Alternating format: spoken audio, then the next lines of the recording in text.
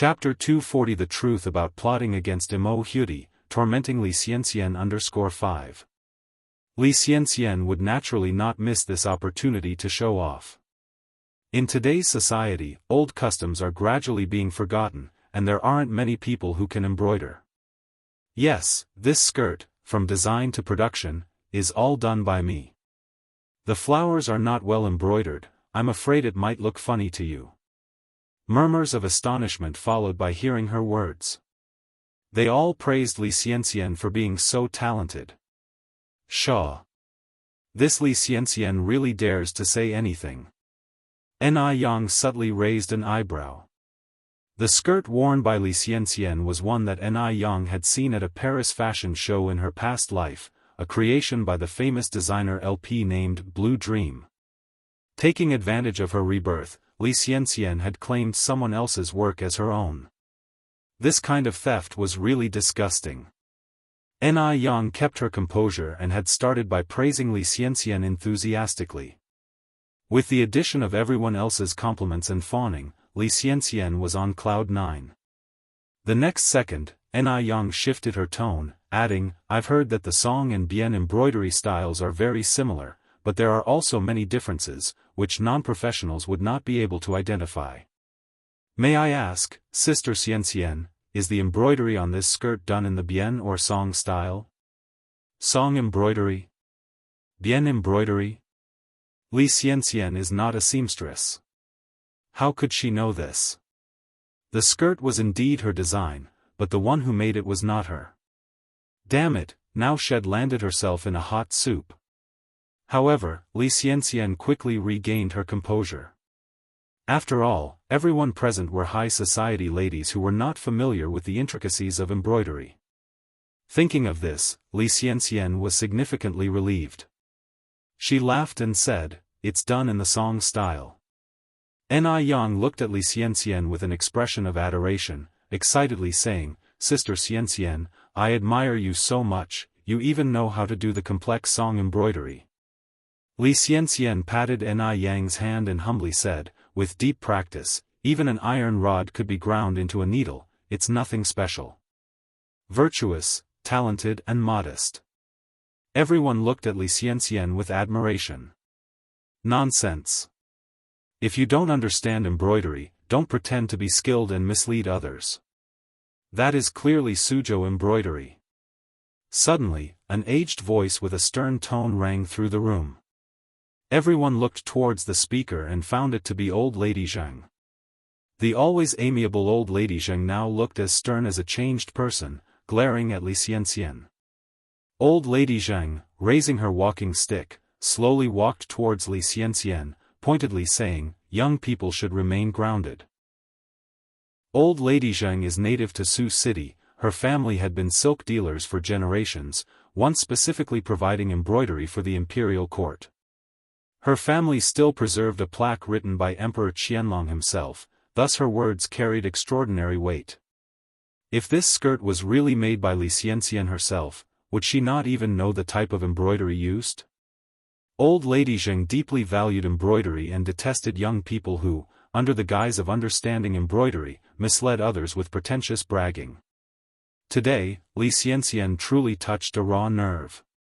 Upon hearing this, Li Xianxian turned pale. The others' gaze also changed. From initial shock and admiration, it turned to ridicule and disdain. These looks were like knives, revealing the most rotten part of Li Xianxian's inner self. Li Xianxian's back was now covered with layers of cold sweat. At this point, she wished she could just burrow into the ground. The torment of being skinned alive through people's gaze was really unbearable. It was all Yang's fault. This damnable girl set a trap and she fell right in. After 1,000 calculations, Li Xianxian never expected old lady Zheng to be in the crowd. This meddlesome old hag. When Mo Romping and his wife saw the scene, their satisfied expressions vanished in an instant. His wife, Xiao Jiao, shook her head saying, this girl is not good, she is too pretentious. She is not suitable for our Chuan Chuan. Mo Romping nodded, I also think that our mother was mistaken this time. Where was this girl worthy of being the daughter-in-law of the Mo family? After lecturing Li Xianxian, old lady Zheng noticed Ni Yang. Her expression immediately softened again. Holding Ni Yang's hands, she said, "Good child, you're here too." Every time she saw this child, old lady Zheng felt an inexplicable sense of familiarity. "Old lady Zheng." Ni Yang courteously responded. Chapter 241 The Truth About Plotting Against Mo Huti, Tormenting Li Xianxian _6. Madame Zheng smiled and replied, "My dear child, don't call me old lady. Just call me grandma. Our Xianjing is about the same age as you." Ni Yang, ever the sweet talker, immediately addressed her as grandma. Seeing Madame Zheng's response, Li Xianxian became even more frustrated. Why did everyone seem to favor Ni Yang? Was she predestined to be a stepping stone for Ni Yang? Ni Yang deserved to die. Madame Zheng deserved to die. The whole lot of them deserved to die. Xianxian, just then, a hand gripped Li Xianxian's wrist. Li Xianxian looked up and saw Baichuan, shining brilliantly. Baichuan, she sighed as she tightened her grip on his hand. She still had Baichuan. As long as she held a place in Baichuan's heart, she hadn't lost. "Come with me. I'm going to introduce you to my parents," Baichuan said, leading Li Xianxian away. Baichuan did this on purpose. He deliberately walked away with Li Xianxian in front of Ni Yang, hoping to provoke Ni Yang's jealousy. In Baichuan's view, the only reason Ni Yang had embarrassed Li Xianxian in public was because of him. Why else would Ni Yang have provoked Li Xianxian for no reason? What Baichuan didn't expect, however, was that Ni Yang would not cast him even a single glance. Is she still playing? Baichuan's eyes dimmed, and without realizing it, his grip tightened. Li Xianxian gasped involuntarily, hurt by his strong grasp. Was Baichuan gripping her wrist so tightly because he was afraid of losing her? Yes, it must be so. With this comforting thought in mind, Li Xianxian glanced coyly at Baichuan, her eyes full of playfulness. Knowing that she was about to meet her future parents-in-law, Li Xianxian's heart raced with excitement. "Mom, Dad, this is Xianxian," Baichuan introduced Li Xianxian to Mo Rongping and Xiao Jiao. But Mo Rongping and Xiao Jiao's attitude wasn't as enthusiastic as Li Xianxian had expected. They merely nodded politely, then quickly excused themselves. They didn't even initiate a conversation with Li Xianxian. What was going on? Li Xianxian, who had managed to stay calm, instantly paled.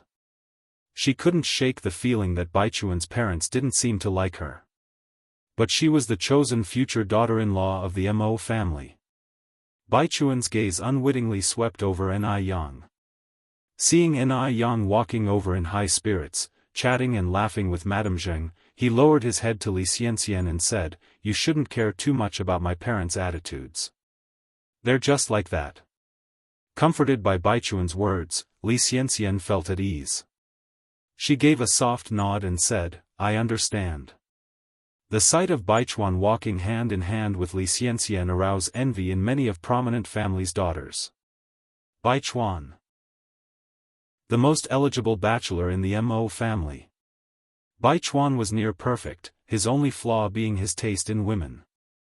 How could he fancy someone like Li Xianxian who was so vain and pretentious? Despite parading Li Xianxian all over the hall, Baichuan failed to attract a single glance from Ni Yang. As 10 minutes ticked by, he felt increasingly frustrated.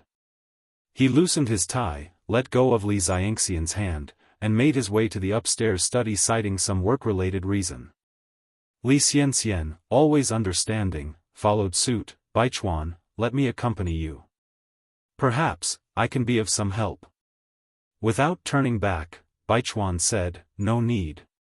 I can handle it myself." Disappointed, Li Xianxian halted, standing there, gazing at Baichuan's receding figure in a daze. Zheng Xianjing, naturally in attendance at such an important banquet, wasn't by Madame Zheng's side. She was off looking for Mo Qishan.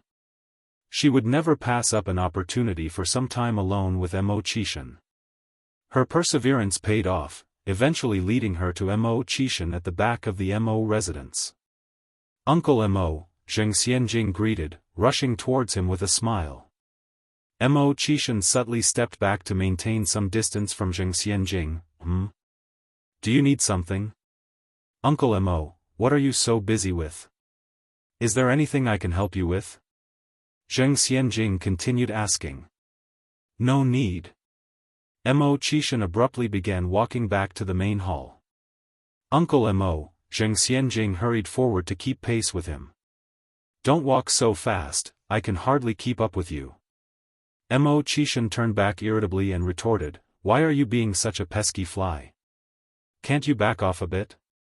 If Yang noticed this, he'd be in mortal trouble, even the Yellow River would not be enough to cleanse him. With a pitiful face, Zheng Xianjing sighed, her eyes beginning to well up. Uncle Mo, what don't you like about me? I can change.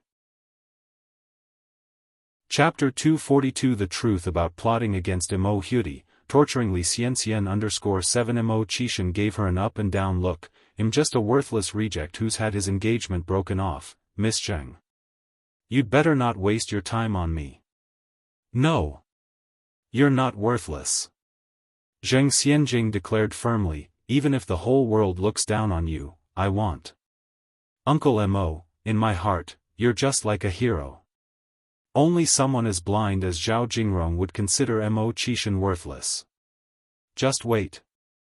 Soon there will be a day of regret for Zhao Jingrong. At that point, she will be envied by everyone. With this in mind, a light quickly flashed in Zheng Xianjing's eyes. Hero? Mo Qishan sneered with a curl of his lip, may I ask what heroic deed I've accomplished to move you? To make you so sure that I'm not worthless? Mo Qishan, to the outside world, is a complete loss. No education. No respectable job. Every day he just idles about, waiting for death. He is avoided by the spoilt rich girls in their circle. Zheng Xianjing knows nothing about Mo Qishan, yet firmly believes that he isn't worthless. These words are just too hypocritical. Zheng Xianjing is so set on him, she must have seen something that she's not supposed to see. In Mo Qishan's heart, Zheng Xianjing and Zhao Jingrong who climbs and steps on people are no different, both carrying a mask of vanity that is just nauseating. Mo Qishan narrowed his eyes inconspicuously. Zheng Xianjing continued, Uncle Mo, I know you're not worthless. One day, you will rise to great heights. Stay away from me, Mo Qishan said coldly with a disgusted look in his eyes, you're just making me feel nauseous. Upon finishing his statement, Mo Qishan turned and walked away abruptly. Zheng Xianjing was left stunned. The development of events seemed a bit off. She believed in Mo Qishan so much, he should be very touched. At this time, apart from her, there was no one else who would believe in Mo Qishan. No way. She can't admit defeat so easily.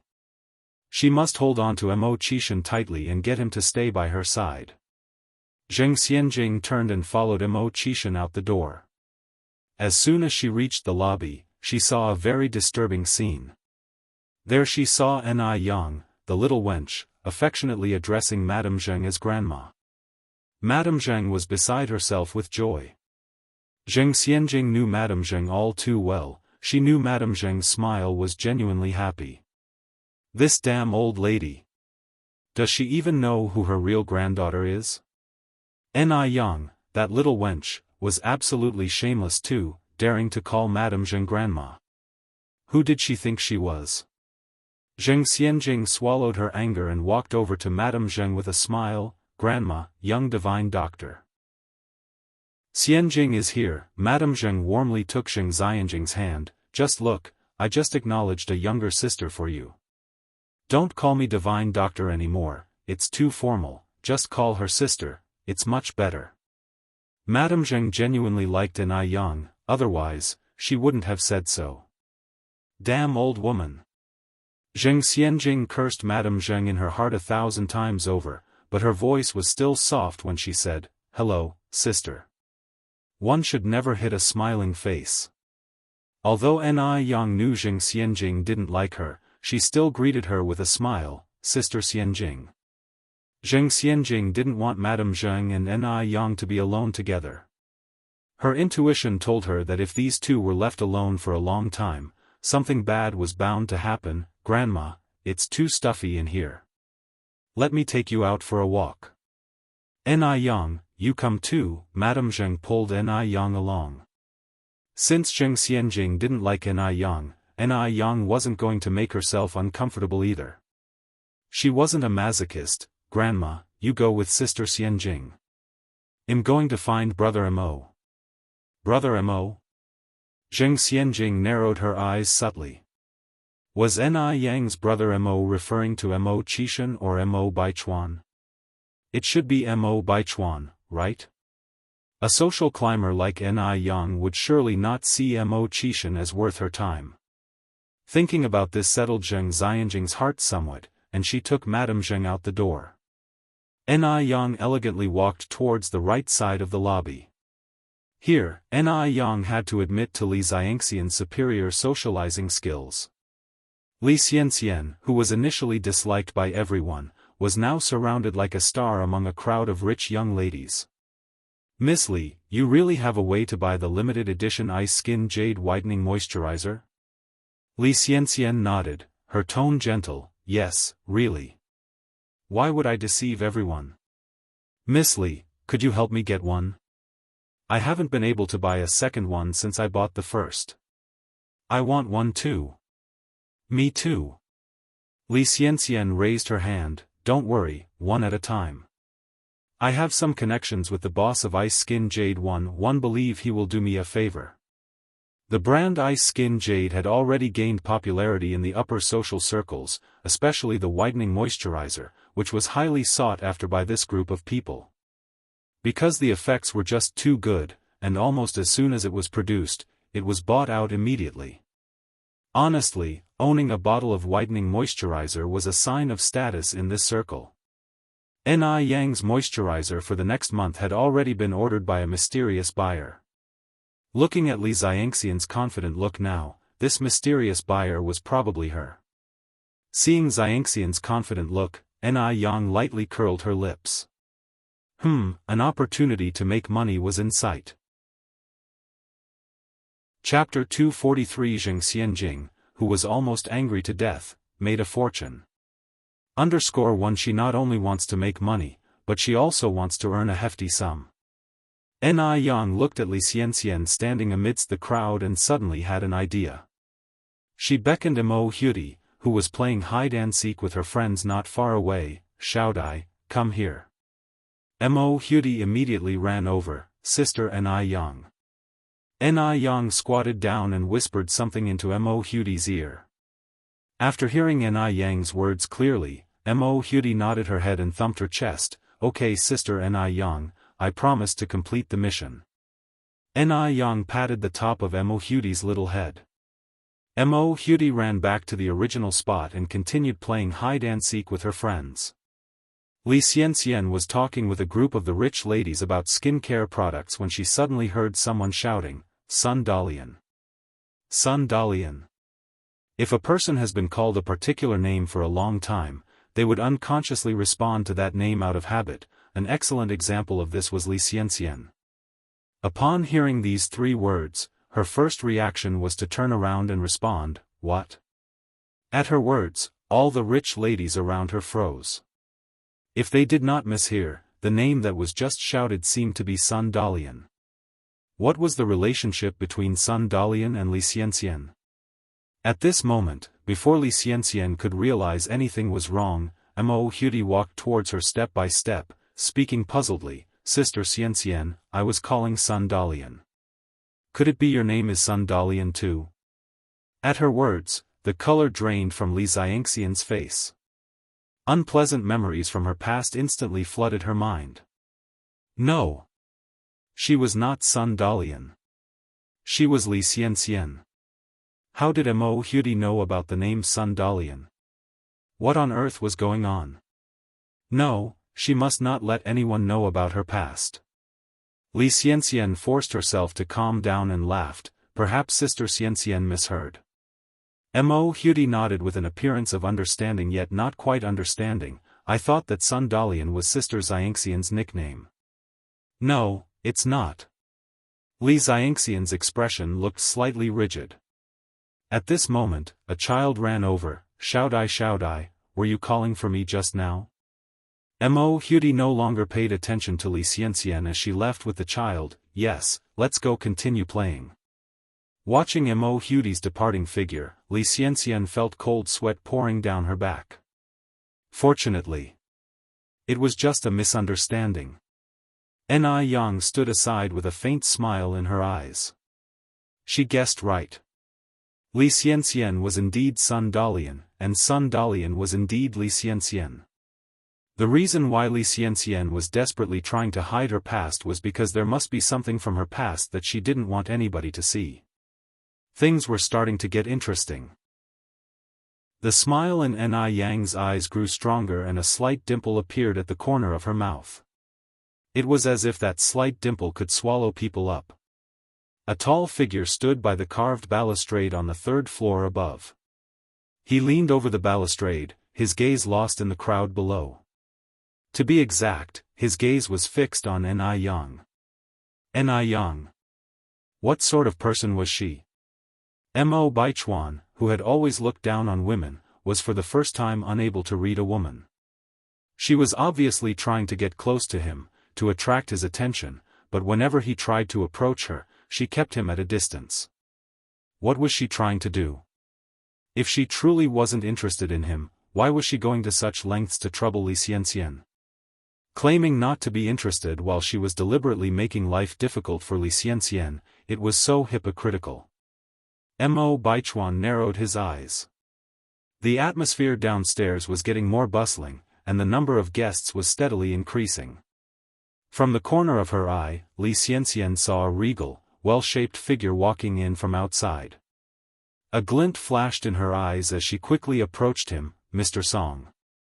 That's right, it was Song Beicheng. As the only grandson of the Mo family and the heir to the immense Song family business, Li Xianxian needs Song Beicheng's support to secure her position in the Mo family. To survive in the Mo family, she must find a reliable backing.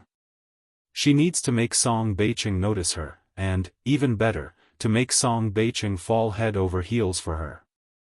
Song Beicheng is known to be a ladies' man. Catching his attention should be a piece of cake. Isn't that how it's often described in novels? A man who falls for the heroine would sacrifice anything to make her happy. Li Xianxian was confident that she could make Song Beicheng her devoted admirer, willing to give up everything for her. Chapter 244 Zheng Xianjing, almost outraged, made a fortune. _2. Song Beicheng nodded politely at Li Xianxian. Miss Li. Li Xianxian chuckled and said, Mr. Song, there's no need to be so formal, we're already so familiar, you can just call me by my first name. Before Li Xianxian could finish her sentence, something seemed to catch Song Beicheng's eye. He quickly walked towards that direction, excitedly exclaiming, Ni Yang. Song Beicheng. Ni Yang gave a faint smile in response to Song Beicheng. Ni Yang. Her again. The unabashed Jezebel. Seeing this, Li Xianxian nearly gnashed her silver teeth in exasperation. She and Song Beicheng still addressed each other as Mr. and Mississippi after all this time. How many days has Ni Yang known Song Beicheng? What gave her the right to call him by his full name? All the status and connections Li Xianxian had painstakingly built up within the Mo family over nearly 2 years had been effortlessly snatched away by Ni Yang. Li Xianxian was so angry she could have suffocated herself. Observing from the third floor, even Mo Baichuan was surprised to see Ni Yang and Song Beicheng so chummy. It was unexpected that Song Beicheng, an infamous playboy, would fall for Ni Yang's tricks too. How he had underestimated Ni Yang. Aside from the 2 outrageously expensive invitations, Ni Yang actually had quite a good impression of Song Beicheng. Song Beicheng was a thoughtful man with a witty way of speaking. His dialogues expressed no condescension towards women. As the two were engrossed in their conversation, a deep voice suddenly interrupted them, Yang Yang. Turning her head, Ni Yang saw that the man was Mo Qishan, brother Mo. Uncle. Song Beicheng also greeted him respectfully. Although Mo Qishan was known as good-for-nothing in the circle, Song Beicheng was quite respectful to his uncle. They generally got along well. Mo Qishan chuckled, Beicheng, I just saw the misses of the Wang and Zhao families looking for you over there. Upon hearing this, Song Beicheng visibly flinched, quickly covering his face with his hands. He whispered in a low voice, Uncle, keep an eye out for me, I'll go and hide at my grandmother's place. If they come looking here, tell them I didn't come. Mo Qishan nodded, acting like a concerned elder, don't worry, just go. Be more careful in the future. Fearing those women would find him, Song Beicheng hastily departed. Mo Qishan turned to Ni Yang, continuing, my nephew is a good man, handsome and virtuous. But he has one flaw, he loves to flirt. Yang Yang, be careful if you continue to associate with him. This kid is quite a womanizer. Even though Mo Qishan was only 2 years older than Song Beicheng, he acted like a sagely elder when dispensing this advice. Like a monarch pointing at the map of his empire. Poor Song Beicheng had no idea his beloved uncle was going behind his back. Niyang nodded, I understand, brother Mo. Yang, Mo Qishan continued, I've finished most of my work, let's take a stroll. Okay. Ni Yang turned and followed Mo Qishan's footsteps. Watching the retreating figures of Ni Yang and Mo Qishan, most of Li Xianxian's anger dissipated instantly. It seems she needed to instigate a relationship between these two. A lowly creature like Ni Yang deserved a waste like Mo Qishan. Li Xianxian slowly let a smile curl upon her lips. Mo Qishan led Ni Yang to the garden in the back of the Mo family villa. Even though it was winter, the greenhouse was in full bloom, perfuming the air with the fragrance of spring. When they returned to the front hall, the birthday celebration had officially begun. The matriarch of the Mo family sat in the master's seat, graciously receiving the blessings of her descendants. The Mo family was a traditional household that observed the custom of formal bows, meaning the younger generations had to prostrate themselves before the birthday honoree. The matriarch had 5 sons and 2 daughters, minus one daughter who had passed away. She had more than 20 descendants. The sight of them all kneeling together was quite a spectacle. At that moment, 2 blonde, blue-eyed foreigners from F country entered. Seeing the 2 foreigners, Zheng Xianjing became excited and anxious, knowing that they had certainly come looking for Mo Qishan. Simultaneously, she worried about Mo Qishan's identity being revealed, attracting even more women to vie for him. What advantage would she have then? Thinking about this, Zheng Xianjing was filled with trepidation. But things did not turn out as Zheng Xianjing had feared. The 2 foreigners walked past Mo Qishan, approached the matriarch, and slightly bowed, saying, Madam Mo, I am Morris. This is my colleague Morris. We are assistants to Mr. Mogg. Today, we are here on Mr. Mogg's behalf to congratulate you on your birthday, wishing you endless prosperity and a longevity that rivals the southern mountain. Chapter 245, Zheng Xianjing, almost died of anger, made a big profit. 3 Meanwhile, Morris prepared a birthday gift for Madame Mo in advance. Mr. Mogg? At the mention of this name, a gasp of surprise resonated from the crowd. Such an esteemed Mr. Mogg. When did the Mo family establish a relationship with Mr. Mogg? Standing by Mo Baichuan, Li Xianxian's lips twitched upward slightly. Although she had never met Mr. Mogg, her memories from her previous life provided knowledge most average people lacked. Mr. Mogg's last name is Mo, hailing from the Mo family in Beijing. Because of his low-key behavior, he has always remained out of the media limelight. In the Mo family aside Mo Baichuan, who else could possibly be Mr. Mogg? The Mo family's 4 sons were too old and did not fit Mr. Mogg's age range.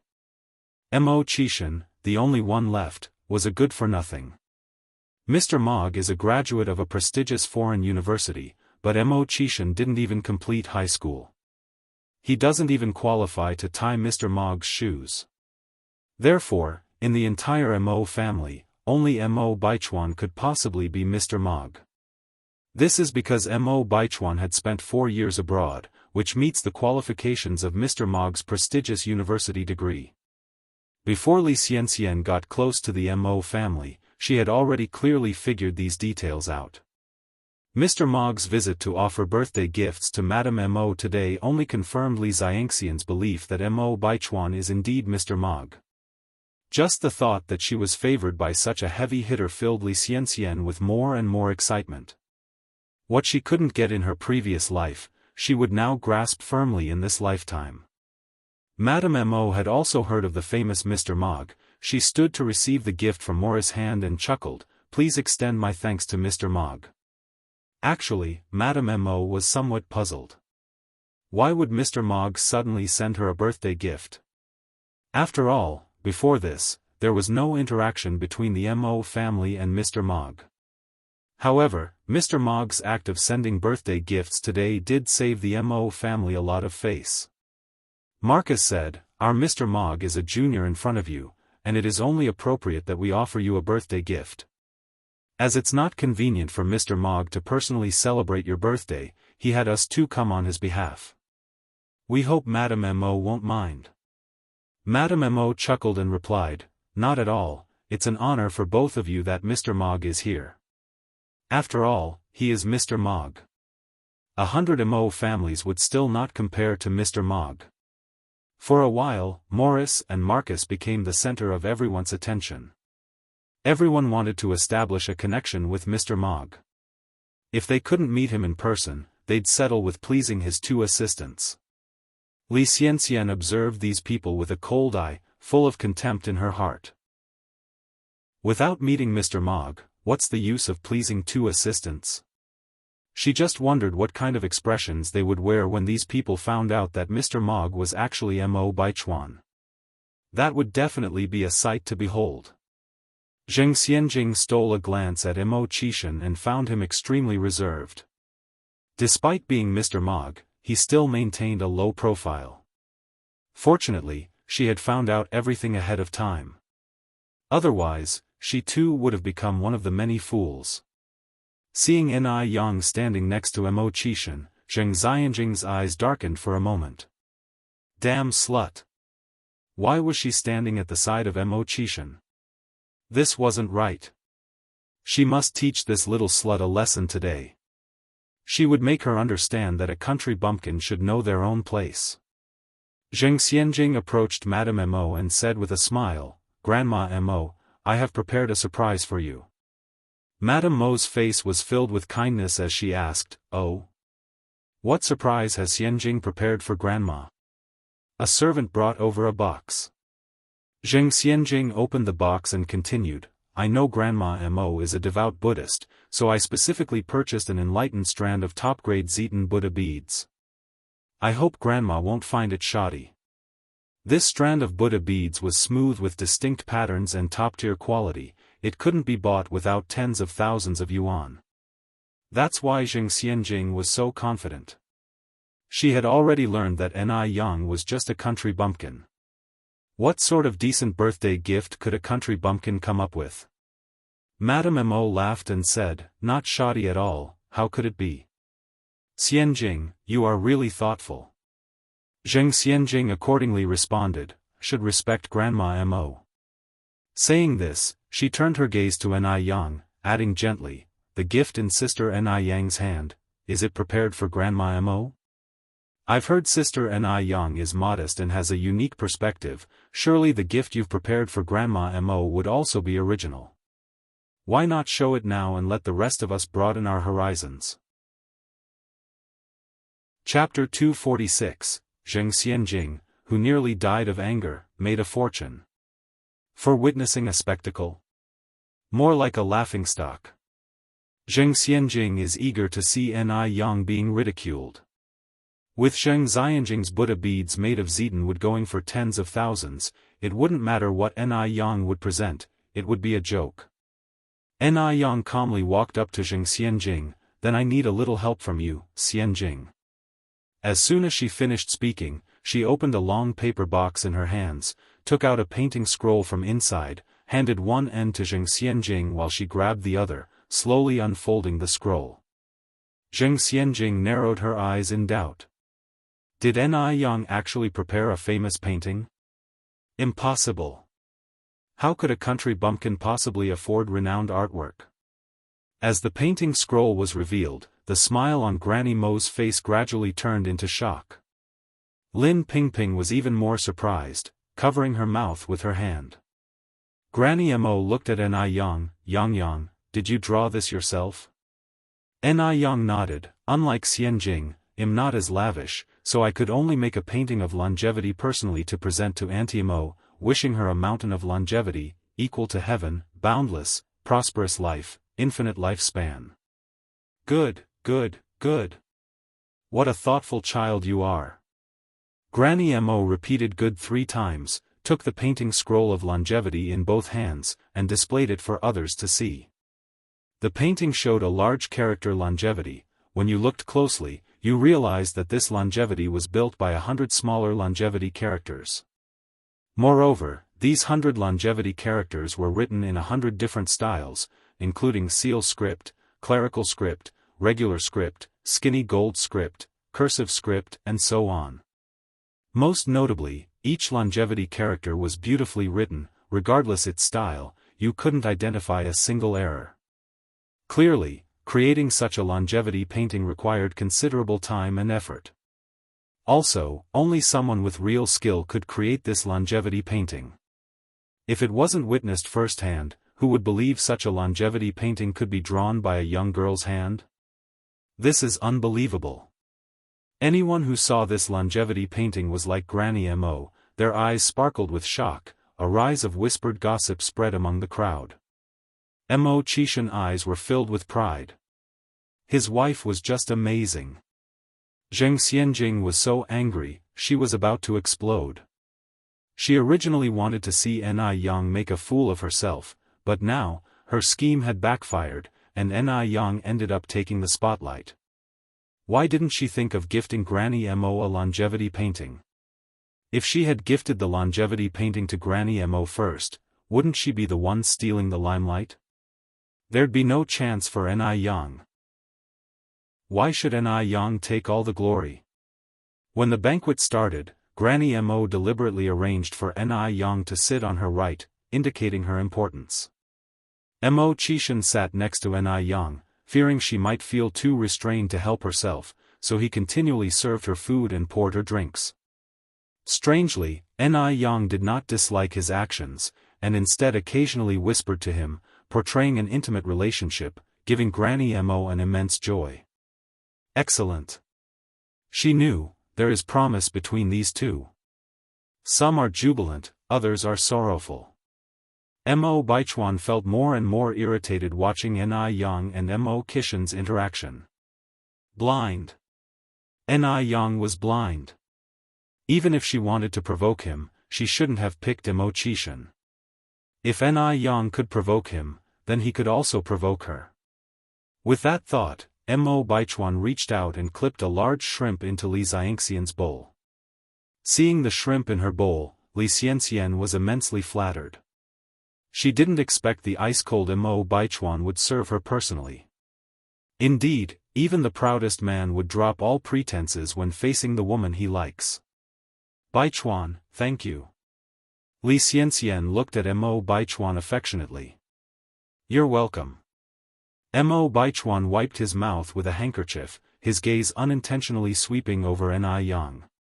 Li Xianxian noticed a subtle change in Mo Baichuan's expression, her eyes tightened immediately. Did he notice that little slut? Li Xianxian's grip on her chopsticks tightened. Of course, not only Li Xianxian felt bad, Zheng Xianjing could have bored holes with how she stared at Ni Yang. Chapter 247, Zheng Xianjing, who nearly passed out in anger, made a big profit. _5 She had exhausted all her schemes and yet couldn't get any closer to Imo-Chishan. Why was it that Ni Yang could make it to heaven in one step and win Imo-Chishan's favor? Just then, a sharp gaze from Imo-Chishan drew across, causing Zheng Xianjing to tremble all over, nearly dropping her chopsticks. Immediately, she quickly withdrew her gaze, daring not to take another glance at Ni Yang. After dinner, Imo-Chishan took Ni Yang home. It was a winter evening, and by 4:30, it was already dark. It was very cold outside. Imo-Chishan found a scarf for Ni Yang and wrapped it around her. "It's too cold today, why don't I just drive you home?" Ni Yang smiled and said, "No need, cycling is just fine, I'm wearing a lot, so I'm not cold at all." Compared to cars, Ni Yang preferred the leisurely bicycle. Grandma Imo followed behind, instructing Imo-Chishan to make sure to take Ni Yang home safely. She also told Ni Yang to come and visit when she had time. Ni Yang said, "Okay, I will come often. It's cold outside, you should go in." Grandma Imo nodded and took a few steps inside, then suddenly stopped as if she remembered something. "Wait. Yang, you guys wait."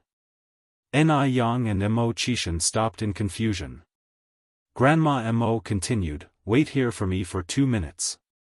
After she spoke, she briskly darted inside the house.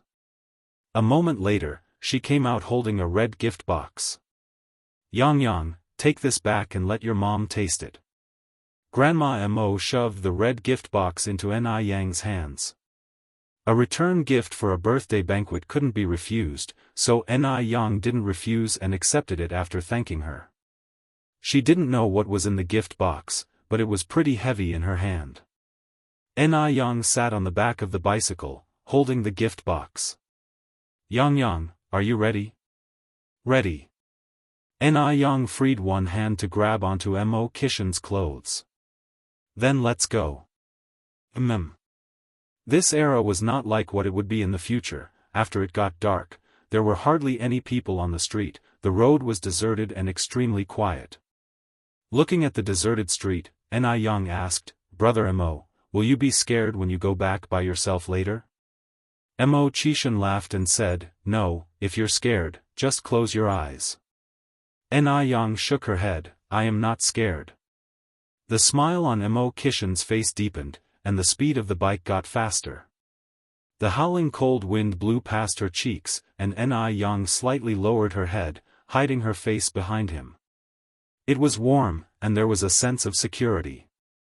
When Ni Yang got home, Ni Tsuihua and Ni Chengue were already eating dinner. Although Ni Quihua's cooking skills weren't as good as Ni Yang's, the dishes she fried were beyond reproach. "Mom, Aunt Ni, I'm home." Ni Yang walked in from outside with the gift box. Ni Tsuihua stood up and said, Yang, you're back. Haven't you eaten yet? I'll get a rice bowl for you." Ni Yang smiled and said, "Mom, you don't need to worry, I already ate." "That's good." Ni Tsuihua sat back down to eat. Ni Chengue looked up at Ni Yang and teased, Yang, who sent you back just now?" Ni Yang smiled slightly, "Aunt Ni, didn't you already guess?" Ni Chengue continued, Yang, Auntie really thinks that young man Xiamo is good. Let's not talk about anything else, just look at his face, who among the handsome actors on TV can compare with him? Ni Yang said, I'm still young and not considering those things yet. By the way, Grandma Mo gave me a return gift to bring back, let's see what's inside. As she finished her sentence, Ni Yang began to open the red gift box. Ni Chengui's eyes were instantly attracted to the gift box. This was a return gift from a well-off family, where could she ever see this normally? Inside the gift box was a luxuriously tied king crab, and a bunch of pastries and candies. Ni Chengue exclaimed in surprise, my word! I have never seen such a big spider in my lifetime. Can this even be eaten? Yang's mom, have you ever seen such a big spider? What a peculiar big household, the return gift for a birthday banquet actually was a big spider. Ni Tsuhua shook her head. I have never seen it either. Is it going to cultivate into spirit? Beijing was up north and far from the sea. The transportation in this era was underdeveloped, so it was hard for people to see seafood. Something like king crab was even unheard of. Therefore, it was normal for Ni Tsuehua and Ni Chengue not to recognize the king crab. Ni Yang laughed as she explained, Mom, Aunt Ni, this is a king crab, a crab species that grows at depths of 850 meters in the deep sea. Chapter 248, Zheng Xianjing, who almost died of anger, made a big profit. _6. Ni Chengue paused for a moment, then asked, a crab? Good heavens! This was the first time she'd ever heard of such a crab existing in the world. It looked just like a giant spider. Ni Yang nodded, yes, it's a type of crab. Ni Tsuhua poked at the back of the king crab, curiously asking, Yang, can we eat this crab? Yes, it's edible, Ni Yang replied with a smile. This type of crab has thick meat, a delicious flavor, and is at least 10 times better than ordinary crabs. It's known as the king of crabs, that's why it's called the king crab. Ni Chengue exclaimed in surprise, then this type of crab must be very expensive, right? I haven't looked into the exact price, but it shouldn't be cheap. In the future world, king crab would be sold at a staggering price of 1,000 yuan per gene, which ordinary families could hardly afford. In this era of undeveloped transportation, king crab must be even more expensive. Ni Yang never expected that Grandmother Mo's return gift would be a king crab. No wonder the gift box felt quite heavy when she carried it. Knowing what Ni Yang just said, Ni Chengue realized the king crab must be very expensive and she sighed. Affluent families are really different. They not only gift crabs, but also high-grade king crabs, and even their pastries and candies are imported. 1 pound of these candies could probably match her monthly salary. Indeed, there should be no comparison between people. When she finished speaking, Ni Chengue gripped Ni Yang's wrist and earnestly said, Yang, you must certainly hold on to Xiaoma dearly. Ni Yang laughed, Auntie and I, no matter how good the husband, their stuff will always be theirs. What if he decides to divorce me when I grow old? Wouldn't it turn out to be just a burst of happiness? Therefore, I think a girl should still rely on herself. As long as she has her own money, she won't have to marry someone for their money in the future. Ni Chengue sighed, that's true. Ni Yang, despite her young age, understood things no less than those older than her. She even looked further into the future than some of them. Marrying a wealthy man is not as good as being wealthy oneself. This statement was too true. After some thought, Ni Chengue added, but I think Xiaoma probably isn't that kind of person. Ni Yang just laughed without commenting, then asked, by the way, Auntie and I, do you remember that a mysterious buyer had ordered 30 boxes of whitening moisturizer from me through you? Ni Chengue nodded, I remember, what about it? Auntie and I, could you tell her tomorrow that the price of the whitening moisturizer has gone up? If she wants to buy it, it's now 800 yuan a box, and she has to pay the full amount before I can give it to her. Ni Yang's expression was calm, not minding the high price of 800 yuan. 800 yuan? This number did surprise Ni Chengue. Yang, has the price of the whitening moisturizer increased? Ni Yang shook her head, the original price is still the same for others, only for that mysterious buyer it is 800 yuan. Li Xianxian had boasted in front of a crowd of wealthy young ladies, Ni Yang was curious to see if Li Xianxian would be willing to pay this price. Ni Chengue was a smart woman, and she guessed the situation. Well, will she buy it? People nowadays are all very shrewd. 800 yuan is a sum that ordinary people would take several years to earn, unless the buyer is a fool. And even if the buyer is really foolish, it does not necessarily mean she has that much money. Remember, 30 bottles amount to more than 20,000 yuan. Ni Yang smiled, if she doesn't buy it, there are a bunch of people waiting in line. Also, Auntie and I, don't give her any information about me. Ni Chenggui nodded, sure, Yang, I understand. The next morning, Ni Yang went to the noodle restaurant. After several days of renovation, the neighboring shop was almost ready.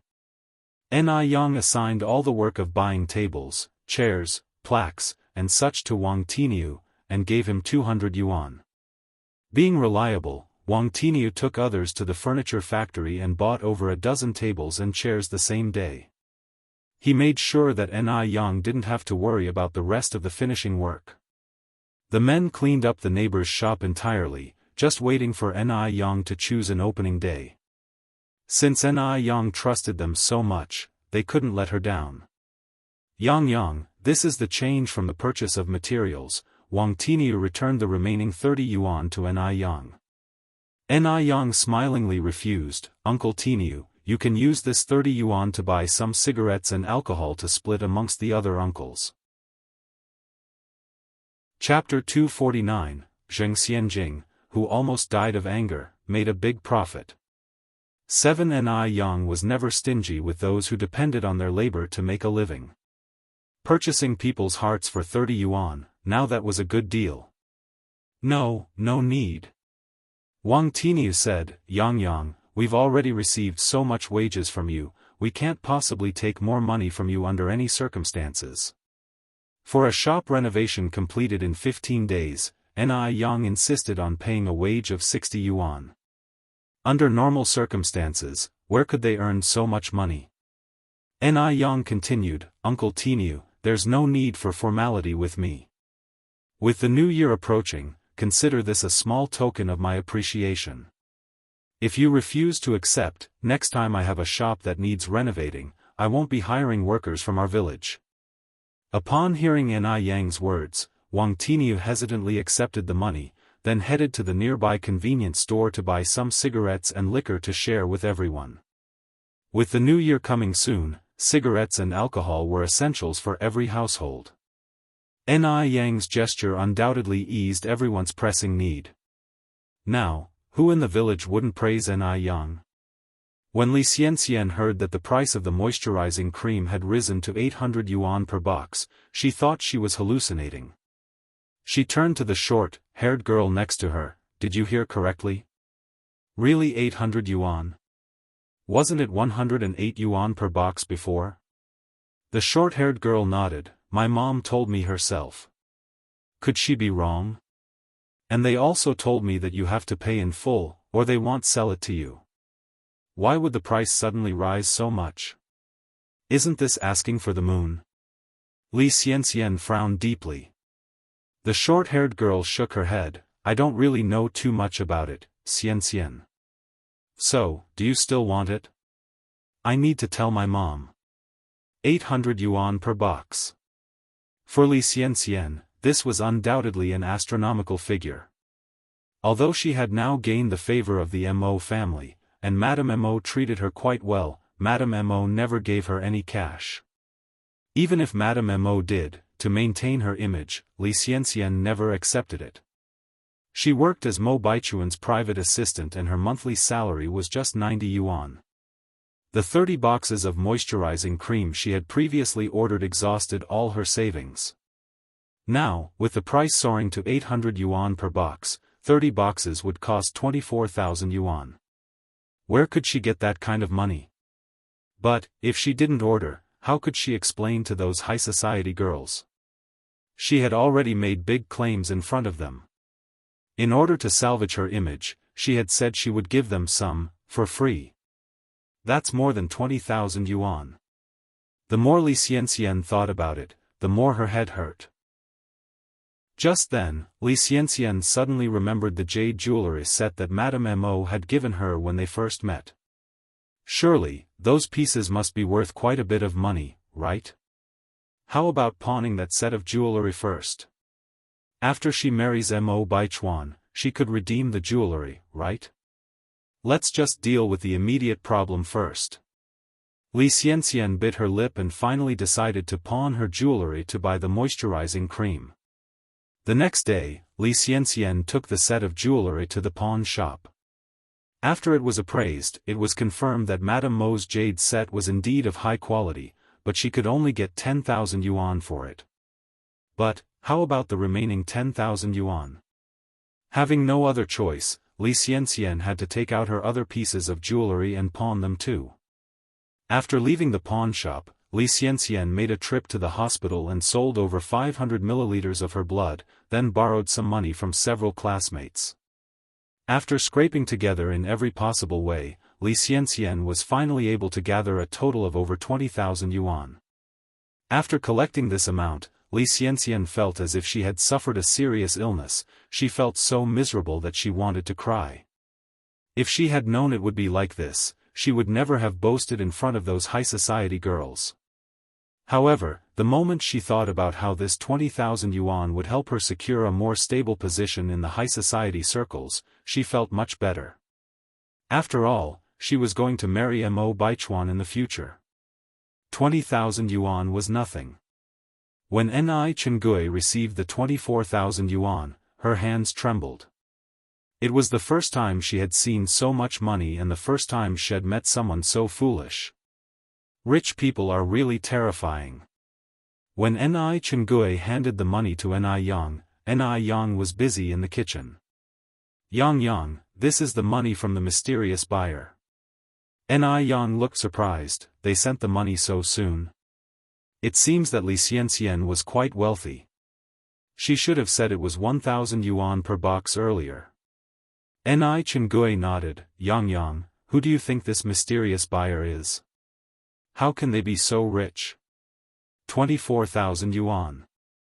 According to her monthly salary of 30 yuan, it would take her at least 66 years to earn this. And this person spent 24,000 yuan to buy 30 boxes of skin care products. Ni Yang smiled and said, perhaps they might be millionaires. Ni Chengui sighed, they are so rich. How do they make so much money? Ni Yang took half of the stack of money and handed it to Ni Chengui. Aunt Ni, take this. Ni Chengui was startled and hurriedly refused. No, I can't accept it. No good deed goes unpaid, and she wasn't entitled to any good deed. How could she accept such a large sum of money from Ni Yang for no reason? Ni Yang directly stuffed the money into Ni Chengui's pocket. Aunt Ni, just keep it. If it wasn't for you, I wouldn't be able to sell the moisturizing cream at such a high price. Ni Yang was not the kind of person to be stingy, and the main credit for this transaction goes to Ni Chengui.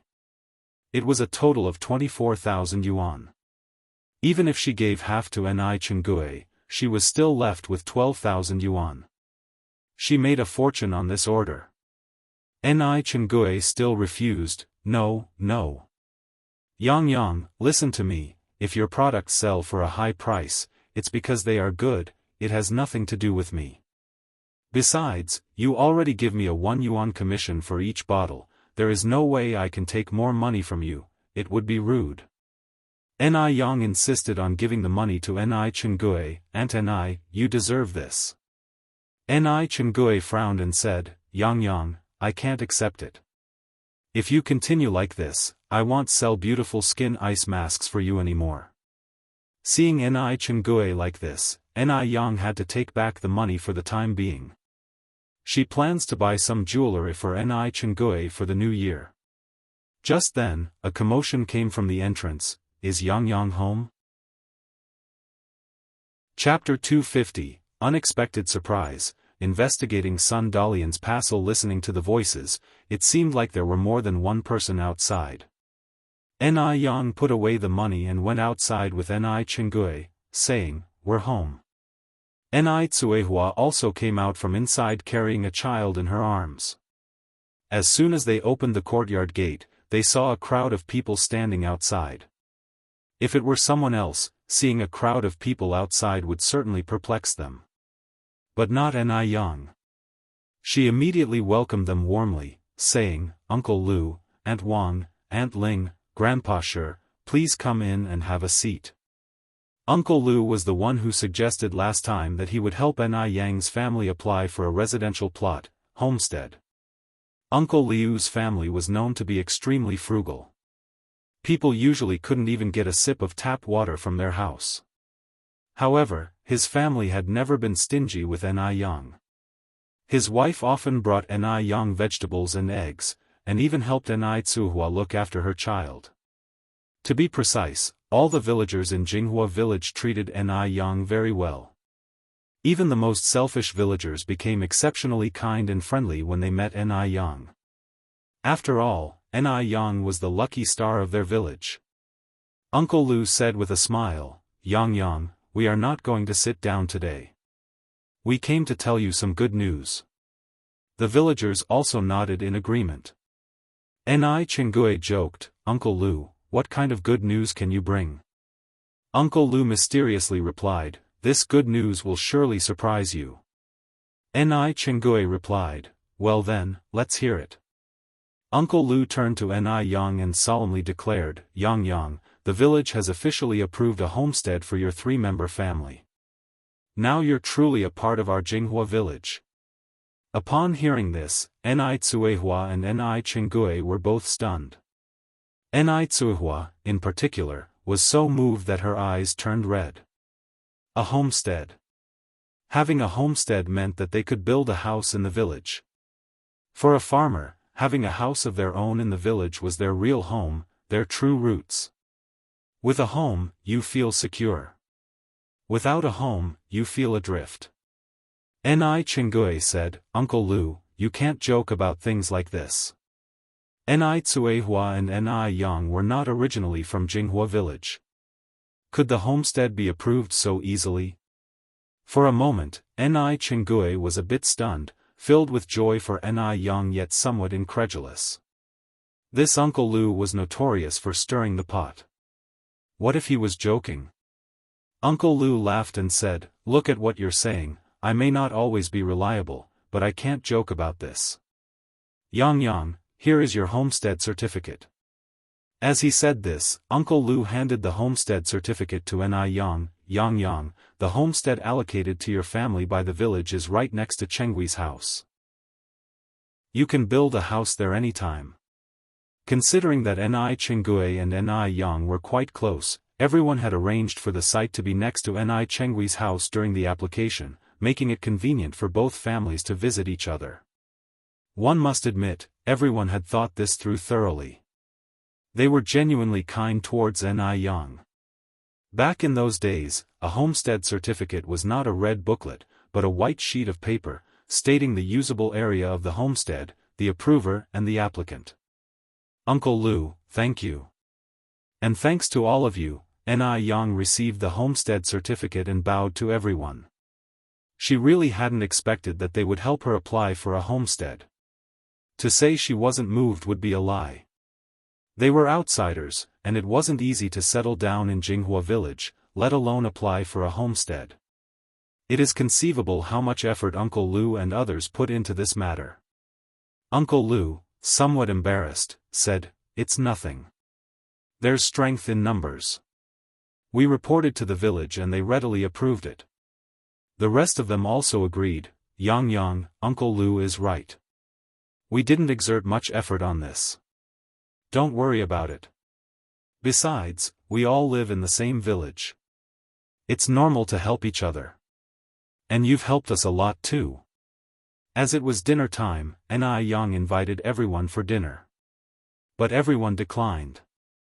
Everyone was very happy that the homestead was approved, and they just came to relay the good news to Yang, not to freeload a meal. Yang was so good to them, they couldn't always take advantage of her. Uncle Lu laughed and said, Yang, let's leave it for today. If you sincerely want to invite us for a meal, wait until the topping out ceremony of the new house. We can all celebrate together. Chapter 251, Unexpected Surprise, Investigating Sun Dalian's Past _2. Topping out is a tradition in rural areas. It mainly refers to the process of installing the highest beam in the roof. When this beam is installed, it signifies that the house construction is complete. This process is also called topping out. On the day of the topping out, relatives and friends come over to celebrate, and the host will set a banquet to entertain them. This tradition is valued in the countryside. However, in later generations, as everyone bought houses to live in the city, this tradition was forgotten by many. Great, Ni Yang laughed, everyone must come at that time. Lu Lao Lu and other villagers all nodded, definitely. We will be there. Well, go ahead for now, Yang Yang. Ni Yang and Ni Tsuehua escorted everyone to the door. Watching everyone's retreating figures, Ni Tsuehua raised her voice, they are all good people. Yang Yang, we must not forget this kindness. We must always remember to be grateful. Back in Dam Village, Ni Tsuehua had never experienced such warmth before. But in Jinghua Village, Ni Tsuehua saw another side of human nature. Ni Yang nodded, don't worry, Mom. This incident further strengthened Ni Yang's determination to lead Jinghua Village to prosperity.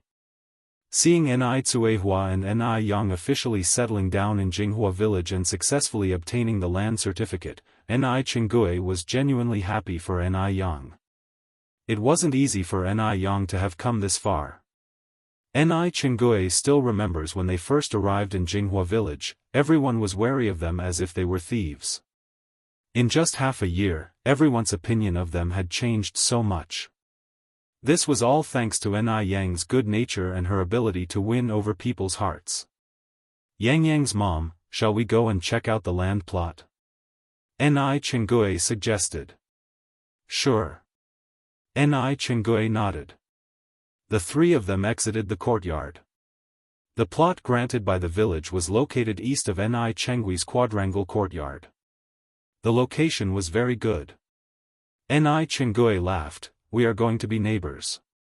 Ni Tsuehua was so excited that she didn't know what to say, repeatedly nodding her head. Ni Yang gazed at this piece of land, and the hope shining in her eyes was as bright as the stars. What is hope? The land before her eyes was hope. Seeing the scene, even Ni Chenggui, a woman herself, couldn't help but exclaim how beautiful Ni Yang was. How could Ni Yang be so beautiful? A beautiful young girl like Ni Yang calls her Aunt Ni, which feels so honorary. To celebrate the happy day, Ni Yang decided to cook a few more dishes. She reserved king crab given by old Lady Mo. The king crab was huge. Ni Yang cut it into halves, steam-cooked one half and stir-fried the other half with spices. Soon Ni Yang decided on the rest of the dishes. Shrimp stir-fried with black beans.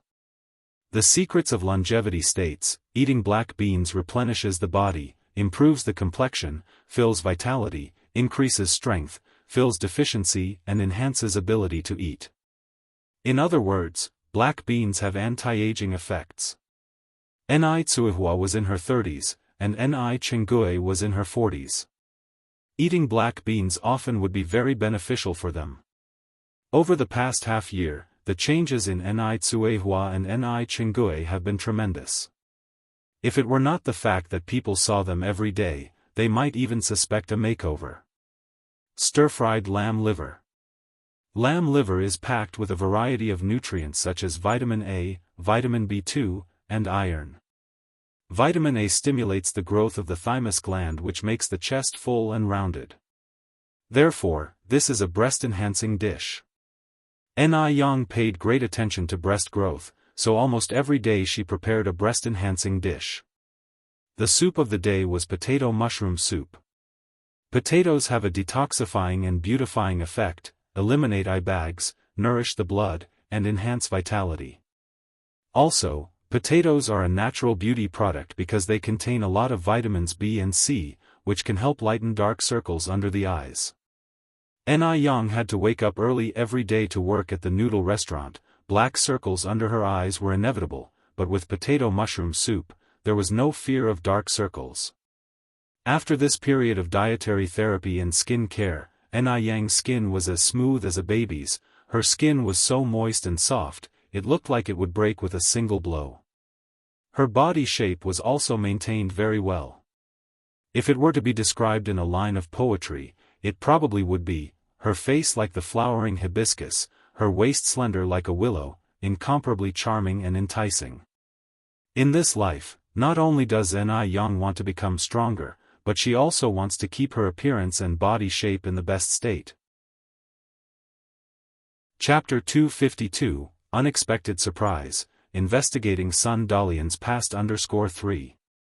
In this life, she was determined to be the best and most beautiful version of herself. Ni Yang brought the food to the dining room. Seeing Ni Yang come in, Ni Chengue quickly went to the kitchen to help carry the dishes. Ni Tsuihua, holding the baby, couldn't offer much help. Little Ni Yun was already 6 months old now, and by the 6th month, little Ni Yun had begun to recognize people. Seeing Ni Yang approaching, she would exclaim in excitement. During meal times, little Ni Yun would sit in a rocking crib nearby, playing by herself. Her soft and adorable behavior made everyone want to shower her with kisses. The steamed king crab retained its original flavor. The spicy version added extra numbing and aromatic tastes onto its original flavor. Both flavors had their unique charm. It was the first time Ni Chengue and Ni Tsuehua had ever tasted king crab, and they didn't know where to start with their chopsticks. Ni Yang found a pair of scissors and started to peel the crab meat while demonstrating to both of them. As Ni Yang moved, a tempting aroma wafted from the crab meat, making everyone's mouth water. Ni Yang distributed the peeled crab meat into Ni Chengue and Ni Quihua's bowls. Aunt Ni, Mom, you both should try it. Ni Chengue carefully placed a chopstick full of meat into his mouth. Known as top-grade seafood, the king crab blew him away once he tasted it. The crab was fresh, tender, crispy, smooth, and the pieces were fairly large. Each bite was bursting with happiness, making you impulsively close your eyes and marvel at the divine taste. How could there be such delicious food in the world? Delicious. It's absolutely delicious. Ni Chengue nodded repeatedly, brimming with excitement. Ni Quihua's face was also full of astonishment. The meal was incredibly satisfying. A king crab usually weighs around 7 to 8 kilograms. Together with 2 side dishes and a soup, these 3 women managed to finish everything, not even leaving the soup. Ni Chengue reclined on the sofa, exclaiming that whoever married Ni Yang in the future would be extremely fortunate. Ni Quihua's face was all smiles. Watching her daughter being so outstanding made her, as a mother, naturally proud. Ni Tsuihua wasn't foolish, she knew that the reason for their smooth life in Jinghua village was all thanks to Ni Yang. If it weren't for Ni Yang, she wouldn't even know where she would be right now. Ni Chengue continued, when are you planning to build your house, Yang Yang's mom? Ni Tsuihua smiled at Ni Yang, it's all up to Yang Yang. Whenever Yang Yang says so. Ni Yang replied, the new year is coming soon, so how about we wait until after that? Even though Ni Yang had decided to buy more houses in Beijing, she still had to build a house in the village. There's a big difference between a bought house and a built house. Even though they grew up in Dam Village, Jinghua Village was the place that gave them a new outlook on life. It was inseparable. Ni Tsuihua nodded, alright, well do whatever you say. Once the decision to build a house was confirmed, Ni Yang began to draft the blueprint. Most houses built in this era looked similar. Ni Yang wanted to include some trendy elements, like an open-air balcony where they could barbecue and stargaze, and a sunroom which was indispensable, as well as a small garden.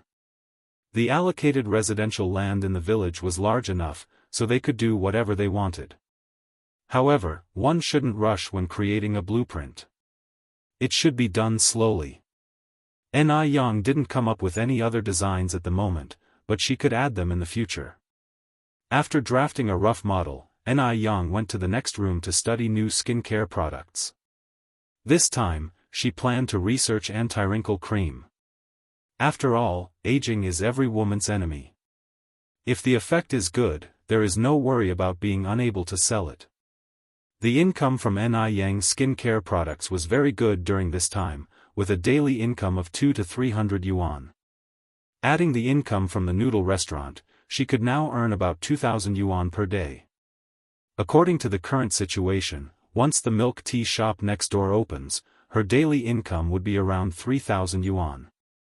Calculating it this way, it would be 1.08 million yuan a year. 1.08 million may seem like a lot to ordinary people, but to Ni Yang, it was nothing. After all, Song Beicheng could spend over 3 million yuan a year on hiring chefs. However, she could use money to make more money. She could expand the skincare product business and also the noodle restaurant business. Turn this 1.08 million into 10.08 million, 100. 0.8 million, 1,000. 0.8 million, or even more. Ni Yang was never short of passion for life. Chapter 253, Unexpected Surprise, Investigating Sun Dalian's Past _4. In the 80s, teeming with business opportunities, Ni Yang brimmed with confidence in herself. After spending some time researching cosmetics, Ni Yang went to sleep. When she woke up in the wee hours of the next morning, she was astonished to find that it was snowing outside. This was the first snowfall of the year. It was also her first snowfall after her rebirth. Ni Yang bundled herself up tightly and caught a snowflake in her hand, surprised to discover that books hadn't lied, snowflakes really were hexagonal. However, it quickly melted in the palm of her hand. Ni Yang also readied the kitchen. Since it was snowing, she made a pot of red dates and corn porridge. On a winter morning, there's nothing like a bowl of steaming corn porridge to warm you from head to toe. Moreover, both corn and red dates are beneficial for energy, health, beauty, and complexion. After the porridge was ready, Ni Yang served a bowl to Granny Mo, then picked up the dish she had prepared the night before and began to stir-fry it. Soon, enticing aromas wafted through the small kitchen. At 3:30 in the morning, Ni Yang set off on her bicycle punctually. Though it was snowing heavily, she was insulated in her raincoat, and this didn't hinder her ride. When Ni Yang arrived at the noodle restaurant, a thick layer of snow had accumulated on the ground. Her footprints crunched in the snow, and a thick layer of snow had also clung to her raincoat. Ni Yang didn't waste a minute and got down to work as soon as she took off her raincoat. As she lit the gas stove, the room slowly warmed up. Soon, she heard Zhou Qingshang and Wang Jinfang chatting outside. "Wow, the snow is really heavy." "Yes, it's been many years since we've seen such heavy snow, hasn't it?" "Must have been 7 or 8 years now. I remember the last time it snowed this heavily, I had just married Tinu." The two of them entered the room chuckling. Ni Yang smiled and said, "Aunt Wang, Aunt Jinfang, the weather is colder now.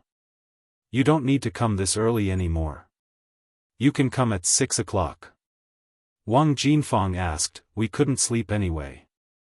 By the way, Yang, when are you planning to open the milk tea shop next door?" The shop next door had been renovated and was waiting for Ni Yang to open. Seeing that the weather was getting colder, business for milk tea was sure to be good.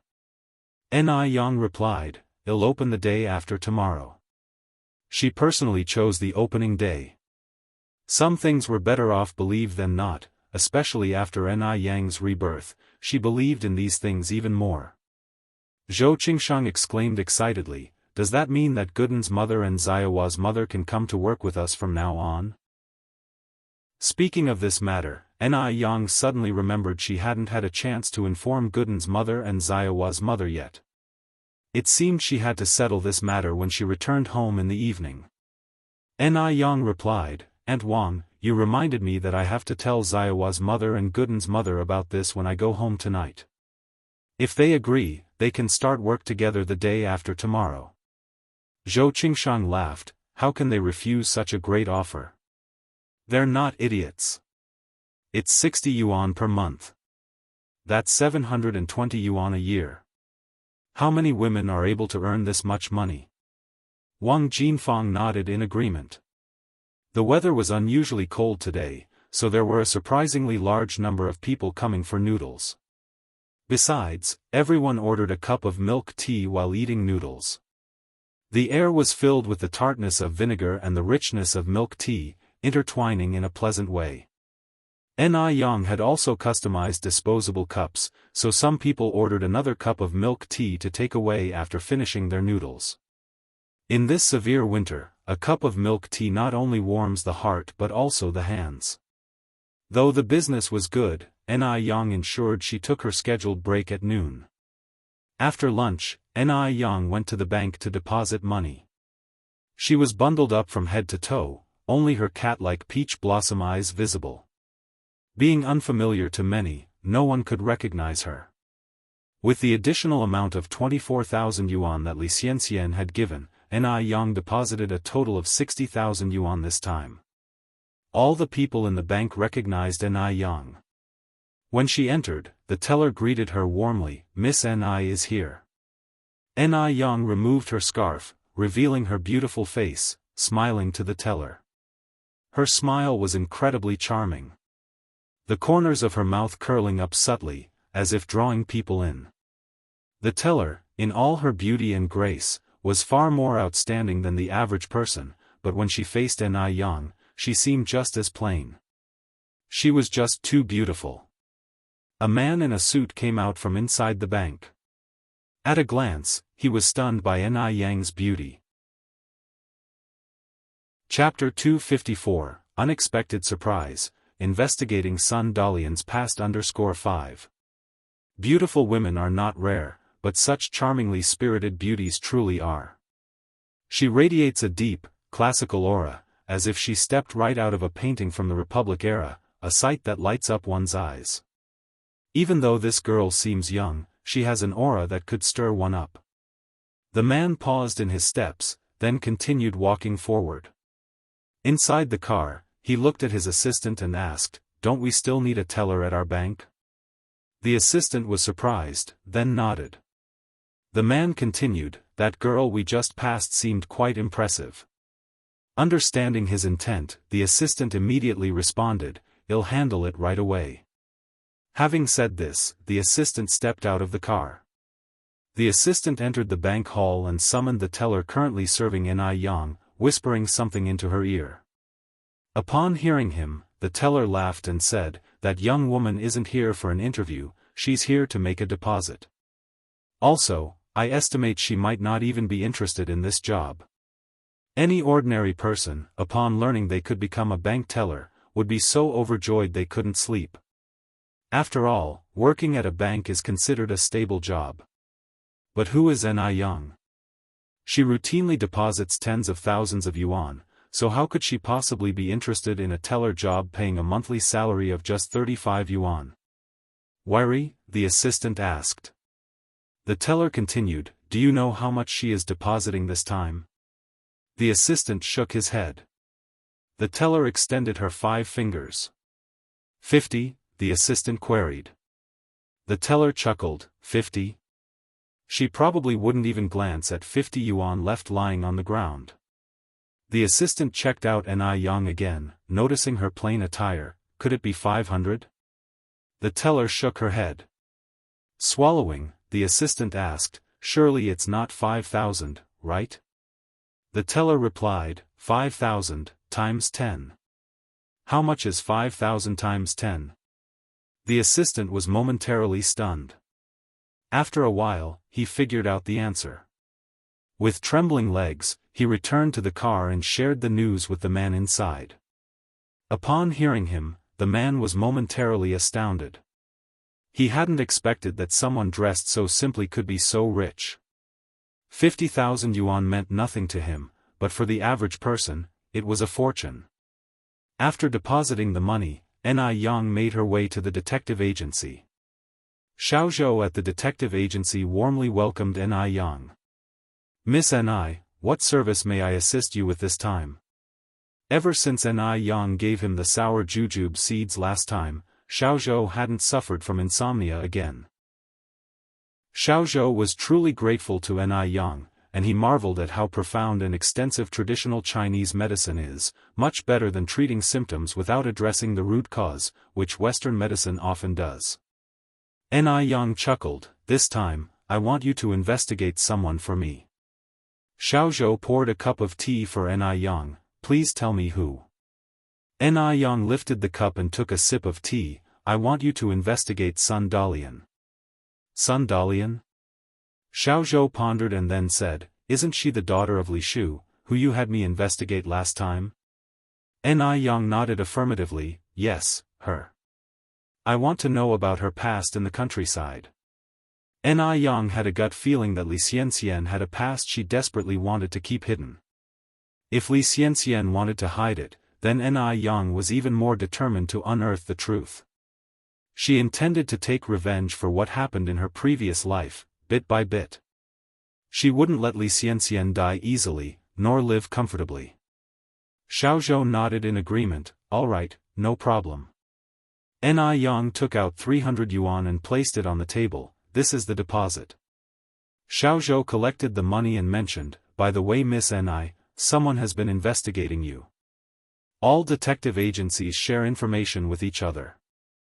As long as Xiaozhou paid attention to a specific individual, he could get up-to-date information about them, no matter how minor. It's Li Xianxia, isn't it? Ni Yang said smiling lightly. Li Xianxia didn't know much about Ni Yang's previous life, so to learn more, she had to investigate. Xiaozhou was taken aback for a moment. He didn't expect Ni Yang to pinpoint the culprit right away. Xiaozhou continued, Li Xianxia is investigating your current condition, but rest assured Miss Ni, we only provided her with information she could easily discern, nothing else was revealed. Xiaozhou was trying to repay Ni Yang's past kindness, considering how much she had helped him before. Ni Yang responded with a smile, thank you, Mr. Xiaozhou. It's me who should be thanking you, Miss Ni. Xiaozhou stood up and said, the remedy you suggested last time really saved me. Chapter 255, Unexpected Surprise, Investigating Sun Dalian's Past _6. Ni Yang said, Mr. Xiaozhou, there is no need to be so polite. It was just a prescription, which is what someone in my profession ought to do. Her tone was calm. There wasn't any trace of self-satisfaction in her eyes, as if she didn't see this as something to be proud of. As a detective, Xiaozhou had encountered all sorts of people, but he had never met anyone as modest as Ni Yang. What's more, she was only 17 years old. As Xiaozhou looked at Ni Yang, a phrase suddenly came to his mind. Quiet as a chrysanthemum. His admiration for her deepened even further. He couldn't help but wonder, what kind of family could raise such an excellent daughter? After leaving the detective agency, Ni Yang headed back to the noodle shop. Business was still bustling in the afternoon, but Ni Yang didn't extend the shop's opening hours.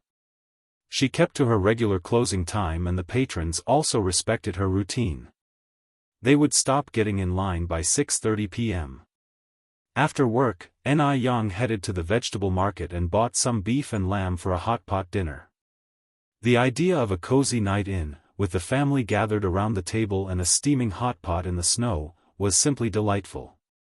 It had been snowing all day, leaving a thick layer of snow on the road, at least 10 centimeters deep.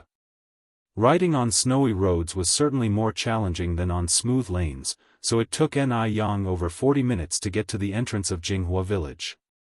Ni Tsuihua had been worried about Ni Yang encountering any difficulties on her way, so she waited outside early, cradling little Ni Yun in her arms. Seeing Ni Yang riding home, she finally smiled. Look, your sister is back, Ni Tsuihua told little Ni Yun. On seeing Ni Yang, little Ni Yun started to chirp excitedly, his eyes squinting with excitement. Yun Yun, have you been a good boy and listened to mommy's words today? Ni Yang bent down to pat little Ni Yun's head. At 6 months old, little Ni Yun didn't understand Ni Yang's words. He only knew that he was happy to see his sister, and reached out, wanting her to hold him. Ni Yang laughed and said, wait a while, sis will hold you when we get home. Ni Tsuihua said, the roads are hazardous in this snowy weather, Yang. How about you take a day off tomorrow? It will not be an issue if we don't open the noodle shop for a day. You see, we can't possibly earn all the money in the world, but health is paramount. Ni Yang laughed and replied, I'm okay, Mom. I'm still young, so a bit of hardship doesn't scare me. If I don't seize the opportunity to work hard now, I may not get another chance later. Missing the chance to earn some money in such a prosperous era would make it much harder to strike gold in the future. As soon as they arrived home, Ni Yang got off her bike and unloaded the stuff she bought. She took little Ni Yun from Ni Kuihua's hands, then said, Mom, I'm going to call on Gooden and Xiaohua. Alright, Ni Tsuihua said, nodding her head, be careful on the road.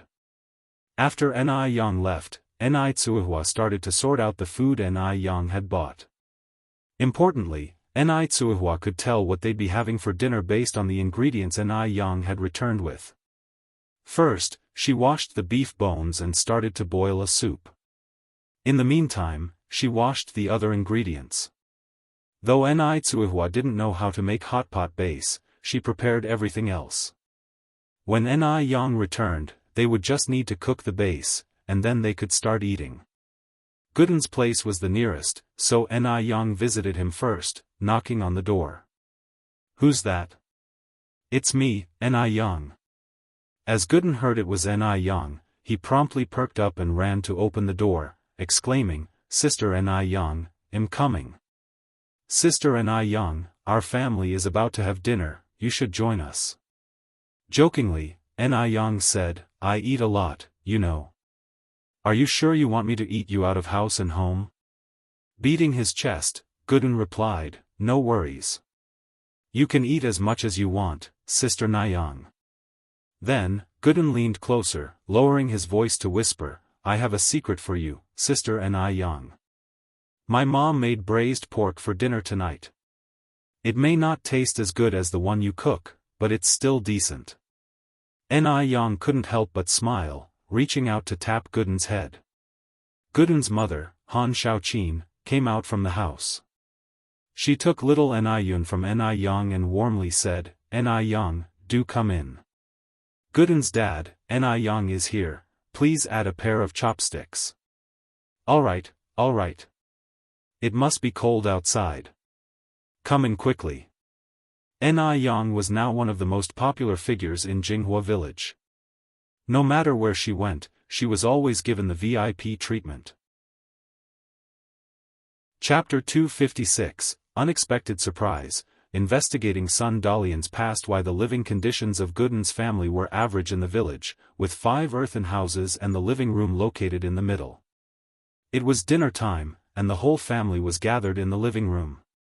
Seeing Ni Yang come over, Gooden's grandparents warmly stood up, Yang Yang is here, come sit, old man, hurry and fetch some candy from the room. The elderly often stash away some treats. Gooden's grandpa immediately went to get some candy. If it were anyone else, they wouldn't be willing to give away their candies, but Ni Yang was different. Ni Yang was their little lucky star in the village. Ni Yang sat down, uncles and aunties, grandparents, you don't have to be so polite, I just came to talk about something. Gooden's father brought over a new set of bowls and chopsticks, talk after you eat, talk after you eat. Nothing is more important than eating. Han Xiaoqin picked up an extra pair of chopsticks and gave Ni Yang a piece of meat, Yang Yang, have some meat. It might not be as good as what you make, don't mind it. In this era, meat was something people couldn't afford to buy at 2 yuan per pound. Gooden's family had many children, making their living circumstances even harder. They barely had meat to eat throughout the year. They only dared to buy some meat this time because Gooden's dad had worked for half a month at Ni Yang's shop and earned 120 yuan, so they purchased some meat for everyone to enjoy on this snowy day. Gooden's family was extremely warm and hospitable, so Ni Yang picked up her chopsticks and ate a piece of meat, which was just common courtesy. If she didn't eat at all, wouldn't it be a waste of their kind intentions? The meat was very delicious, it melted in the mouth and was not greasy at all. Auntie Han, your cooking skills are very good. Having received Ni Yang's praise, Han Xiaoqin couldn't stop smiling. Gooden's grandpa handed a bunch of candies to Ni Yang. Ni Yang quickly took them with both hands. "Thank you, Grandpa." Gooden's grandpa laughed heartily and said, "Don't be shy with Grandpa." Ni Yang continued, "Auntie Han, I came here to discuss something with you." Han Shaoqin said, "Yang Yang, just say what's on your mind.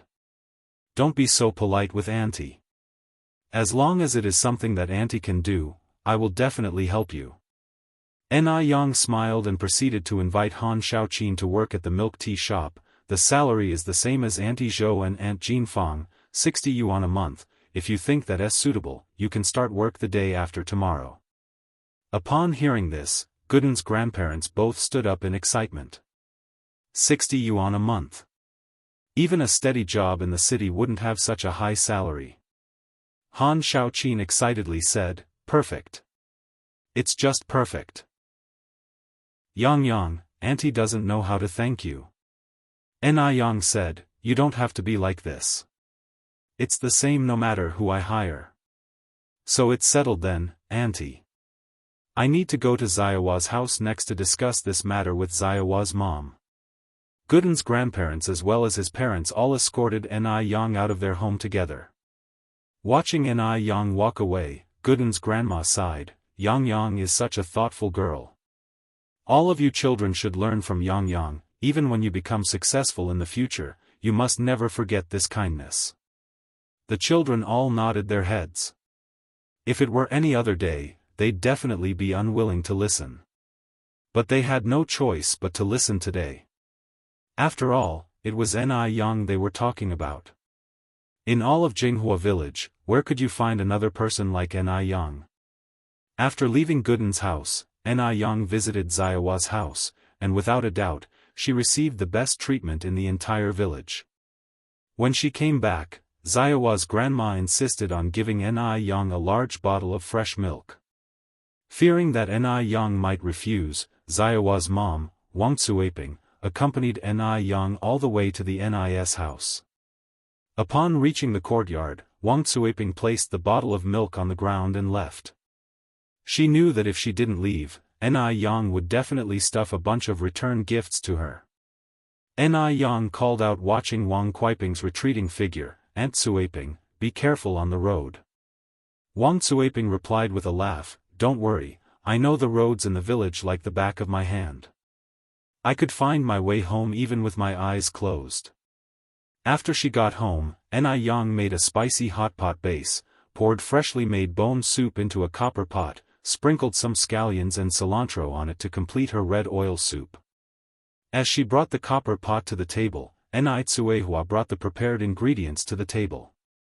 There were fresh vegetables, beef and mutton, shrimp paste, duck's blood, enoki mushrooms, catfish and so on.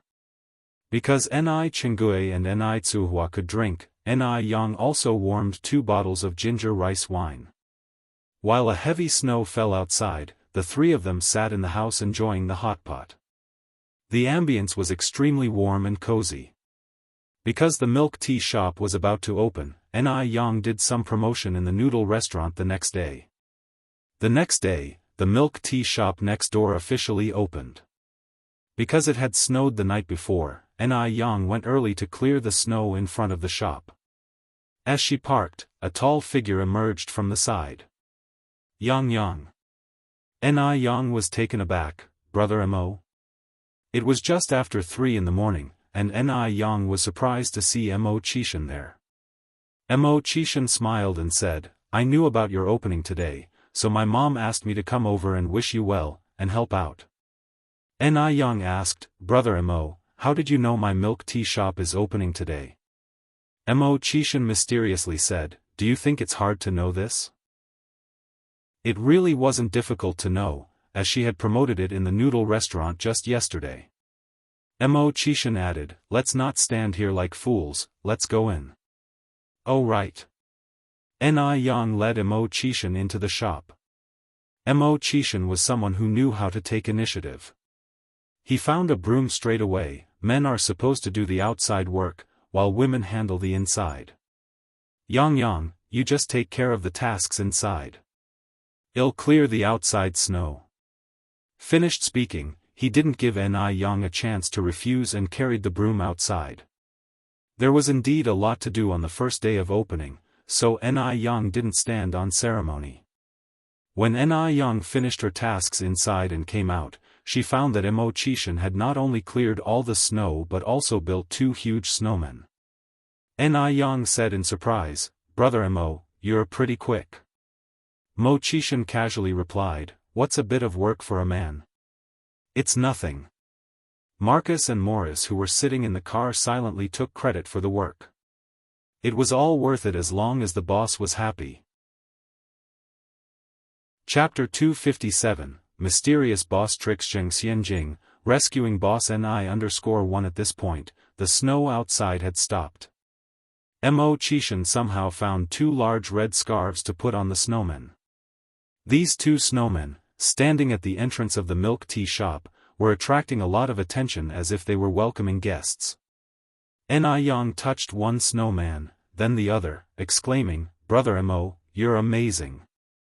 Ni Yang had hands that could heal and cook delicious dishes, could make all kinds of skincare products, but when it came to building snowmen, she was the kind of person who would fail as soon as she tried, despite knowing how to theoretically. If she were tasked with building such a large snowman, she wouldn't be able to do a good job even given a whole day. Mentioning this, Mo Chishan modestly touched his nose tip, replying, "It's okay, just okay." Ni Yang went on to say, "Brother Mo, I made breakfast, come eat with me."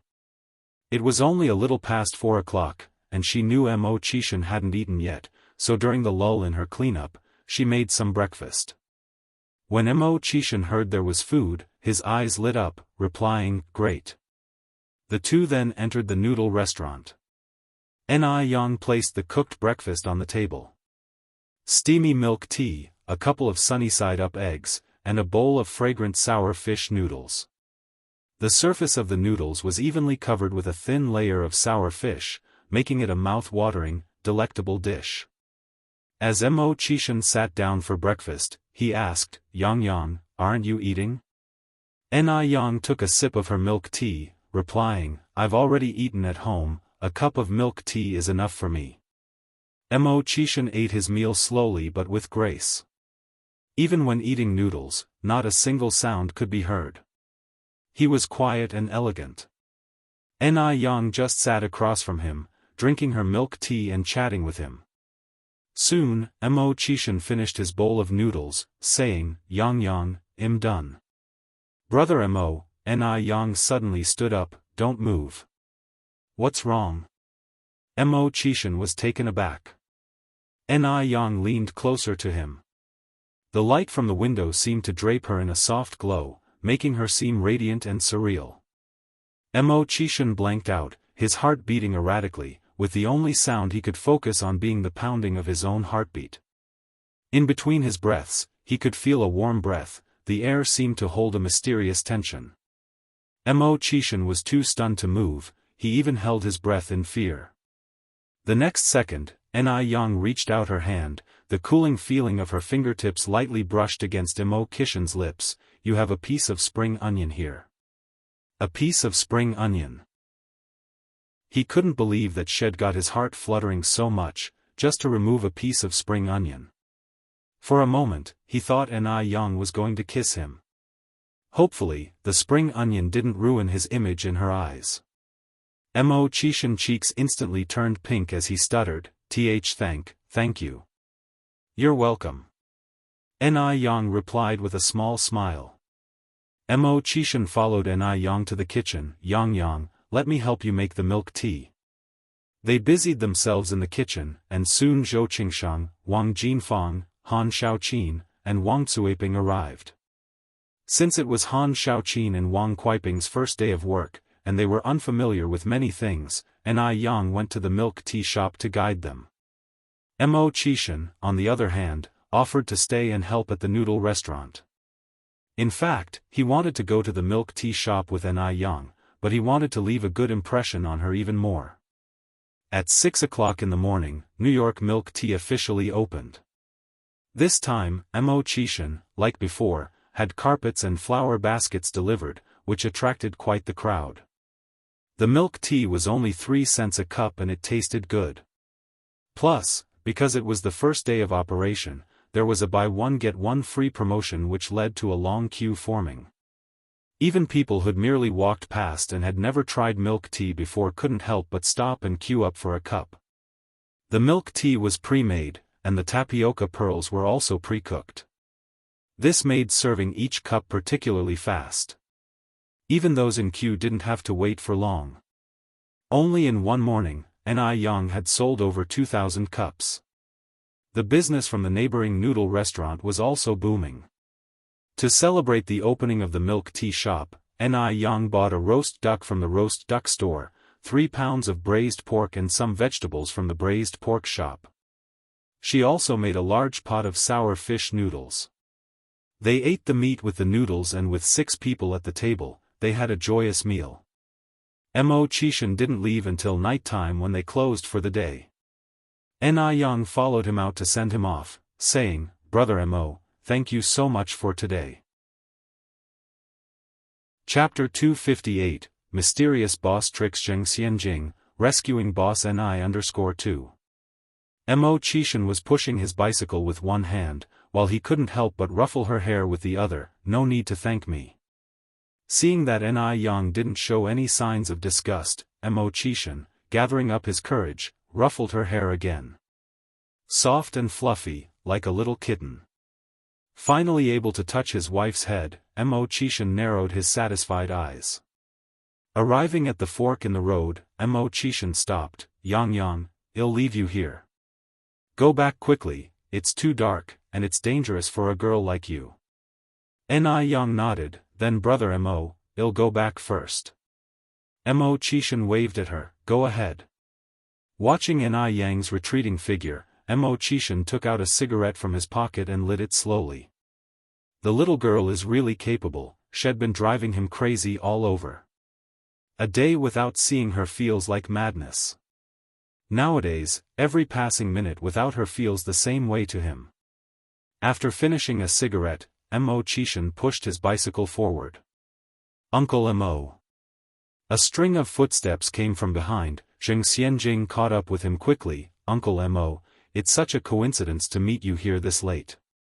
In the dim night, his handsome features were enveloped in a layer of gentle mist, making him appear mysterious and distinguished, which nearly made Xianxia infatuated. Nowadays, men with good looks and status were becoming increasingly rare. She had to hold on to him tightly. Mo Chishan couldn't be bothered with her, not even giving a sideways glance to Xianxia. But Xianxia wasn't discouraged. She cooed, "Uncle Mo, it's so dark now, it's not safe for me to be alone on the road. Could you give me a ride home?" Surely, at this late hour, Mo Chishan wouldn't have the heart to let her walk home alone. Soon, he would be riding his bike with her. The scenario would definitely be as romantic as watching a movie. Just thinking about it, Xianxia felt extremely flattered. This is the famous Mr. Mog. Thankfully she had good vision. She hadn't overlooked him like Zhao Jingrong. "No." Mo Chishan flatly refused, his tone slightly cold. "Uncle Mo," Xianxia tugged at Mo Chishan's sleeve, starting to flirt. It's said that it's harder for a man to win a woman's heart than for a woman to win a man's. She firmly believed she would move Mo Chishan's heart. "Let go of me." Mo Chishan swatted Xianxia's hand away, looking back at her. "As a girl, don't you have any sense of shame? Making a scene in public, tugging and pulling at a man, what does that make you look like?" Perhaps Mr. Mo had forgotten the actions of a certain young girl this morning. They were even more intimate than Xianxia's. Xianxia felt wronged, and her eyes began to tear up. She had always been treated like a princess. When was she ever scolded so bluntly? Moreover, the person who scolded her was the one she liked. One can only imagine how Xianxia felt at that moment. Could it be, in Mo Chishan's eyes, she was shameless? No, she couldn't let these few words make her give up on Mo Chishan. Feelings between men and women need time to develop.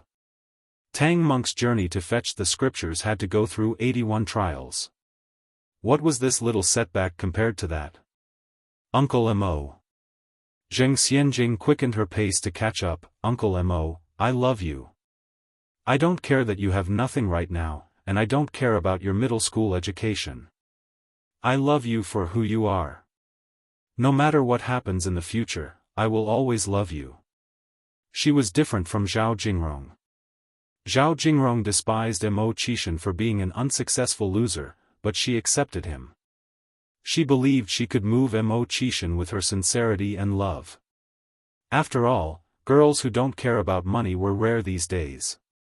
At that, Mo Qishan turned to look at Zheng Xianjing, slowly spoke, but I despise you. Here, he looked Zheng Xianjing up and down, enunciating each word, for being too ugly. Too ugly. He actually said she was ugly. All her life, Zheng Xianjing's greatest pride was her face. She had a classic oval face, almond eyes, cherry lips. Wherever she went, everyone complimented her beauty. And her place as the school beauty had never been contested. The queue of boys chasing her could stretch down a street. After he finished speaking, Mo Qishan hopped on his bike and left without looking back. He moved quickly, and it wasn't long before his figure was out of sight. Zheng Xianjing stood behind, her eyes crimson with fury. She couldn't hold back her tears and started crying out loud. All of this was that bitch Ni Yang's fault. Chapter 259, Mysterious Boss Tricks Zheng Xianjing, Rescuing Boss Ni_3. If it weren't for Ni Yang's interference, Mo Qishan would surely not have found her unattractive.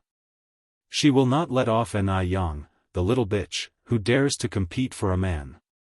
As the Mo family's villa appeared close by, the riding speed of Mo Qishan slowly decreased. A black luxury car gradually stopped beside him. Marcus and Morris stepped out of it. Mo Qishan took out a cigarette from his pocket, lit it up and said with a murmuring smile, "Investigate Zheng Xianjing's whereabouts in the recent days." Marcus and Morris nodded respectfully. Mo Qishan flicked the ash of his cigarette and continued, "Don't hover around here in the next few days. Okay, go back now. If there is a problem, just contact me by phone." "Yes, Mr. Mogg." Mo Qishan barely lifted his eyes. Marcus and Morris trembled with fright and promptly corrected themselves, "Yes, sir." Without saying much, Mo Qishan turned and walked toward the main entrance of the villa. The next day, Zheng Xianjing went shopping at the department store with her girlfriends. From a distance, she saw Mo Qishan standing there with Mr. Mogg's assistants, Morris and Marcus. Zheng Xianjing was thrilled. She knew she was not mistaken that day. Mo Qishan and Mr. Mogg were the same person. To avoid her girlfriends discovering this secret, Zheng Xianjing, under some pretext, sent them off. She, on the other hand, walked quietly toward Mo Qishan. As she got closer, she could hear their conversation clearly. "Mr. Morris, Mr. Marcus, please let me meet Mr. Mogg." Marcus scoffed, "Who do you think you are? Can you meet our Mr. Mogg whenever you want?"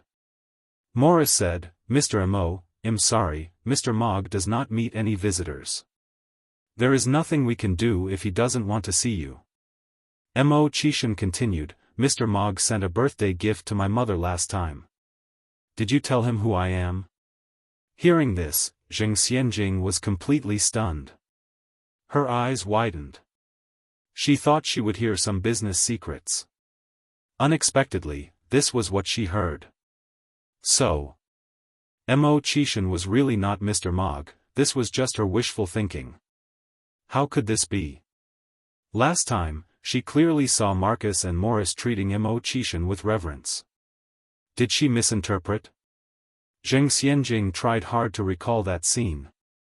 Thinking back now, she seemed to overthink because she did not clearly see Mr. Mogg. She just saw an ambiguous side face. She just thought the side face looked like Mo Qishan. In fact, it was not Mo Qishan at all, it just looked like him. Yes. How could a good-for-nothing like Mo Qishan be the famous Mr. Mogg? She must have been blind before. No wonder Zhao Jingrong is so determined to divorce Mo Qishan. Zheng Xianjing bit her lip tightly, wishing she could kill her foolish self from the past with a slap. So foolish. She was really foolish. If Mo Qishan is not Mr. Mog, then who is he? As Mr. Mog took the initiative to send a birthday gift to Madame Mo, he must have some connection with the Mo family. Recalling the fuzzy side face, Zheng Xianjing thought of Mo Baichuan's face. In fact, that person looked a little like Mo Baichuan. She was too confused at that time, and thought of Mo Qishan first. Thinking about it now, Mo Baichuan seemed more likely to be Mr. Mog. Could it be Mo Baichuan? Zheng Xianjing squinted her eyes. Over by the column, Mo Qishan was still shamelessly pestering Monas and Morris. Marcus pushed Mo Qishan out. Go away, our Mr. Mog will not see you. Mo Qishan angrily said, don't despise me because I am poor.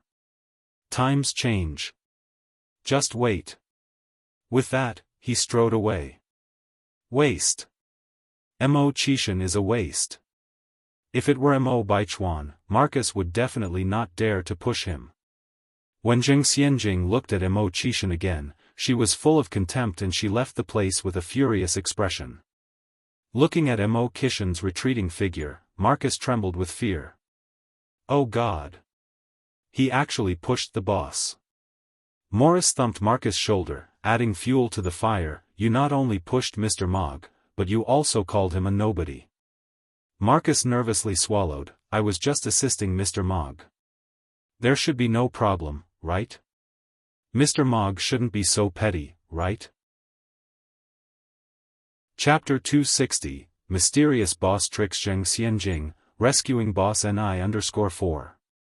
If Mr. Mog was to hold grudges, then he's a goner. Why was he subjected to such a vile role? Life is already so challenging, why does he have to face such torments? Morris shrugged his shoulders. Whether Mr. Mog will blame you or not depends on the performance. If the audience believes it or not. Marcus looked around and asked, where is the audience? Morris gave a mysterious smile. Marcus continued, why would Mr. Mog have us perform this play out of the blue? Morris replied, if I could guess what on Mr. Mog's mind, wouldn't I essentially become Mr. Mog? Marcus scratched his head, looking puzzled. When Zheng Xianjing once again came to her little sisters, her face was as white as paper. One of the sisters worriedly asked, Xianjing, are you okay? Zheng Xianjing managed a faint smile, I'm fine, just feeling a bit sick. Maybe we should head back? Go back?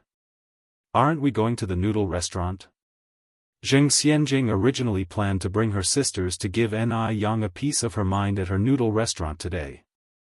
After this incident, how could Zheng Xianjing still be in the mood to pick a fight with Ni Yang? She needs to find out who the real Mr. Mog is as soon as possible.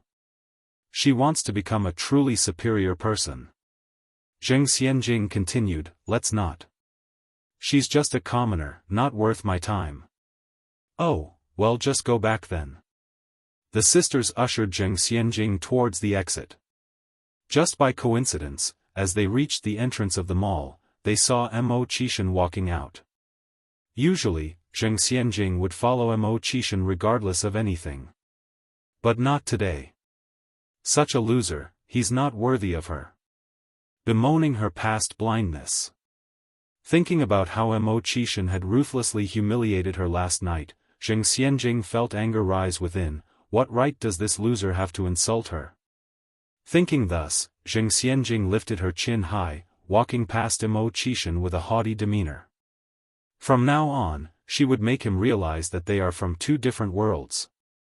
The future her is someone beyond his reach. Regardless of Zheng Xianjing's actions, Mo Qishan didn't spare her a second glance. He calmly headed in the opposite direction. If you look closely, you could see a hint of mockery hidden deep within his eyes. Once Mo Qishan left, the sisters near Zheng Xianjing started discussing in low voices, that man just now, he's handsome.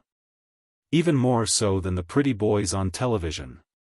Yeah, absolutely. If only my boyfriend was that attractive. "I'm not asking for much, half of his looks would do," Zheng Xianjing responded coldly to their chatter. "Attractive?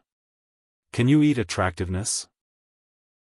Looks certainly can't feed you," which is why they are trying to ingratiate themselves with Zheng Xianjing, hoping she can introduce them to a higher quality social circle. Men die for wealth, birds die for food. Who doesn't want to be a part of the elite circle? As days passed, with the end of the year drawing near, Ni Yang began preparing for the New Year purchases. At noon that day, Ni Yang rode her bicycle to the station to pick up Ni Tsuihua, to go shopping for the New Year together. This was Ni Kuihua's first visit since the renovation of the milk tea shop and noodle restaurant. Standing in front of the two shops, Ni Kuihua's face was filled with disbelief. Everything felt so unreal, like a dream. Yang, Ni Tsuihua held Ni Yang's hand tightly, her eyes filled with tears. Is this really our shop?" "Yes." Ni Yang nodded. Ni Tsuihua just stared at the two connected shops, silent for a long time. She was genuinely happy. It was not easy for Ni Yang to have achieved what she has. "Mum, let's go inside, it's cold outside," said Ni Yang. Holding little Ni Yun in one hand and leading Ni Tsuihua with the other, "Mum, let's be careful, Aunt Jean Fong and the others are inside resting." "Okay." Ni Tsuihua nodded. Once inside the shop, Ni Yang made Ni Tsuihua a cup of milk tea. After showing Ni Tsuihua around the shop, the two women, along with little Ni Yun, left to make their New Year purchases. As they walked out, the owner of the neighboring shop asked with a smile, Yang, is this your mom?" Ni Yang nodded, "Yes Auntie Fong, this is my mum, and this is my sister."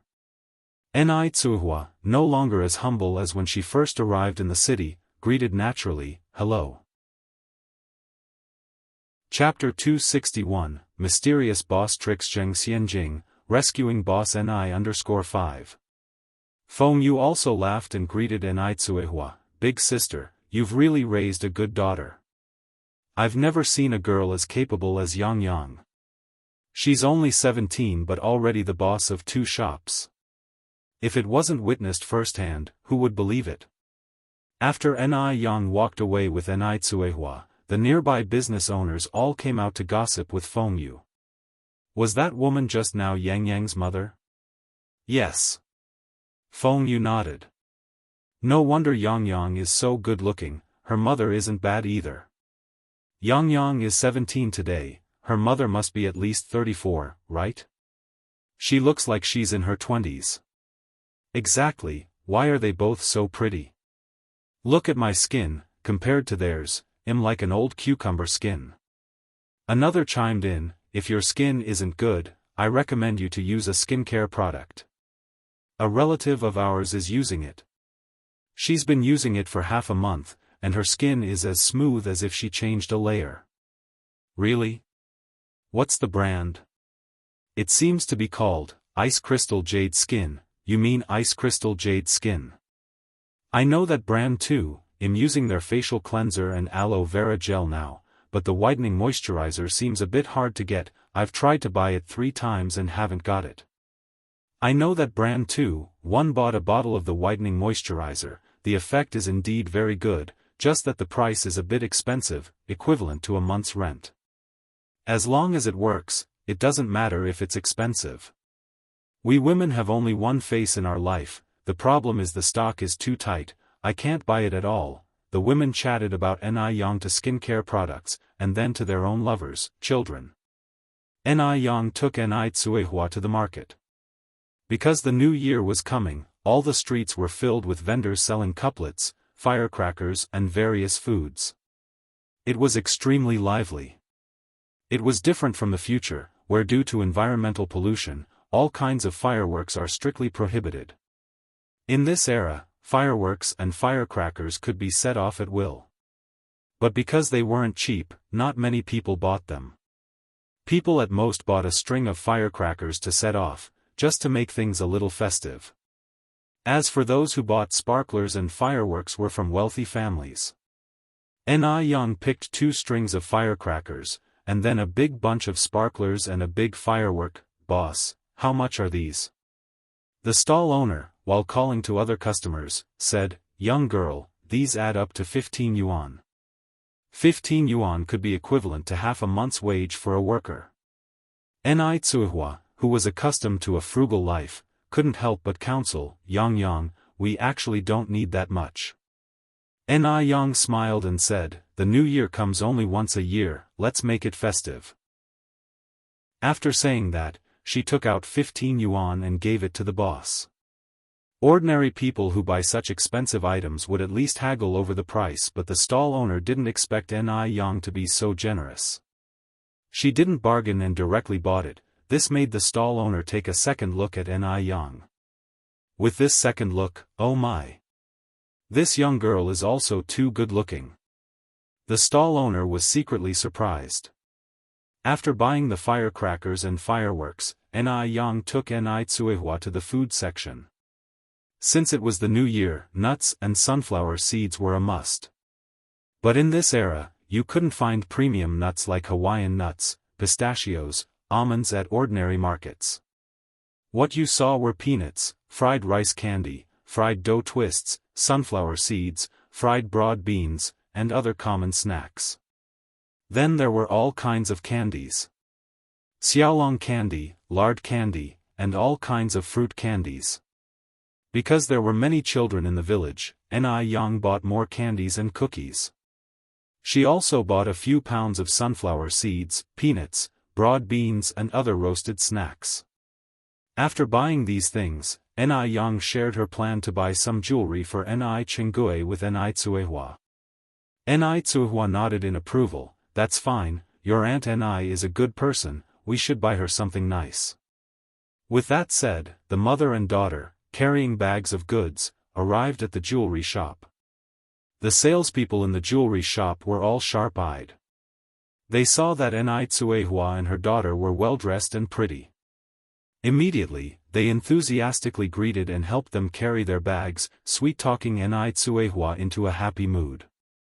Ni Yang chose a necklace, a pair of earrings and a gold ring for Ni Chengue. These were the 3 pieces of gold that people in this era could only dream of.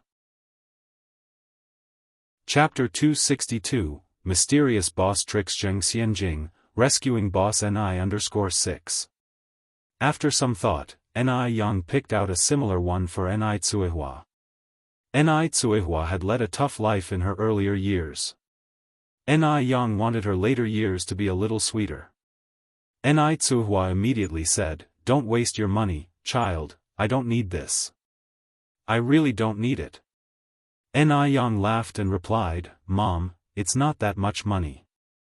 Don't worry. Besides, gold can appreciate in value. The salesperson quickly gathered up the jewelry. Aunt, this is your daughter's show of filial piety. Please, take them. It's hard to find such a good daughter these days, even with a lantern. A wide smile spread across Ni Tsuihua's face. Indeed, it would be difficult to find a good daughter like Ni Yang, even with a lantern. She must have saved up good karma in her past life to have such a wonderful daughter in this life. The total cost of the jewelry came to 3,000 yuan. While it was nothing to Ni Yang, but for Ni Tsuihua, it was a fortune. After all, she had never even seen 30 yuan in the past. Once they finished their shopping, the mother and daughter, carrying their purchases, headed in the direction of the noodle restaurant. Although it was already afternoon, the streets were still crowded with people, old and young, all crammed together. They rarely set foot outside even once a year, only taking the chance to explore during the holidays. Curiosity was irresistible. A small girl stood in the middle of the road, staring blankly at a candied hawthorn vendor, oblivious to the honking horn. A car was about to run into the little girl. A figure darted over, scooping her up and rolling out of the way at lightning speed. Screech, the sound of emergency brakes being activated echoed, missing the little girl by a whisker. If that person had moved even slightly slower, the consequences would be unimaginable. Wah! The little girl immediately burst into tears out of fright. Ni Yang stood up holding the little girl. dusting off her clothes, and gently comforting her, "It's okay now, it's okay." Catching sight of Ni Yang from the back seat of the car, a clear view of her profile can be seen. It's the same girl again. A hint of a smile surfaced in the man sitting in the back seat. He stopped the driver from getting out of the car. "I'll go myself." "Chairman?" The driver was taken aback. The man was already getting out of the car. "I'm sorry, are you two all right?" The man walked over to Ni Yang. "I'm fine." Ni Yang shook her head. The little girl might be a bit frightened, though. The man continued, "Young lady, we really should thank you. If it weren't for you, we might be facing a lawsuit. My name is Shangguan Su. Here is my business card." If he hadn't witnessed it himself, he wouldn't have believed that a young girl could have shown such courage in the face of danger. In such situations, many people wouldn't risk themselves to save a child, even if they are sure they could. Everyone values their own life.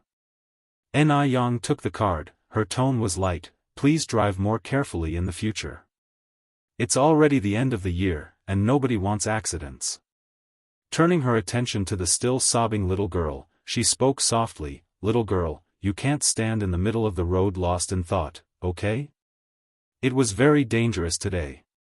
Remember, you only have one life." At her words, Shangguan Su was slightly taken aback. He had expected Ni Yang to solely blame him and push all the responsibility onto him, since he was the one who started this. Surprisingly, Ni Yang was teaching the little girl some lessons. It seemed she was not as he had imagined. Moreover, she didn't react particularly when she saw the business card. She was so calm, not like a young girl, but more like someone who had seen the world. The little girl was terrified, covering her eyes and sobbing softly. Ni Yang continued, "Stop crying now. How about I buy you a candied hawthorn stick, would you like that?" Upon hearing the words, "candied hawthorn," the little girl instantly stopped crying, removing her hands from her eyes. Really?" Ni Yang nodded, "Of course it's true. But you have to promise me not to daydream in the middle of the road." "Okay, big sister, I promise you." The little girl blinked her eyes, and then said, "Wow. Big sister, you are so pretty." Ni Yang smiled gently, leading the little girl over to buy 2 sticks of candied hawthorn. With a candied hawthorn stick in hand, the little girl had a satisfied smile on her face. Shangguan Su followed over. Ni Yang raised an eyebrow slightly. "Is there something else, Mr. Shangguan?" Chapter 263, Mysterious Boss Tricks. Xianjing, rescuing Boss Ni_7. Continuing, Shangguan Su said, "You did a favor for me, little girl, for which I haven't properly thanked you. There's a restaurant up ahead, how about we talk over a meal?" "No need," Ni Yang declined gracefully. "It was a mere trifle, Mr. Shangguan, don't give it another thought." Ni Yang didn't save people for rewards or for someone's gratitude. She just couldn't stand by and watch a vibrant life disappear before her eyes. In her second life, she not only cherished her own life, but the lives of others as well. But, as Shangguan Su tried to say something more, Ni Yang cut him off. "If you truly feel bad about it, Mr. Shangguan, why don't you take this little friend home? It's quite unsafe for her to be here alone with cars coming and going." "Beautiful sister, I have a name, I'm called Xiaoxue," said the little girl, looking up at Ni Yang. "Xiaoxue, would you like Big Brother to take you home?" Shangguan Su stretched his hand out to Xiaoxue. Xiaoxue slowly walked over, cautiously saying, "There are many human traffickers nowadays. Big Brother, you're not a bad person, right?" Ni Yang replied, "Rest assured, Xiaoxue, this Big Brother is not a bad person." With her extensive experience, Ni Yang could easily discern good from bad. If not, she wouldn't have so readily handed Xiaoxue over to him. As for Shangguan Su, he gave Ni Yang a thoughtful look. Xiaoxue nodded, "Since beautiful sister said so, then I will go home with you." Shangguan Su let out a soft laugh. As they were leaving, Xiaoxue politely said goodbye to Ni Yang. After walking a few steps, Sheng Guansu turned back to look at Ni Yang. "Little miss, may I ask your name?" Ni Yang, she replied with a light tone, Ni of the character pound, the Yang of I*FFFIBG*W, Ni Yang. As expected, both the woman and her name were beautiful. It definitely surpassed the common names like Chunhua and Chuyue. Sheng Guansu nodded before leading Xiaoxue towards his car. Ni Yang approached Ni Tsuehua, asking, "Mom, have you finished your shopping?" Ni Tsuehua was currently buying cured goods and hadn't noticed the previous events. "I bought some cured chicken and fish. Do you see anything else we should get?" Ni Yang looked at the cured goods stand. "Why don't we get more smoked meat?" Ni Tsuehua nodded. "All right, vendor, please cut us 5 pounds of smoked meat." By the time they finished purchasing the cured goods and returned to the noodle restaurant, it was already past 4 in the afternoon. The restaurant had already started doing business, and it was packed inside, with a long line outside to boot. While little Ni Yun was sleeping, Ni Tsuehua also helped to cook the noodles and prepare the milk tea. Ni Yang, on the other hand, was busy out front.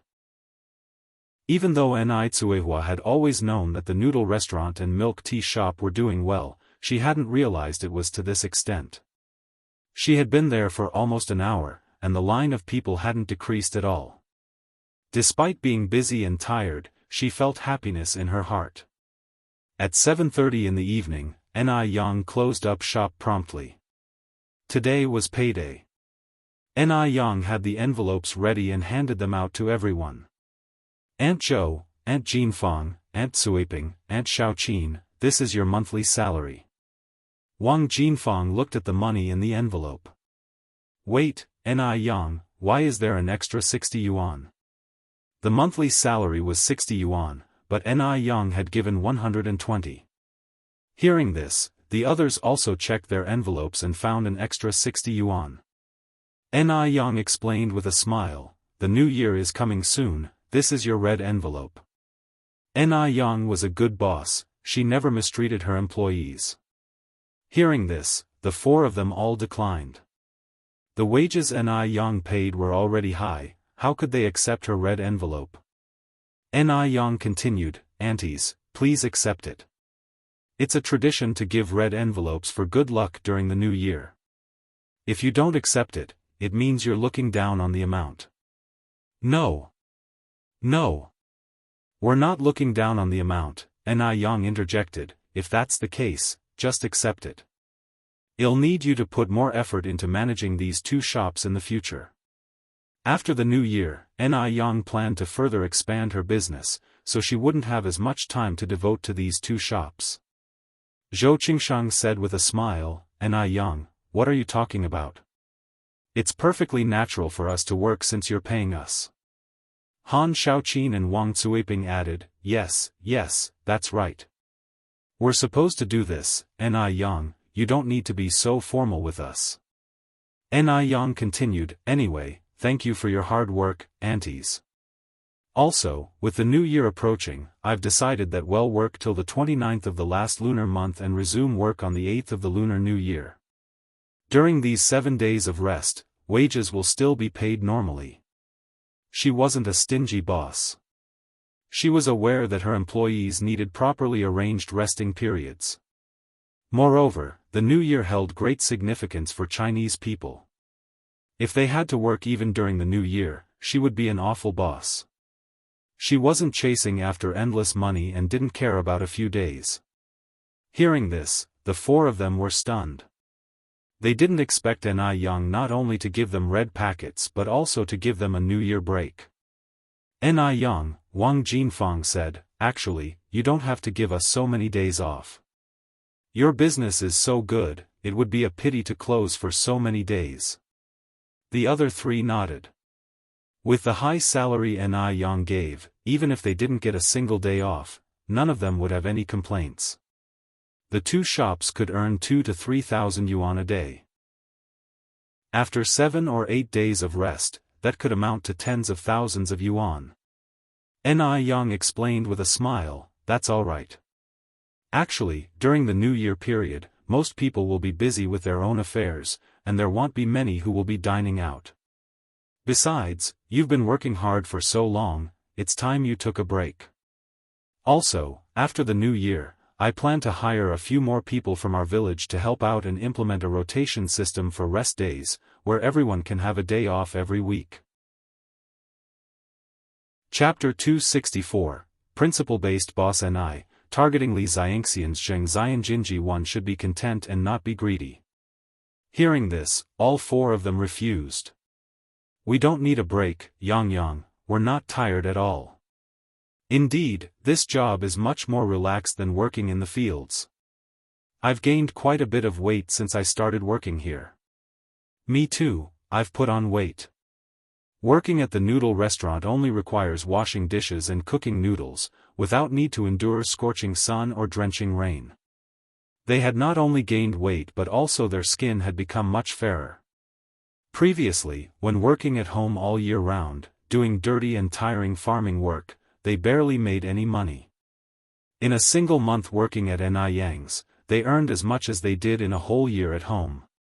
The four of them were genuinely grateful to Niyang. Niyang said with a smile, "How can you not rest? Work and relaxation should go hand in hand. Let's follow this plan next year. Yang, we really don't need to rest." Yes, we really don't need to rest. Still, the four of them insisted on refusing. Niyang continued, "Ladies, there's no need for you to refuse. You're not made of iron. How can you not rest? Plus, you all have elderlies and little ones at home. Use the break time to take care of your family." Hearing this, the four of them didn't know what to say. Niyang not only offered them the best treatment, gave them red envelopes and year-end holiday during Chinese New Year, but now she was also giving them 4 days off a month. They must work hard and not let Niyang down. After taking care of this matter, Niyang started to lock the door and leave. There were quite a lot of New Year goods purchased today, and the back seat couldn't fit anyone, so Nitsuhua took the tram home with her child. At around 7 o'clock in the evening, the night temperature was very low, all the passengers on the tram were bundled up tightly, and a thick layer of ice had formed on the steps of the tram. Nitsuhua, holding her child, didn't notice it, and her foot stepped on the ice surface, causing her and her child to lurch forward due to the sudden force. As she was about to fall to the ground, someone caught her just in the nick of time. "Comrade, are you okay?" A thick, kind voice sounded above Nitsuhua's head. Nitsuhua was so scared that her heart raced. Looking up, she saw a man about 30 to 40 years old, with a square face, tall and thin figure, a typical intellectual, wearing a pair of black-rimmed glasses, and emanating an elegant demeanor. They were standing a bit too close, and Nitsuhua didn't want to cause any misunderstanding. She hurriedly took a step back while holding her child, repeatedly bowing in gratitude. "I'm fine, thank you. Thank you." If it hadn't been for this middle-aged man acting swiftly, the consequences would have been unimaginable. Nitsuhua felt a chill run down her spine. The middle-aged man casually adjusted his glasses. "It was the least I could do, you don't need to be so polite. Is the child okay?" Little Niyun seemed to understand the middle-aged man's words. He didn't look scared at all and even looked up and smiled at him, babbling as if he wanted to talk. The 6-month-old baby was plump and fair, with clear and bright eyes, a clean face without a trace of dribble or snot, looking as lovely as the babies in New Year paintings. In this era, families usually had 5 or 6 or even more children, and there was no time for parents to take care of them since they were busy working. Therefore, elder children were usually the ones taking care of the younger ones. It was rare to see anyone take such good care of their child. The middle-aged man couldn't help but take another look at little Niyun, then finally looked closely at Nitsuhua. No wonder she could raise such a lovely child, she was no ordinary person. Talking with a strange man for the first time, Nitsuhua was a bit apprehensive. "My child is fine too, thanks to you just now." The middle-aged man continued, "The roads are slippery in the snow. You should be careful when carrying a child." "You're right." Ni Tsuihua nodded nervously. Without saying much else, the middle-aged man returned to his seat and continued reading the newspaper. Ni Tsuihua also found an empty seat and sat down. The tram slowly started moving. Along the way, people kept getting on and off the tram. When Ni Tsuihua looked up again, the middle-aged man who had helped her was no longer on the tram. Such a kind man he was. Ni Tsuihua thought. Outside the tram, a black bicycle slowly passed by. Chapter 265, Principle-Based Boss Ni, targeting Li Xianxian's Xianjing _2. If Ni Tsuihua were to look down, she would definitely see that the middle-aged man who just left is now sitting in the back seat of the car, conversing with a young man. And if Ni Yen were there, she would definitely notice that the young man is Shangguan Su. The car was much faster than a bicycle, so Ni Tsuihua arrived home before Ni Yen. It wasn't until Ni Tsuihua had put the kids to bed that Ni Yen arrived home by bike. Ni Tsuihua quickly helped Ni Yen unload the goods and wash the vegetables. That evening, Ni Yen planned to cook some preserved pork with steamed rice, accompanied by a few beauty-enhancing dishes. At dinner time, Ni Yen gave Ni Chengue the 30 boxes of whitening moisturizer she had just finished making. "Auntie Ni, this is the whitening moisturizer ordered by the mysterious customer last time, could you please deliver them to her?" "Okay," Ni Chengue replied, cheerfully accepting them.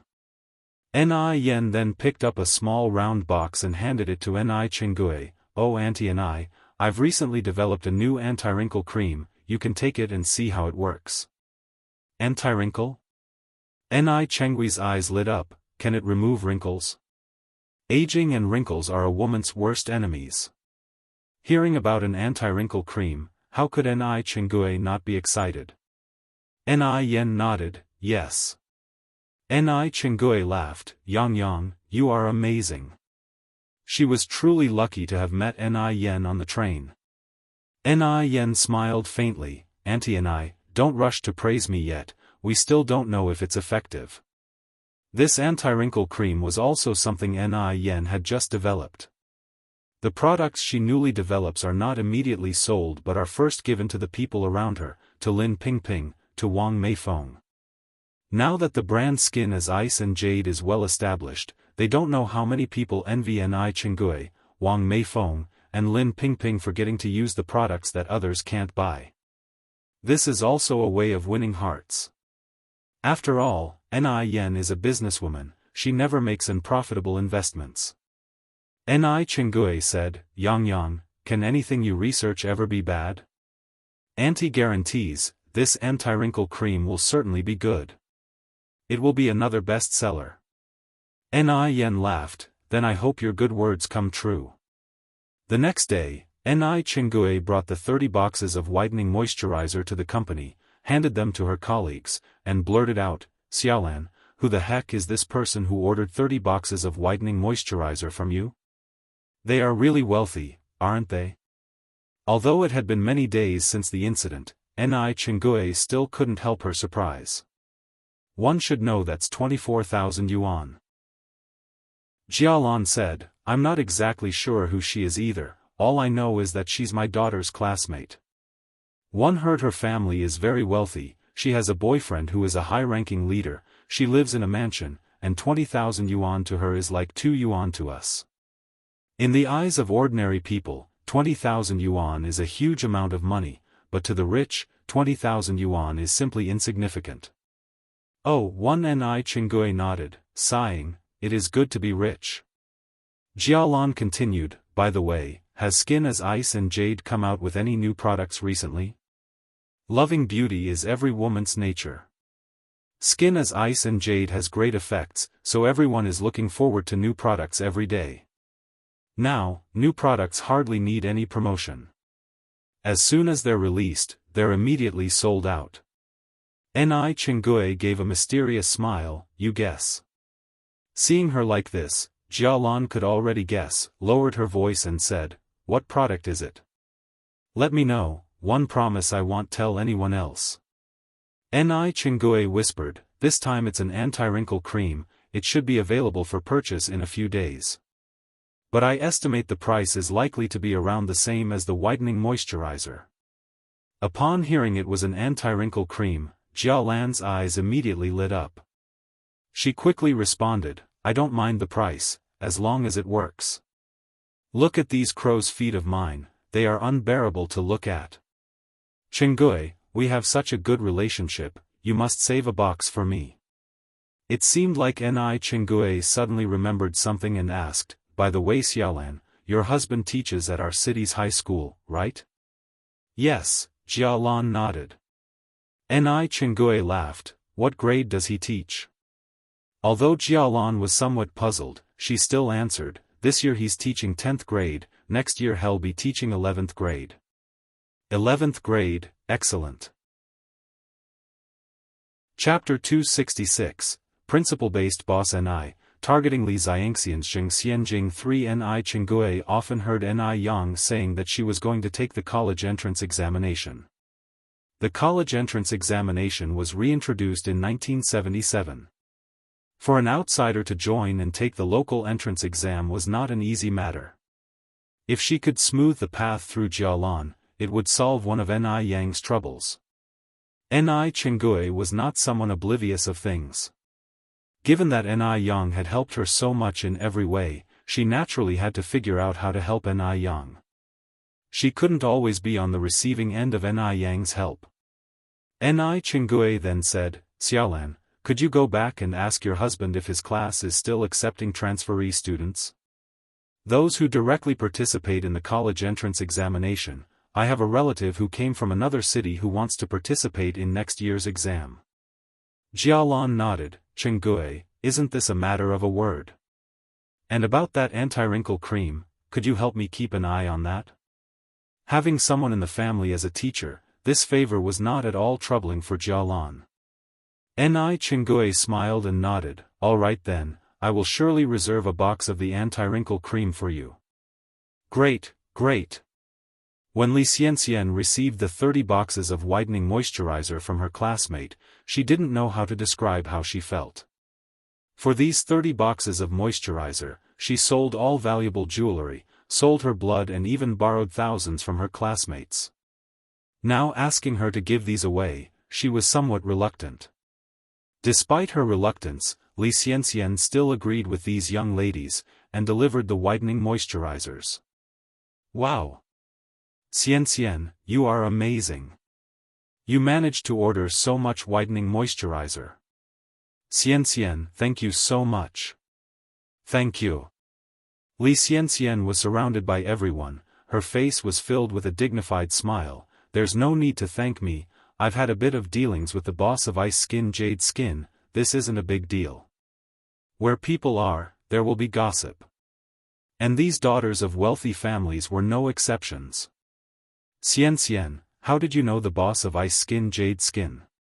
Li Xianxian said, it was just a casual encounter.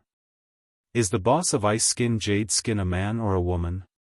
Li Xianxian smiled, in keeping that a secret.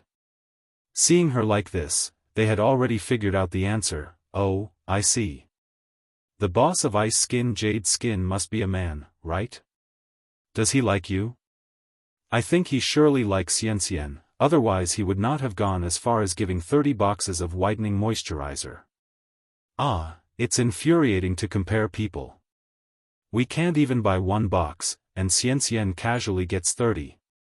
Yes, yes, yes. Everyone echoed, he surely likes Xianxian. Li Xianxian, covering her face, embarrassingly said, don't rant about it. I already have someone I like. Her words were an affirmation in a way. The crowd looked on with envy. Was Li Xianxian's romantic fortune not too good? First there was Mo Baichuan, the eldest grandson of the Mo family, and then the boss of Ice Skin Jade Skin. The men she met were all outstanding. Why didn't they have such luck? Xianxian, what's the name of the boss of Ice Skin Jade Skin? Is he handsome? Is he as handsome as the cream of the crop on TV? Facing everyone's gossiping, Li Xianxian softly said, he is a very low-key person, should not be saying too much. Her words were extremely artful, and everyone had already worked out from this that the boss of Ice Skin Jade Skin must be a very handsome person. They were all even more envious of Li Xianxian. Li Xianxian was thoroughly enjoying the envy of everyone, and was extremely satisfied in her heart. Looking back on how she was a poor village girl who had nothing 3 years ago, and now she's chatting and discussing with these lavishly dressed daughters, talking and being in the limelight. What about being a daughter of a rich family? Even the daughters of rich families were envious of her, the village girl. Li Xianxian could hardly wait to announce her success to the whole world. Let those people who used to look down on her see, she now is also a part of high society. Now, they were already too low for her. Is the boss of Ice Skin Jade Skin as handsome as Mo Baichuan? Someone asked. Li Xianxian blushed a little and said, in my heart, no one can compare with Baichuan. Hearing this, everyone laughed and teased Li Xianxian. Mo Baichuan? Upon hearing this name, Zheng Xianjing, who was sitting there drinking coffee, glanced over here. Chapter 267, Principle-Based Boss Ni, targeting Li Xianxian's Zheng Xianjing _4. Although Zheng Xianjing did enjoy using skin brightening and moisturizing cream, her grudges with Li Xianxian prevented her from joining the fun. As far as she knew, Li Xianxian was a very ambitious woman. Now that Mr. Mog, a significant figure, was here in Beijing, it was unlikely that Li Xianxian would take any interest in Mo Baichuan. Unless Mo Baichuan was Mr. Mog himself.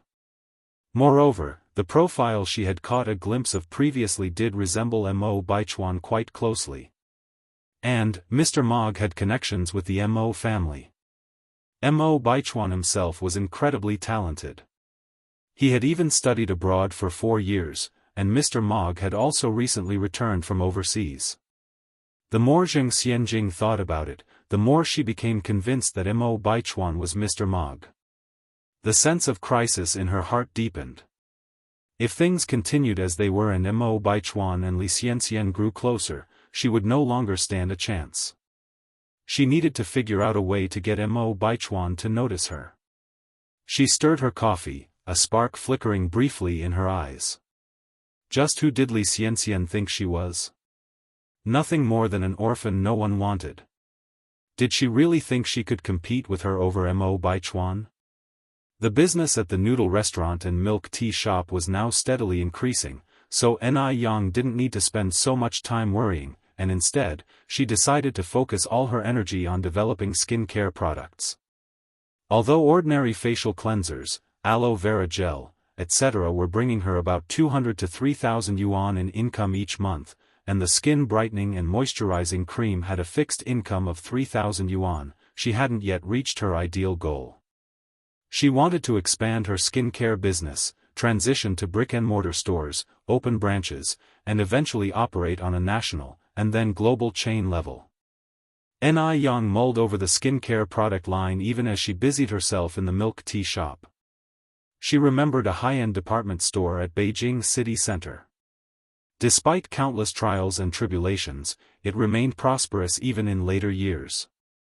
If she could set up her skincare company's flagship store in that mall, it would elevate its status. Always the woman of action, Ni Yang decided to use her lunch break to visit the department store. The mall was decorated in a European style, and a large poster hung on its exterior. The poster was not overly fancy. At the top, it simply read, News Bulletin, in traditional Chinese characters. Advertisements were only featured below the news bulletin. Even the font used was simple and straightforward, unlike the artistic typefaces common in later years.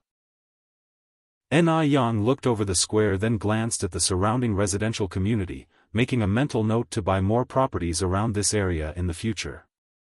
If her memory served her correctly, by future years, the property prices here would have soared to 7 figures per square meter, and that starting with a 2. Of course, she planned to buy properties in both Beijing and Shanghai, as well as other first-tier cities. After all, who would complain about having too much money? Withdrawing her gaze, Yang headed inside the mall. After browsing the skincare counters on the first floor, she noticed that the saleswomen were not particularly enthusiastic. They were indifferent to customers, answered reluctantly when questioned, and never proactively recommended products. They didn't even bother to put on a friendly face. It would be truly surprising if they could sell anything with that attitude. Yang frowned discreetly. She had to remember to avoid this pitfall and not follow the trend. After making a few inquiries, Yang finally reached the mall management's office, which was responsible for renting out stalls. The person in charge of the mall was a slightly overweight middle-aged woman named Zhou Hua, who was 40. Simply glancing at Yang, Zhou Hua responded with indifference, "There will be no stalls available for rent before the Chinese New Year." At that time, all the stalls in the mall were managed by Chinese companies, so everyone involved in their management, regardless of their position, were considered leaders. At least 70 to 80 people came to rent a stall each day, and with the ready availability of stalls, there was no fear of them going vacant, which somewhat provoked their arrogance. They also looked down upon individual stallholders. An individual stallholder wishing to sell products here had to appeal to them. But who could blame them? At this time, individual stallholders' profession was deemed the least promising. Yang didn't take offense at Zhou Hua's attitude. After all, she was currently on the begging end of the deal. Will there be stalls available after the Chinese New Year? Ask about the availability after the Chinese New Year once it's actually the Chinese New Year, Zhou Hua responded impatiently. Okay, thank you, Yang replied, unfazed by Zhou Hua's impatience. She set a box on the counter. I understand that your mall only accepts high-quality products. That's why I've brought a set of skincare product samples for you today. Please, try them. I believe their quality will not disappoint. I'll come back after the Chinese New Year. Chapter 268, Principle-Based Boss NI, Targeting Li Xianxian's Xianjing _5. Yang is a person who understands the art of living. She knows what to do at what time. When it's time to be humble, she knows better than to act defiantly. Yang's over 20 years of business experience from her previous life didn't go to waste. Zhou Hua had not yet realized what was happening, Yang had already turned around to leave. Zhou Hua glanced at the light green box. 4 characters were reflected on the box: ice skin and jade complexion. Zhou Hua took the box to her office and casually threw it next to the trash bin. They received countless gifts like this every day. If they were to accept each one, how many vendors would they have to admit into the mall each year? Not everyone is qualified to sell in the mall. Especially the young girl who came today. She is so beautiful, she must be unstable. What good product could she possibly produce? People like this are even less qualified to be in the mall. Zhou Hua's comment about waiting until after the new year was just a veiled form of rejection. Just before closing time, an incredulous scream suddenly echoed in the office. Alt. Who threw away this trash? Minmin, what's the matter? Zhou Hua walked over. Wu Min pointed to the green box by the trash bin and said, Who threw the ice skin and jade complexion in the trash? Zhou Hua asked in confusion. I did.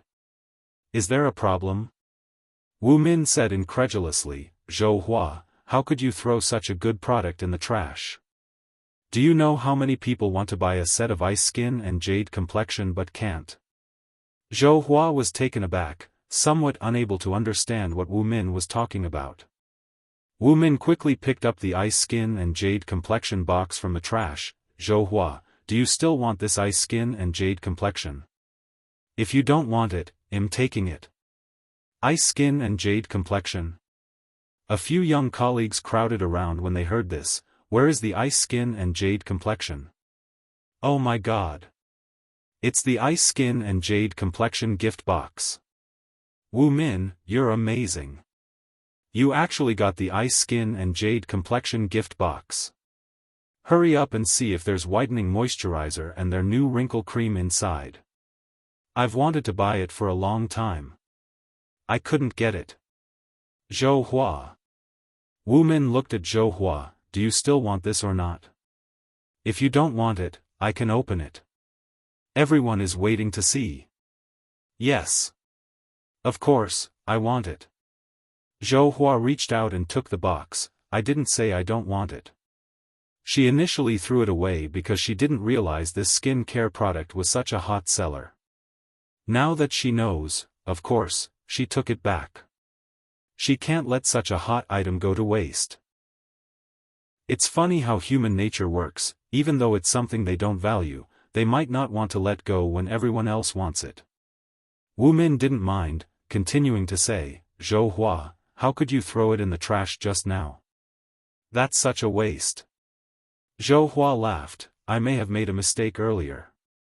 By the way, is this ice skin and jade complexion really as good as you say it is? Zhou Hua still found it slightly unbelievable. Before Wu Min could answer, someone from the side couldn't help saying, of course. Ice skin and jade complexion is the best skin care product I have ever used. Especially the whitening moisturizer. After using it, it feels like I have new skin.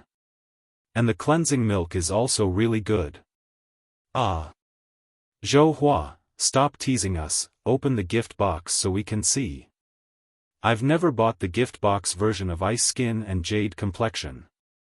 Someone else said, this gift box, like the whitening moisturizer, is a limited edition. Of course, you can't buy it. I spent a long time trying to buy the whitening moisturizer last month, and this is the first time I've seen the gift box version. Under everyone's eager anticipation, Zhou Hua opened the gift box. There were 7 skincare products in total in the gift box. Zhou Hua had never used ice skin and jade complexion. She wasn't aware of how in demand it was. Her colleagues, on the other hand, were thrilled. Oh my god. There really are whitening moisturizer and wrinkle cream. How exciting. Finally, I get to see what the wrinkle cream looks like. Zhou Hua, I want to buy this whitening moisturizer, can you sell it to me? How about 150 yuan? Wu Min picked up the box of whitening moisturizer. 150? Zhou Hua was shocked. She only made 45 yuan a month, and Wu Min was willing to pay 150 yuan for a small box of skincare. Wu Min continued, Zhou Hua. Although the whitening moisturizer is hard to buy, but 150 yuan is a high price. Think about it, its regular price is only 108 yuan. Can you sell it to me? Chapter 269, Principle-Based Boss NI, Targeting Li Xianxian's Xianjing_6. Original price 108 yuan. Zhou Hua was stunned again. She had not expected the whitening moisturizing cream to be so expensive. Zhou, since Minmin wants to buy the whitening moisturizing cream, how about you sell me the anti-wrinkle cream? 1 am willing to pay 150 yuan for it. I also want to buy. For a moment, her colleagues had a burning desire to buy the skincare products in Zhou Hua's hands. Zhou Hua also realized the value of the ice skin and jade flesh, and smiled, I'm sorry, this one's for me. If you guys want to buy it, you can go get it yourselves. Zhou, if we could buy it ourselves, why would we pay a premium here? You have no idea how popular the ice skin and jade flesh are. Zhou Hua wore a smile on her face, thinking that she's really struck gold this time. Wu Min then asked, Zhou, how did you manage to buy such a gift box of ice skin and jade flesh? Do you have some connection? The other colleagues also asked one after another, all hoping to have Zhou Hua buy some on their behalf. Zhou Hua simply made up an excuse to dismiss her colleagues. After leaving the rental office, Ni Yang didn't leave immediately, but continued to stroll around the clothing area, aiming to buy 2 sets of New Year clothes for Ni Tsuehua and little Ni Yun. It was very cold in Beijing, so Ni Yang planned to buy 2 down jackets. At this time, down jackets were premium products, with prices as high as 200 or 300 yuan, which ordinary people couldn't afford. Of course, the quality was also extremely good. A down jacket could be worn for more than 10 years without any issue, which far outmatches the branded down jackets of future generations. However, the designs of down jackets at this time were generally the same. Long, straight, shapeless, with a hood attached at the back and a belt tied in the middle. There was also a faint odor of duck down. Ni Yang picked a wine-colored down jacket for Ni Tsuehua with embroidered cuffs. Then she selected a bright red one for little Ni Yun and another bright red one for herself. Actually, Ni Yang preferred more muted colors, but it was the new year, so a more festive color was appropriate. People in this period were a bit conservative. If you wore white or light-colored clothes to someone else's house during the new year, the host might be somewhat displeased. It didn't really matter on ordinary days. After some thought, Ni Yang chose a down jacket of the same style for Ni Chengui. Having selected all the down jackets, Ni Yang took the one shed chosen for herself to the fitting room to try on. Because she was not used to wearing such bright colors, Ni Yang felt a little apprehensive. As soon as she stepped out of the fitting room, the shop assistant exclaimed, "Miss, this down jacket looks so good on you. Red is a very glamorous color. People with slightly less attractive looks might be overshadowed by the red color." But, when this red down jacket was worn by Ni Yang, the red color itself seemed to dull in comparison. Red is not an easy color to pull off. It requires fair skin, distinct facial features, and a good figure, but every inch of Ni Yang was perfect. Even though it was a straight-fit down jacket, it looked uniquely appealing and flawless on her, no matter how you looked at it. Even the shop assistant, who prided herself on her superior taste, could not help exclaiming. She secretly thought to herself, "This is definitely a rich daughter." Ni Yang stood in front of the mirror with a slight smile in her eyes. She was pleased with this down jacket. Not far away, a young man was accompanying an elderly man choosing clothes. Suddenly, he glanced over and was surprised to see a familiar figure. His eyes lit up with amazement. "Wherever you go, there you are. Isn't that Ni Yang?" Shengwan Su gave a smile, speaking to the old man beside him, "Grandma, you wait here for a while, they'll be back shortly." "Go ahead." The old man kindly nodded his head. After trying on the down jacket, Ni Yang also took an interest in a light-colored cheongsam. She loved cheongsams to the point where she could not resist them. Although wearing a cheongsam in winter is quite cold, she could wear it with layers inside and add a down jacket on top to keep warm. She didn't need to try on the cheongsam. Ni Yang then said, "Plus that cheongsam, let's go pay for everything." "Okay." The cashier took all the clothes and went to the checkout with Ni Yang. "Miss, the payment for these clothes has been made by someone already," the cashier politely informed her. "Someone already paid?" Chapter 270, Principle-Based Boss Ni, targeting Li Xianxian Xianjing_7 Ni Yang asked doubtfully, "Excuse me, who paid for it?"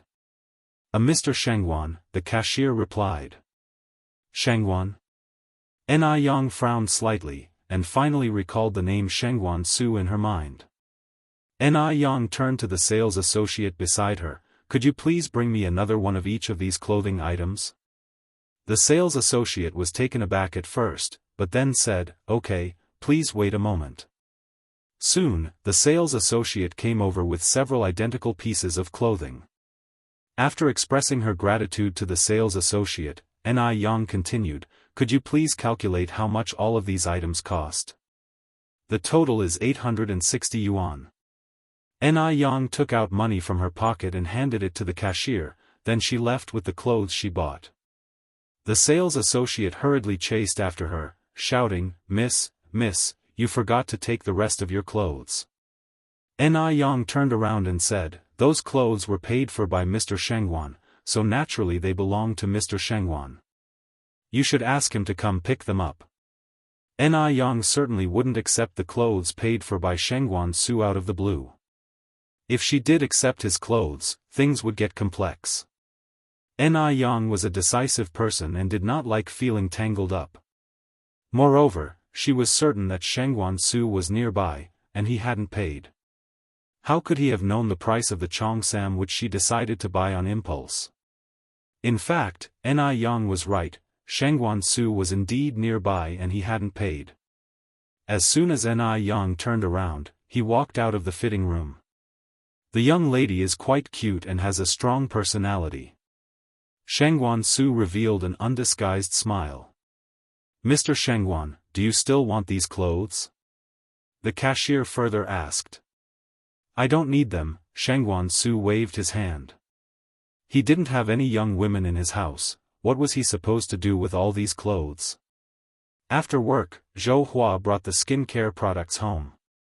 Following the instructions, she carefully washed her face, massaged it, and then applied the skincare products layer by layer. The skincare products felt chilly and comfortable on her face, without any stinging sensation, definitely a better experience than her previous skincare products. She just wondered if the results were really as good as claimed.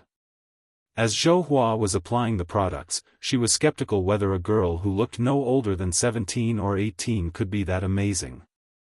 After applying these skincare products, Zhou Hua went to the living room to watch TV. When Ni Yang returned home, she gave the down jackets she bought today to Ni Tsuehua and Ni Chenggui. Ni Chenggui was surprised and said, Yang, why did you buy one for me too? I'll go get the money for you.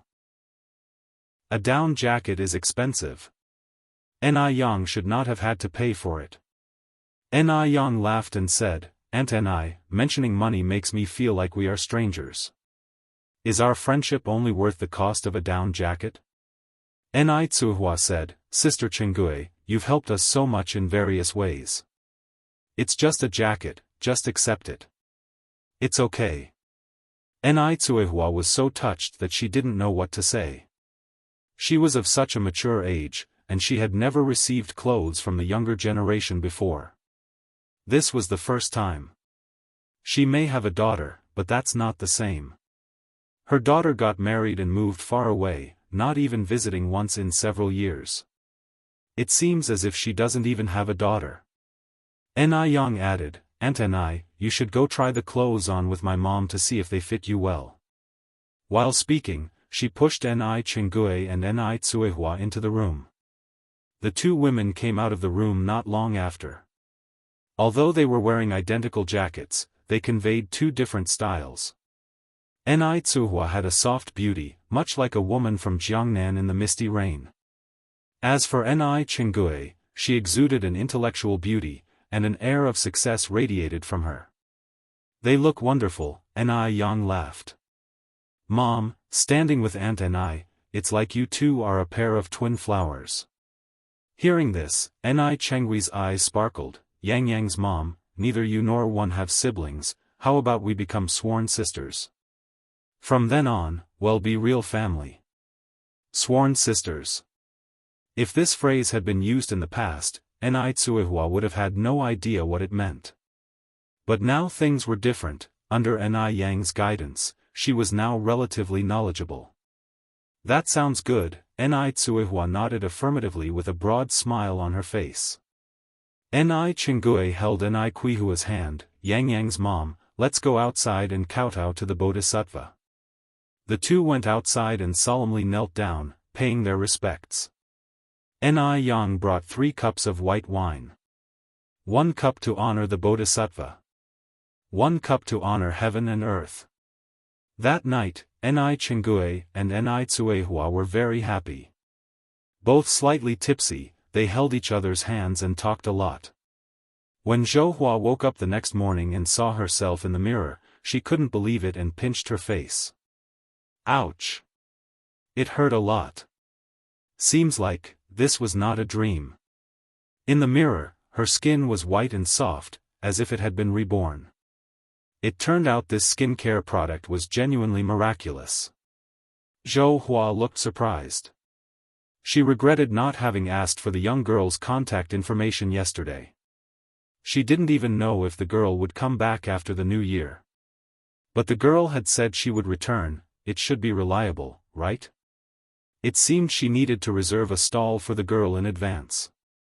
Sitting in front of the dressing table, Zhouhua silently resolved to reserve the best stall for the young girl. Why didn't she ask where the girl lived yesterday? Even if she didn't know where the girl lived, knowing her name would have been good enough. Now she knew nothing. If the girl decided not to come back after the new year because she disliked Zhouhua's attitude, she wouldn't know where to find her. Chapter 271, A Very Happy New Year. The mysterious tycoon with foolish strength. Zhouhua felt more and more regretful, finally letting out a deep sigh.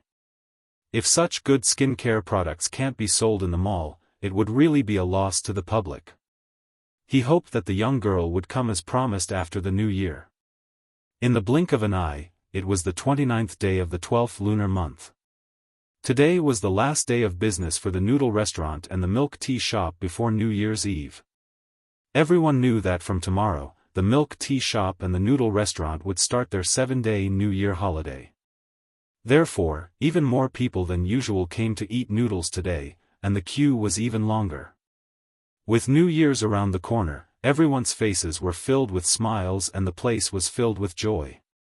Since today was their last day of business, Zhou Qingshang, Wang Jinfang, and the rest of them insisted on not resting at noon and worked extra hours until 9 o'clock in the evening despite what Ni Yang said. Taking advantage of the time when the four of them were closing up, Ni Yang went to the vegetable market.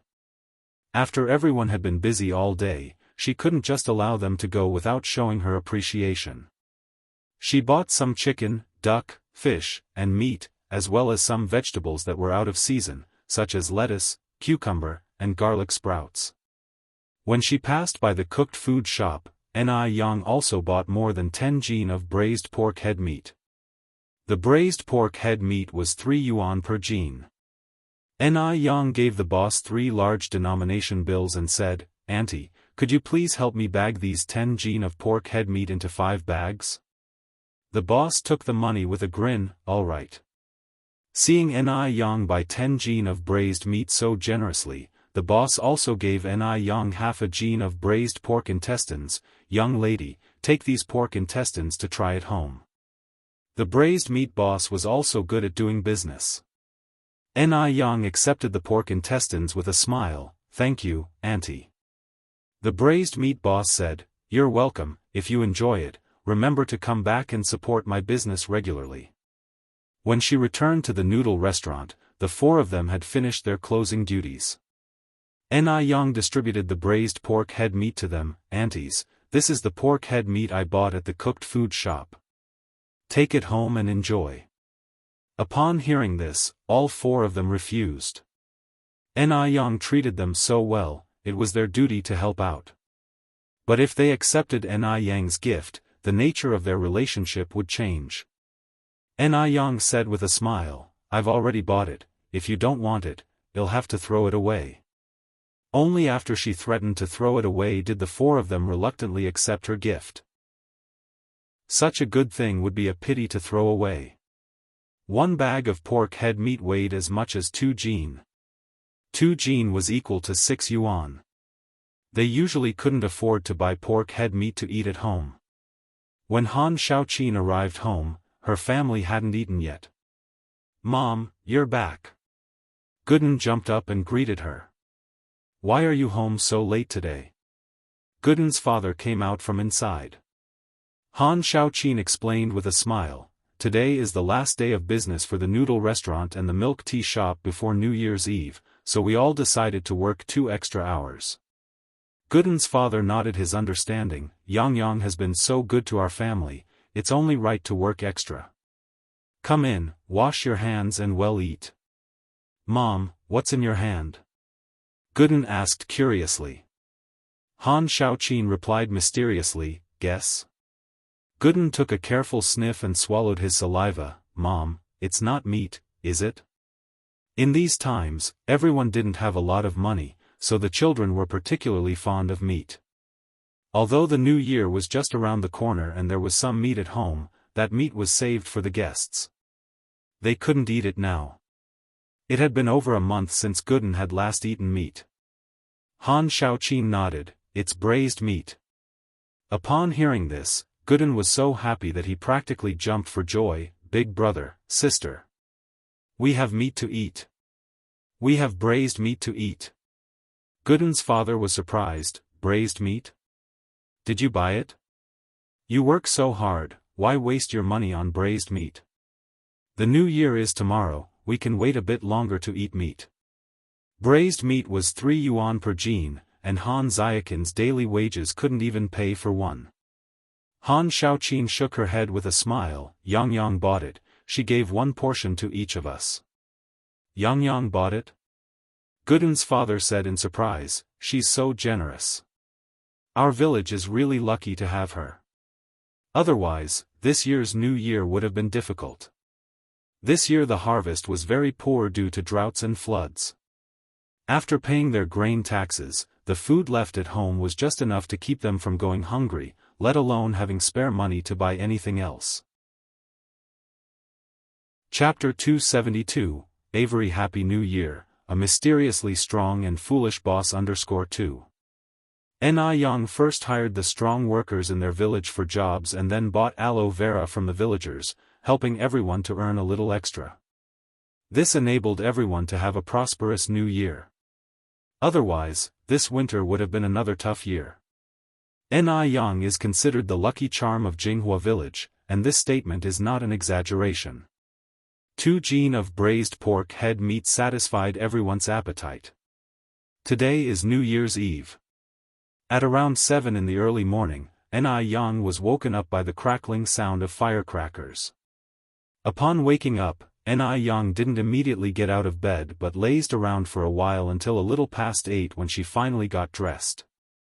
After freshening up and having her meal, Ni Yang went out to clear the accumulated snow in the yard.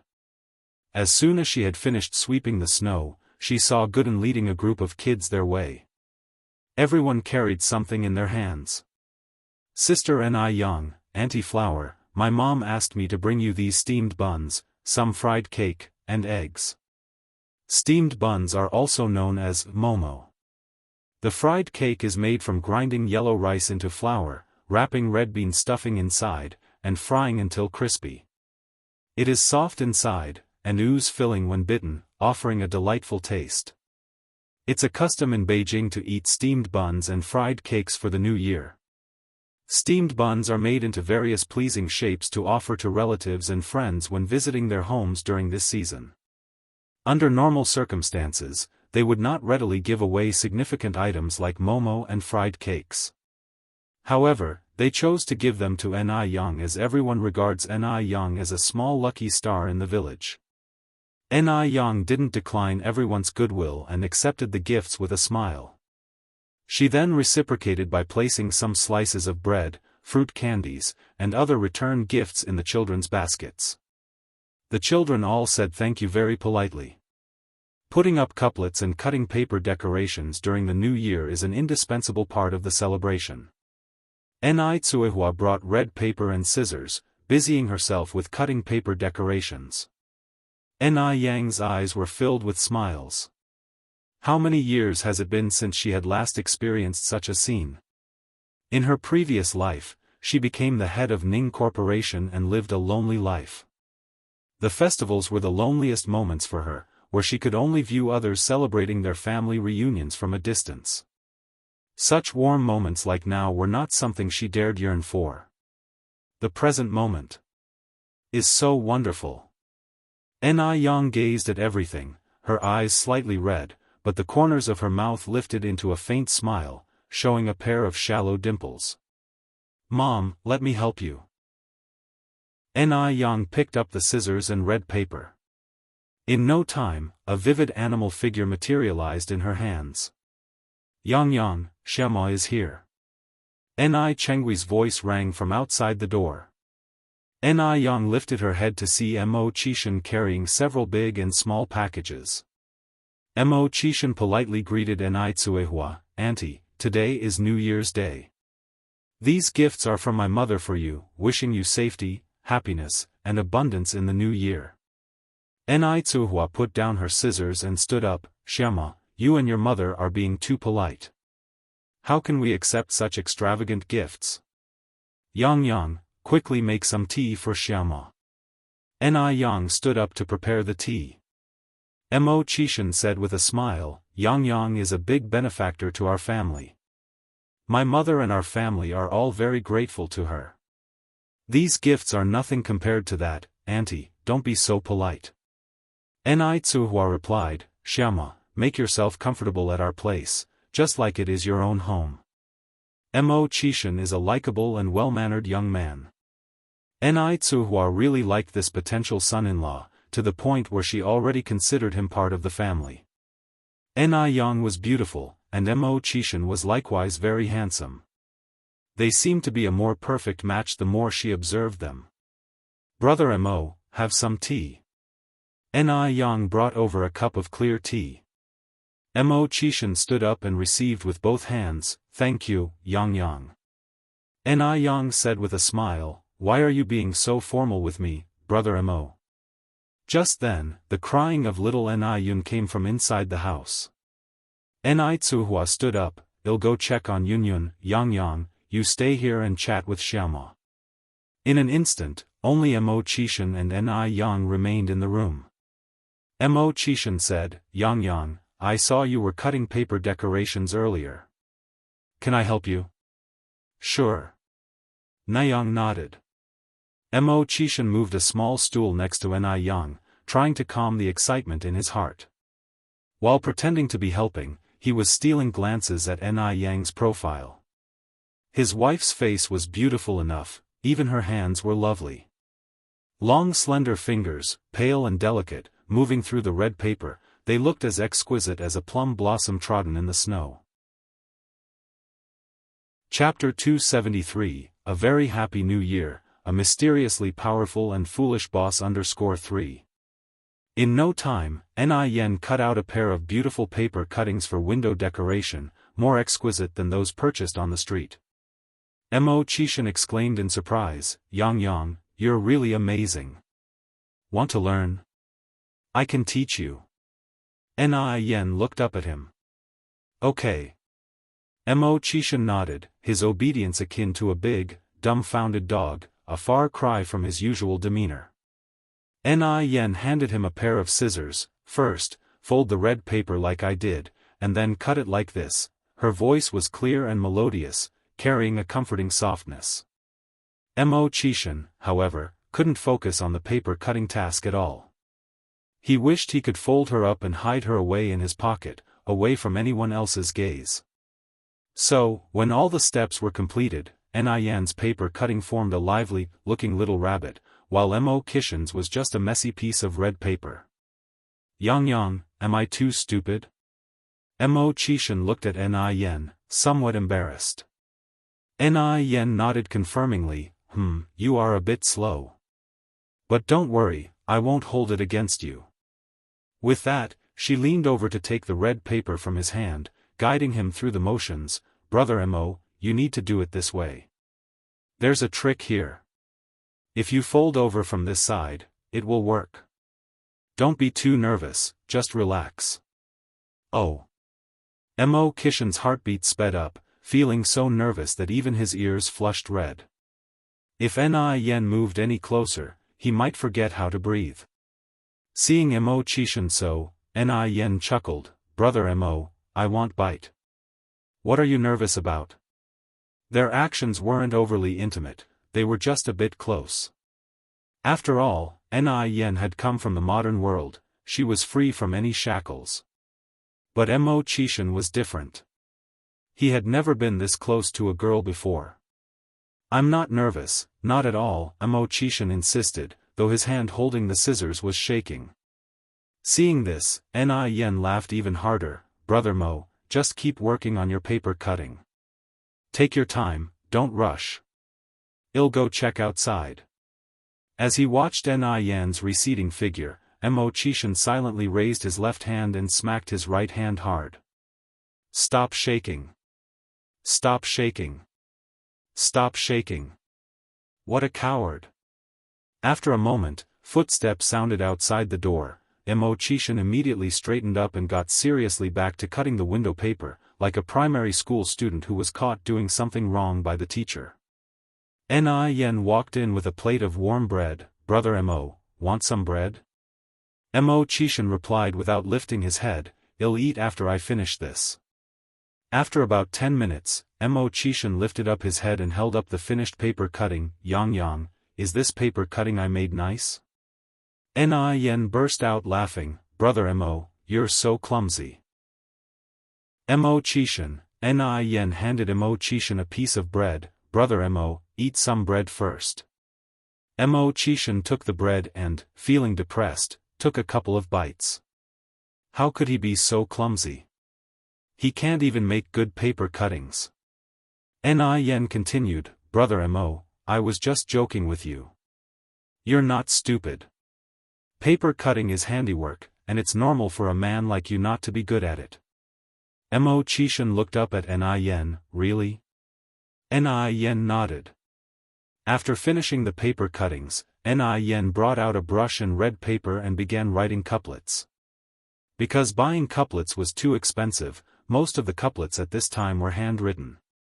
Yen handed the brush to Xianxia, Brother Mo, do you want to try this? Having failed at paper cutting, Xianxia certainly wanted to redeem himself on the couplets. Xianxia took the brush and started to write swiftly and confidently. Graceful and powerful, his calligraphy was naturally impressive. It was much more elaborate than the couplets bought on the street. Jianghu came in from outside and remarked in surprise, Xiama, your writing is really nice, no less impressive than that of Yang. Those who are good-looking all write well. Indeed, a person's character can be seen from their handwriting.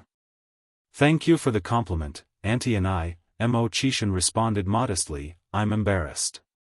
Yen laughed, we have 5 doors in total here, plus 10 at Auntie Nis and 1 in the courtyard, making 16. Sister and I are going to put up the couplets. Brother Mo, the 16 doors are all yours. Xianxia replied, it would be my honor. Then, Yen and Jianghu went out together to put up the couplets. Chapter 274, A Very Happy New Year, A Mysteriously Strong and Foolish Tycoon _4. During the process of pasting the couplets, Jianghu kept praising Xianxia. After pasting the couplets, Xianxia proposed to leave. As it was New Year's Eve, Yang didn't wish to keep him for dinner, so she walked him to the door, be careful on your way, Brother Mo. Xianxia was still riding his semi-old bicycle, it's cold outside, Yang, you should go back quickly. Yang nodded. Xianxia pushed his bicycle for a few steps, then as if remembering something, called out, Yang.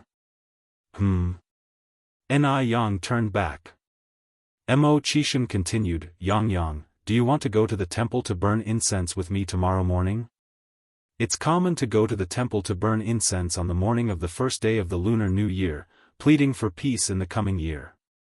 Yang didn't used to believe in such things, but now, she'd rather believe they have some effect than not. Yang nodded, okay, Brother Mo, we'll see each other tomorrow morning. Xianxia smiled and said, then I'll come pick you up tomorrow morning. Xianxia waved at Yang excitedly, goodbye, Yang. Xianxia was an orphan without parents, and old Mrs. Mo, fearing that she'd be lonely, specially asked Mo Baichuan to bring her to the Mo family for the new year. This was the first time Xianxia was celebrating the new year at the Mo family. She was very excited, busily helping old Mrs. Mo out. Just at this moment, Xianxia walked in from the door. It had started snowing heavily without notice. Some snowflakes were stuck on his messy hair. He was originally handsome, but now, with his thin lips tightly pressed together, it seemed like a thin layer of ice had formed on his face. He was elegant and noble, like a crowned jade. Xianxian's heartbeat missed a beat at the sight. But Xianxia quickly recovered, realizing that it was all just a facade. He was 27 and had accomplished nothing. He certainly wasn't worth a second glance. Though Mo Baichuan might not look as handsome, he was far more capable than him. The look in Li Xianxian's eyes gradually turned into disdain, but she still greeted him politely, "Uncle Mo." Mo Qishan just nodded lightly in response. Old Mrs. Mo teased with a smile, "Oh 6, come over. We still haven't written our couplets. We're waiting for you to do it." Mo Qishan collapsed onto the sofa. "I can't, Mom. I'm too tired today. Let me rest a while." Li Xianxian saw an opportunity to speak. "Grandma, I remember Baichuan also writes very well. Shall I call him down?" Certainly, the task of displaying talents like writing couplets should be performed by Mo Baichuan. How could they let a good-for-nothing like Mo Qishan take advantage of the opportunity? Old Mrs. Mo nodded. "You go." Li Xianxian turned around and went upstairs. Old Mrs. Mo turned to Mo Qishan and asked, "Old 6, did you deliver the gift I asked you to give Yang Yang?" Mo Qishan lazily responded with a sound, appearing nonchalant about it. Old Mrs. Mo shook her head helplessly. At this moment, Li Xianxian and Mo Baichuan came down. Mo Baichuan politely greeted Old Mrs. Mo and Mo Qishan. Old Mrs. Mo smiled and said, "Chuan, you and Xianxian will write the couplets. I'll go to the kitchen." Mo Baichuan was really not interested in dealing with Li Xianxian, but he also didn't want to give her the cold shoulder. Firstly, because Li Xianxian had been invited by Old Mrs. Mo and his father. Secondly, he wanted to use Li Xianxian to make Yang jealous. The two of them stayed in the living room to write the couplets. While praising Mo Baichuan's handwriting, Li Xianxian talked to him about the business world. Upon hearing a certain business term, Mo Qishan, who had been napping with his eyes closed, opened his eyes and asked, "What were you just saying?" Li Xianxian gave a faint smile, sarcasm hidden in the depths of her eyes. "Uncle Mo Baichuan and I were discussing matters about the business world, stuff you wouldn't understand." He was nothing more than a good-for-nothing. Even if they explained it to him, it would be like playing a lute to a cow. Li Xianxian couldn't understand how someone as useless as Mo Qishan could appear in a distinguished family like the Mo's. Even if not everyone could be as excellent as Mo Baichuan, surely they wouldn't be someone who had accomplished nothing. It was indeed Mo Qishan's fortune to be born into the Mo family. If he were born into an ordinary family, he might have starved to death by now. Mo Baichuan didn't say a word. Mo Qishan didn't get angry either. He continued to nap with his eyes closed, not showing the slightest bit of annoyance. The Ni family.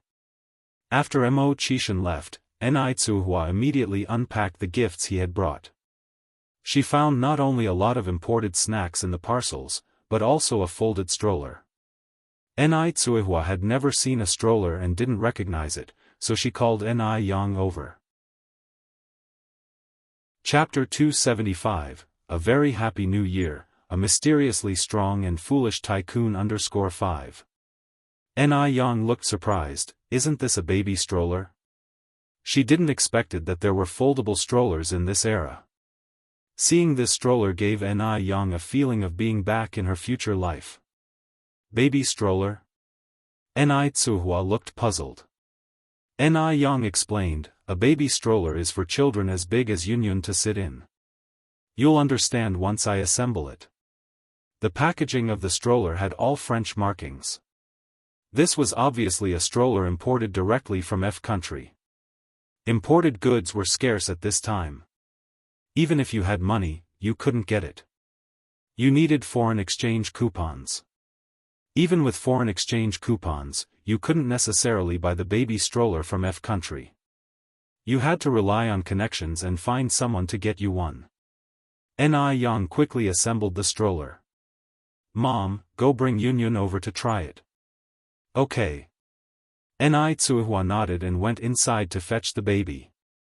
Little Ni Yun was riding in such a luxury stroller for the first time. She was so excited that she burst into laughter. Ni Yang wanted to hold her, but she refused to get up.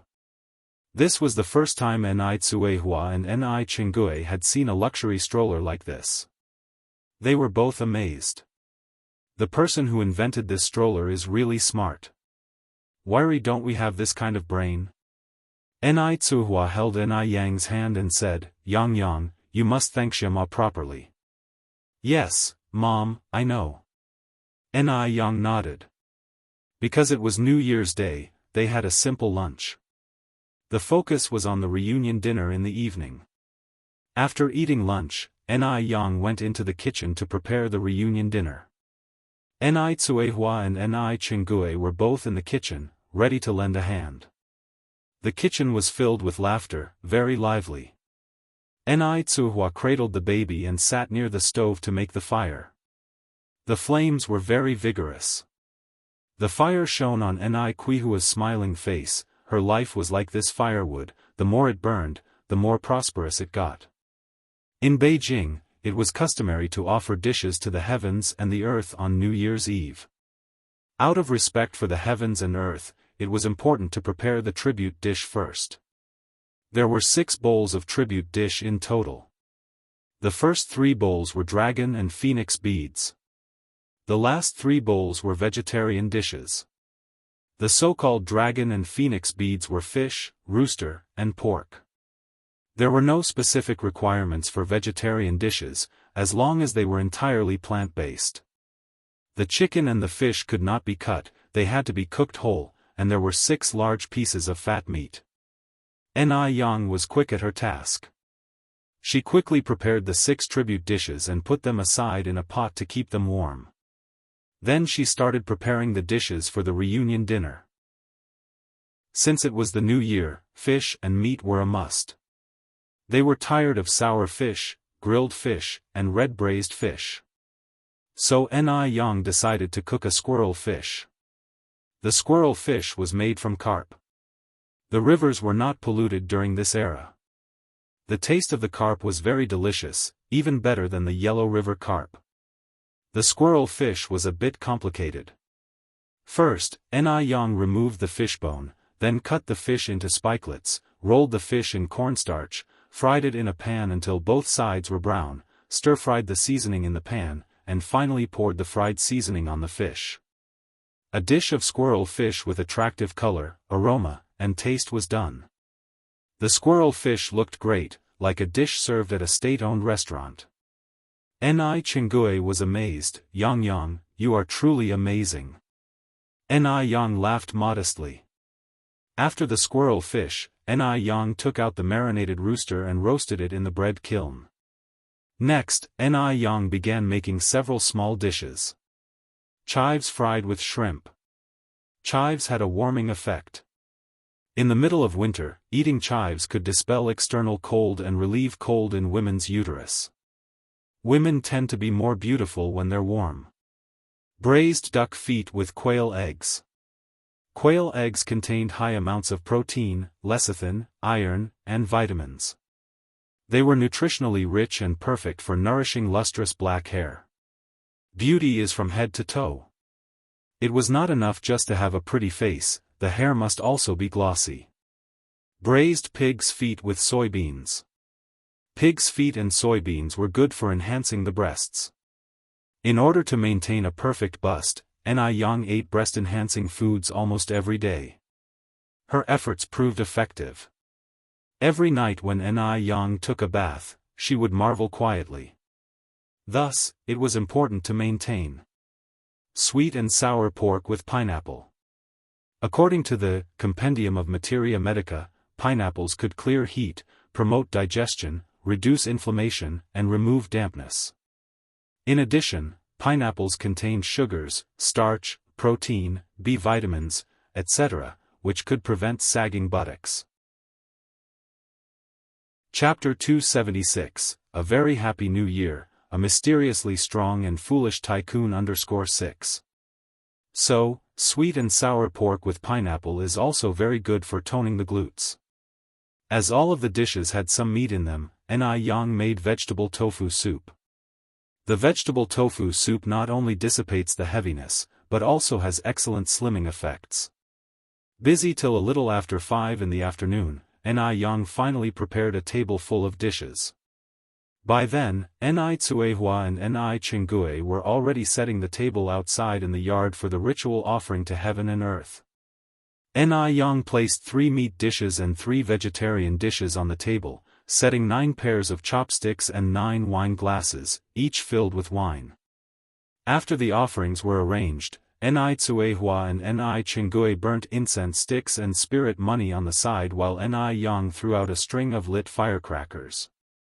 The red paper from the firecrackers dropped onto the white snow, resembling red plums blooming fiercely against the snow, appearing rather picturesque. Then, the sounds of firecrackers began to be heard all around.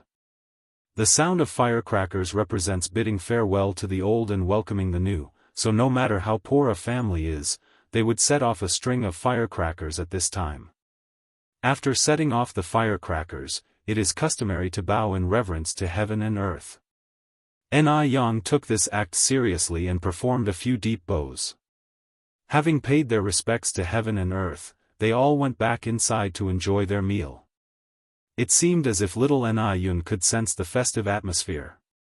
Sitting in her stroller, she excitedly watched Ni Yang and Ni Chinggui moving dishes from the kitchen to the living room.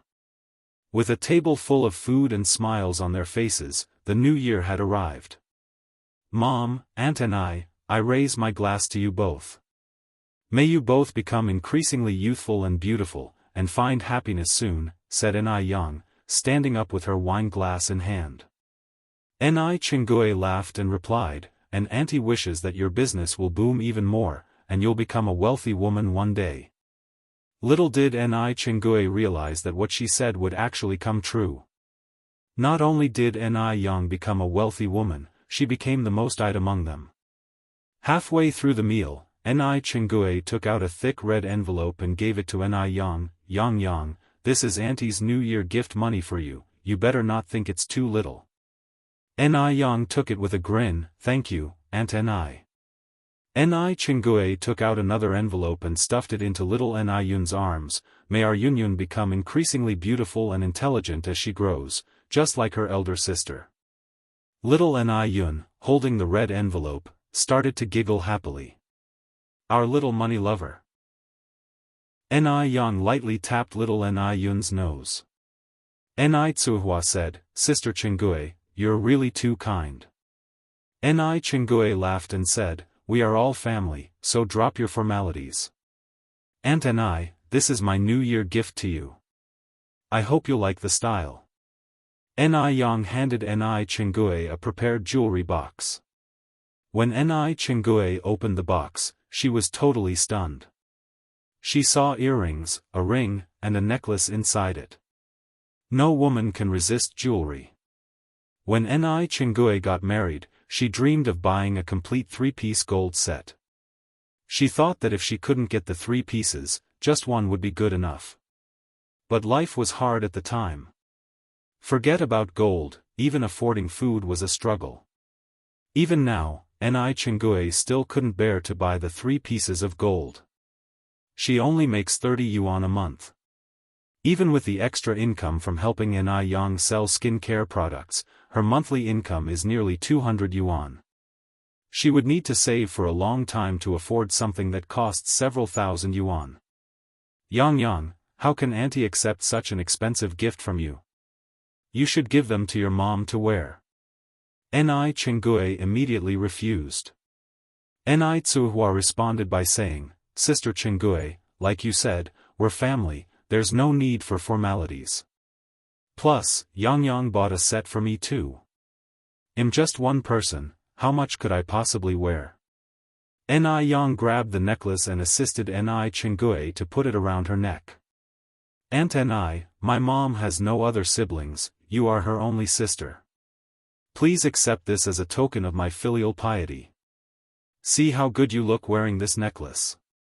Every New Year's Eve was the toughest for Ni Chinggui. Every time, she found herself reminiscing about her deceased husband and her married-off daughter, which would uncontrollably bring her to tears. But this year was different. The arrival of Ni Tsuehua and her daughter Ni Yang brought her a sense of hope. Yang, thank you. Ni Chingue gripped Ni Yang's hand, fighting back the urge to cry. Ni Yang offered Ni Chingue a hug. When they were almost done with the New Year's Eve dinner, Ni Yang grabbed the fireworks. Mom, Aunt Ni, shall we set off the fireworks? Sure, both Ni Chingue and Ni Tsuehua agreed. Chapter 277, Avery Happy New Year. A mysteriously strong and foolish tycoon _ 3 adults and a child stepped out of the courtyard with fireworks. Ni Yang lit the biggest firework. Bang! At its highest point, the firework burst into a dazzling display, one after another, unmatched in radiance. At this time, no other fireworks could be seen in the village, leaving the fireworks from Ni Yang's side to captivate many children. Wow, the fireworks are breathtaking. Gooden replied, the fireworks are beautiful, but can they compare to my sister Ni Yang? Of course, sister Ni Yang is the most beautiful. In the hearts of these children, sister Ni Yang was always the prettiest, she could be the sun as well as the moon. Ni Yang distributed sparriders and firecrackers to Gooden and the other kids. Shall we set off the fireworks together? Yes. Thank you, sister Ni Yang. The children all jumped with glee. Ni Yang held a lit sparkler, darting around with the children in the snow. Her dark eyes reflected brightly, Happy New Year, everyone. Happy New Year, sister Ni Yang. The light from the fireworks reflected on the laughing faces of the children, and even the adults standing by smiled. What is Chinese New Year? This scene before us was Chinese New Year. After the fireworks display, Ni Yang and the children lit a bonfire in the snow. They brought stools from their homes, sat by the bonfire, and chatted and laughed together. In that moment, Ni Yang felt as if she had returned to her childhood. Before the children left, Ni Yang brought out more than 20 red envelopes from her home to give to the children. Gooden secretly opened his red envelope. Wow! Struck gold. There was a whole 2 yuan in there. The red envelopes from his grandparents and parents combined didn't have this much. Sister Ni Yang is the best. No, he must hide it, so the adults wouldn't find out. But the next morning, the New Year 1's money Gooden had stashed away had disappeared. Angry, he confronted his parents. Dad, Mom, did you take my New Year's money? Han Xiaoqin grinned, don't you need to pay tuition fees when school starts? Yes. Gooden nodded. Han Xiaoqin continued, well, then Mom will help you save the money. It isn't safe for a child to carry so much money. Gooden, he felt something was off, but he couldn't put his finger on what was wrong. So, the matter of the New Year's money had to be dropped. Although Ni Yang didn't sleep until the early hours of the New Year's Eve, she got up early the next day. The breakfast was prepared by Ni Chingue. The customs in Beijing were different from those in Dam Village. On the first day of the Chinese New Year in Dam Village, they ate dumplings, but in Beijing, they ate noodles with marinated eggs. However, here the marinated eggs are not called marinated eggs, but ingots. So, the following dialogue ensued. Yang, how many ingots do you want? Ni Yang replied, I want 1. Ni Chingue smiled and said, good things come in pairs, take 2. Then he ladled 2 marinated eggs into Ni Yang's bowl. Ni Yang, could she refuse? The family of 3 and a guest sat around a table eating noodles. In front of the village, a black luxury car was parked on the road. The man in the back seat was holding a red paper and scissors, absorbed in what he was cutting. After a while, the man put down what he was holding, got out of the car. You can go back first, don't come to pick me up this afternoon. Also, cancel all meetings for the next few days. Yes, sir. Morris nodded respectfully. Watching the man's figure disappear into the village ahead, Marcus started the engine and left. Morris, can you guess why Mr. Mogg comes to such a desolate place? Morris shrugged. More than that, I'm more curious about when Mr. Mogg started getting obsessed with folk art. He finished speaking and picked up the paper cutout from the back seat. Although it was Mr. Mogg who had cut the paper, Morris still had to say, it was really ugly. Marcus frowned slightly. Is that a paper cutout? Yes. Morris nodded. Marcus rubbed his chin. Could it be that Mr. Mogg underpins local Chinese folk art, hence specially visiting the countryside for research? Morris squinted. Very likely. Everyone is curious about Mr. Mogg's recent whereabouts, right? I think it might be good to let this news out. I agree. Mo Qishan didn't anticipate that his simple intention of making paper cuttings to amuse Ni Yang would unintentionally become a trend in high society. Numerous wealthy heiresses and business magnates, upon hearing that Mr. Mogg was fond of paper cutting, in order to find a common topic with Mr. Mogg, started practicing the art of paper cutting at home. Just after having lunch, Mo Qishan arrived. Ni Yang had a good reputation in Jianghu village, and Mo Qishan was very good at connecting with people, so when the villagers saw Mo Qishan going to Ni's family, they had no objections, nor were there any rumors. It's just normal interaction. What, aren't they allowed to have friends? Mo Qishan entered the house, first paying his New Year greetings to Ni Chengui and Ni Tsuehua, and then turned to Ni Yang. Yang, are you ready? Shall we leave? Before Ni Yang could respond, Ni Tsuehua said with a smile, She's ready, she's ready. You young people should go out and play. Mom, Aunt and I, well leave then. Ni Yang looked at Ni Tsuehua and Ni Chengui. Go ahead, it's alright if you don't come back for lunch. Your aunt and I can enjoy something special at home. Sure, off you go. Ni Yang followed Mo Qishan and they left the house together. As they walked side by side, Ni Yang asked unexpectedly, Mo brother, didn't you ride a bike today? Mo Qishan explained, the Nyowang temple is on the top of the mountain, so it's not convenient to ride a bike. Ni Yang raised her eyebrows slightly, so we have to walk there? Mo Qishan nodded, smart. Before she could respond, he added, if you're worried about being tired, I can carry you. After all, I'm a bit slow but very strong. As Mo Qishan was speaking, he glanced curiously at Ni Yang. Ni Yang chuckled, so, isn't Mo brother's nickname Big Stupid? Seeing that Ni Yang wasn't angry, Mo Qishan let out a sigh of relief, Yang, you're really smart. As long as he could win over his sweetheart, even if he had to work like an ox or a horse, what did it matter even if his nickname was Big Stupid? Today was the first day of the new year, and there were many people going to the temple to worship. Along the way, Ni Yang met countless people, even some regular customers who often ate at the noodle restaurant.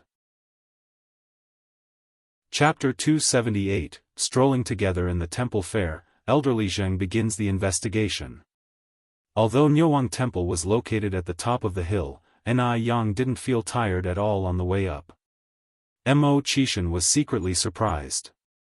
Oh my God! His wife was too strong. She climbed such a high mountain without even a trace of blush on her face. He had been waiting for Ni Yang to become unable to keep climbing, so he could step in and play the hero to save his damsel in distress. But now it seemed that he had thought too much. Looking down from the high vantage point of the mountain, there was a boundless white as far as the eye could see, which was extraordinarily spectacular. The temple at the top of the mountain was still crowded with various vendors. Sugar dolls, candied hawthorns, sugarcanes, Buddha beads, bracelet, and other knickknacks were all present, making it a paradise for children. This scene could not be found in the future life. Yang, shall we go over there for a look? Mo Qishan suggested. All right. Ni Yang nodded. The two went inside. Mo Qishan bought 2 sticks of candied hawthorn and handed one to Ni Yang. Ni Yang reached out and took it, peeled off the sugar paper, bit into it lightly, and found it was sour, sweet, and very delicious. The air in this era had not yet been polluted, so even the candied hawthorns tasted much more delicious than those of the future. This was Ni Yang's first time at such a temple fair. She was overjoyed like a child, buying and eating whatever she saw, not hesitating to spend money at all. Mo Qishan followed behind her, and before a moment had passed, his hands were filled with belongings. Li Xianxian and Mo Baichuan also came. Although the two walked shoulder to shoulder, they lacked a natural feeling. Mo Baichuan always had a cold expression, while Li Xianxian was cautiously trying to please him, creating a feeling like a warm face pressed against a cold butt. Yet, Li Xianxian thoroughly enjoyed this feeling. After all, Mo Baichuan was a mysterious big shot, and it was normal for him to have his own temper. She certainly couldn't expect him, a big man, to sweet-talk her, right? In this world, how many successful men are willing to humble themselves to coax women? None at all, right? As long as Li Xianxian knew that she was in Mo Baichuan's heart, that was more than enough for her. Baichuan, I've heard that the incense in this place is very efficacious. Let's go burn some incense sticks, shall we? Li Xianxian looked up at Mo Baichuan, her eyes full of infatuation. Mo Baichuan glanced at the surging crowd and impatiently responded, "You go by yourself." Just then, a familiar figure crossed his line of sight. She wore a knee-length red down jacket, her black, glossy hair tied in a bun, revealing a delicate, fair neck. Her adorable smile and beautiful eyes made her look extremely attractive. The usually bulky down jacket didn't look bulky at all on her, but rather accentuated her tall figure and slim waist. The red color was ordinarily gaudy, but on her, it only emphasized her youthful beauty, outshining everything else around. Mo Baichuan was suddenly reminded of the first time he saw her in Dam Village. The first time he saw her, he thought she was no different from rural girls in the mountains. Yet, when she spoke, she dazzled him. Although Mo Baichuan was reluctant to admit it, on that occasion, Ni Yang did truly save him. If Ni Yang hadn't displayed such courage in the face of danger, convincingly faking being a local to fool those people, he might be dead by now. Beside Ni Yang, Mo Baichuan also spotted a person he found very annoying. It was Mo Qishan. In Mo Baichuan's view, Mo Qishan was useless apart from his good looks. Even if Ni Yang wanted to attract his attention, she should not have chosen Mo Qishan. Because Mo Qishan was absolutely no match for him. Li Xianxian also noticed Mo Qishan and Ni Yang. She carefully gripped Mo Baichuan's hand. "Baichuan, shall we go greet Yang Yang and Uncle Six?" Mo Baichuan didn't respond, but his body faithfully followed Li Xianxian. Seeing him like this, Li Xianxian was filled with joy. She felt that the only reason Mo Baichuan agreed to extend a greeting was because of her. Knowing uncle and nephew didn't get along, and that as far as she knew, Mo Baichuan didn't have a good impression of Ni Yang and even disliked her. "Yang Yang, Uncle Six, Happy New Year," Li Xianxian took the initiative to greet. Ni Yang seemed to have become even more beautiful after not seeing her for a month. She was so beautiful that it made one jealous. But what use was beauty? Could beauty be eaten? Now that Ni Yang had chosen to be with a useless man like Mo Qishan, suffering was undoubtedly waiting for her in the future. Because in Li Xianxian's memories of her past life, the one who ended up inheriting the Mo family was not Mo Qishan at all. Chapter Strolling together in the temple fair, elderly Zheng begins the investigation. In the end, Mo Qishan seemed to have evaporated from the world, and no news of him could be traced. For a good-for-nothing like Mo Qishan, if he didn't have the support of the Mo family, he would be left to sit and wait for death. Maybe, he didn't even make it to the next lifetime. Mockery filled Li Xianxian's eyes. Ni Yang replied to her with a good-natured smile, "Happy New Year."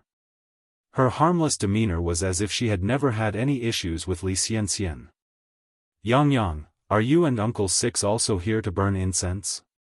Li Xianxian asked. Ni Yang nodded, Li Xianxian continued, "Since we're all here to burn incense, why don't we do it together? Buddhist temples were places of tranquility, and Ni Yang wasn't interested in mingling with Li Xianxian or Mo Baichuan. As if sensing Ni Yang's thoughts, Mo Qishan immediately declined, "No, Yang Yang and I have other things to do." "Right." Ni Yang nodded, "Brother Mo, let's go." The two of them turned and walked away. Watching their retreating figures, Mo Baichuan's eyes hinted at a storm brewing. What other things could they possibly be doing together, a man and a woman? What on earth was Ni Yang doing behind his back with Mo Qishan? Baichuan? Li Xianxian tugged Mo Baichuan's sleeve. At that, Mo Baichuan came back to his senses and held Li Xianxian's hand. "Let's go." He didn't believe that Ni Yang would be able to keep her cool after all this. Feeling the rugged hand, full of calluses, holding hers, Li Xianxian's face reddened, and her heart pounded wildly. There were many people burning incense in the temple, packed like sardines. Men and women were all crowded together. One careless step could knock people over. Mo Qishan stood by Ni Yang's side to prevent her from getting tripped or taken advantage of. The two squeezed into the temple, donated incense money, and seriously bowed and burnt incense. Seeing Ni Yang so focused, Mo Qishan also began to take it seriously. When they were descending the mountain, the crowd had thinned. But the sun had come out, melting the snow on the mountain, making the path slippery and hard to walk. Ni Yang's shoes weren't slip-resistant. She almost slipped, but Mo Qishan caught her arm in time. "Yang Yang, be careful." "Thank you, Brother Mo." Ni Yang gripped his arm and cautiously stepped forward. Mo Qishan, who had long strides due to his height, walked steadily. "No need to be afraid, I won't let you fall." Interestingly, on the way down the mountain, they again bumped into Mo Baichuan and Li Xianxian. As the four of them passed each other, Mo Baichuan, clutching Li Xianxian's hand, initiated the greeting, "Uncle Six." Mo Qishan nodded in acknowledgement. Mo Baichuan thought that seeing him and Li Xianxian being so affectionate would stir Ni Yang's emotions. But to his surprise, Ni Yang didn't react at all. Instead she greeted Li Xianxian with a bright smile. Mo Baichuan was irritated but maintained his poise. He put his arm around Li Xianxian's shoulder and walked ahead briskly, leaving Ni Yang and Mo Qishan behind. Why should he always watch Ni Yang and Mo Qishan's backs? It was time Ni Yang tasted this herself. Watching the handsome profile of the man walking beside her, Li Xianxian's face flushed with shyness. Ni Yang and Mo Qishan continued to stroll at a slow pace.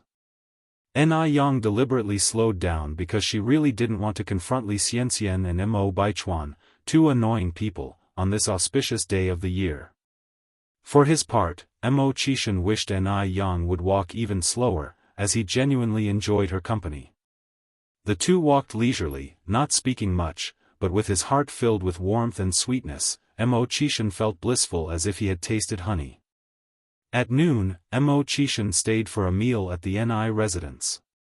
At the dining table, Ni Tsuehua enthusiastically served Mo Qishan while piling up dishes on his plate. "Xiama, we don't have much to offer you. Please feel free to eat anything you want." As a result, Mo Qishan, who usually had the appetite of one bowl of rice, ended up eating 3 whole bowls due to Ni Quihua's warm hospitality. Afterwards, Ni Yang passed a cup of tea to Mo Qishan. As soon as Mo Qishan opened the lid, he could smell the sour and sweet aroma. It was hawthorn tea. The hawthorn had the effect of aiding digestion. Oh my, his wife was so thoughtful. Mo Qishan sipped his tea calmly, feeling extremely gratified. After drinking a few sips of the tea, Mo Qishan rolled up his sleeves and went to the kitchen to help Ni Yang. Chapter 280, Strolling Together in the Temple Fair, Elderly Zheng begins the investigation. Ni Yang turned her eyes to Mo Qishan. "Brother Mo, please go out. The kitchen is not a place for men like you." Mo Qishan chuckled. "A real man should be able to entertain in the living room and cook in the kitchen." Ni Yang chuckled lightly. "Then, I will wash the dishes, and you can dry them. Qishan took the dish from Yang, or I should wash the dishes, and you can dry them. He thought, how could he let his wife do the dirty and exhausting work of washing dishes? In her previous life, Yang had never dated a man, so she didn't know what her feelings towards Qishan were. But she knew, if it were any other man, she'd refuse without hesitation, and she certainly wouldn't let him get this close. Could it be love? Yang suddenly wondered in her heart. She glanced at Qishan, seeing him concentrating on washing the dishes. The dim light in the room cast a halo on him, making him look noble and mysterious. Even washing dishes didn't affect his aura. Yang felt her ears turn slightly red. She suppressed those strange thoughts in her heart and continued drying the dishes. As it was approaching evening, Qishan suggested saying goodbye. He had been at the family's home all day long. If he stayed longer, the elders would think he was too thoughtless. Yang held little Yun and walked him to the door. Yun, say goodbye to brother Mo. Little Yun obediently waved at Qishan. On the second day of the Chinese New Year, Yang took Tsuhua to the city, planning to buy some houses in the city center. The mother-daughter duo looked neat and pretty, and were warmly welcomed as soon as they arrived at the sales office. Yang chose a high-end community. The price of each square meter was 122 yuan. The saleswoman introduced from behind, the light in this house is excellent, it's north-south oriented, warm in winter and cool in summer. You can feel it now, the temperature inside is at least 10 degrees higher than outside. Yang was looking at a house on the first floor. When opening the balcony door, she could see that a small garden of about 10 square meters was included outside the balcony. Seeing the small garden, Quihua's eyes lit up, and she said with a smile, this small garden is nice. You can even grow vegetables here. Grow vegetables? The saleswoman, who had been hoping to sell a house, was discouraged. Who among those rich enough to buy a house would want to grow vegetables? It became clear that these two women were not here to buy a house, but to put on airs. She sighed. All her efforts were in vain. As she thought so, the enthusiasm of the saleswoman was doused. She treated the mother and daughter with indifference, and her face expressed disgust. At that moment, a new colleague was passing by. The saleswoman took her by the hand, lowered her voice and said, Xiaofang, I have 2 customers here for you to practice. Lu Xiaofang was puzzled. Sister Yuanman, why don't you handle them yourself? Li Yuanman was straightforward, these 2 obviously can't afford a house. I don't want to waste my time on them. I have to go now. Lu Xiaofang smiled and said, okay, thanks Sister Yuanman. She was a new employee and could be fired if she didn't do well. Lu Xiaofang really had no reason to refuse. Yang didn't notice that the saleswoman had been replaced in a short while. She turned around and asked with a smile, how many units per floor do you have in this building?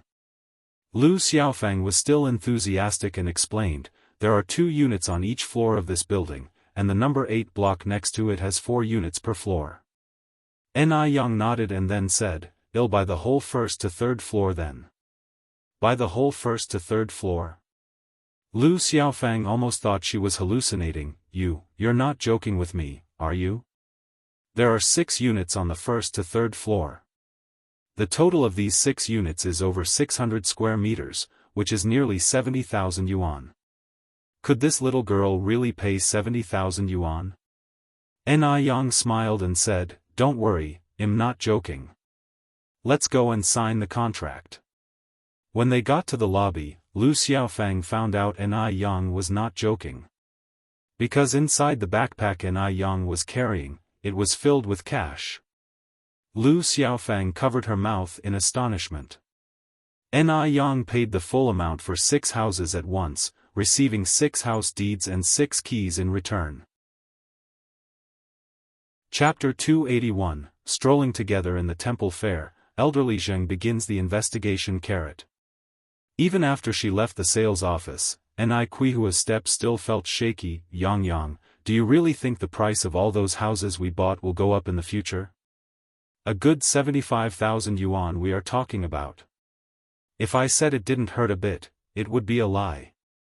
Ni Yang smiled and assured, don't worry, Mom. The prices will definitely increase. When have I ever made a loss-making deal? Based on the price of tens of thousands per square meter in the later years, the 6 houses she bought today could be sold for over 90 million in the future. Isn't that a significant profit? Seeing Ni Yang's confidence, Ni Tsuihua felt noticeably relieved. The sales office. The news of Lu Xiaofang selling 6 houses all at once spread through the entire sales office in no time. Li Yuanman exclaimed in envy and surprise, Xiaofang, have you walked into a streak of darn luck? You actually bumped into such a big client. At this point, selling a house comes with no commission but a rather rewarding bonus. Selling 1 house gets a reward of 30 yuan. Calculating that, Lu Xiaofang made 180 yuan in just one day. 180 yuan, this pretty much compares to half a year's salary earned slaving away. How could Li Yuanman not be envious?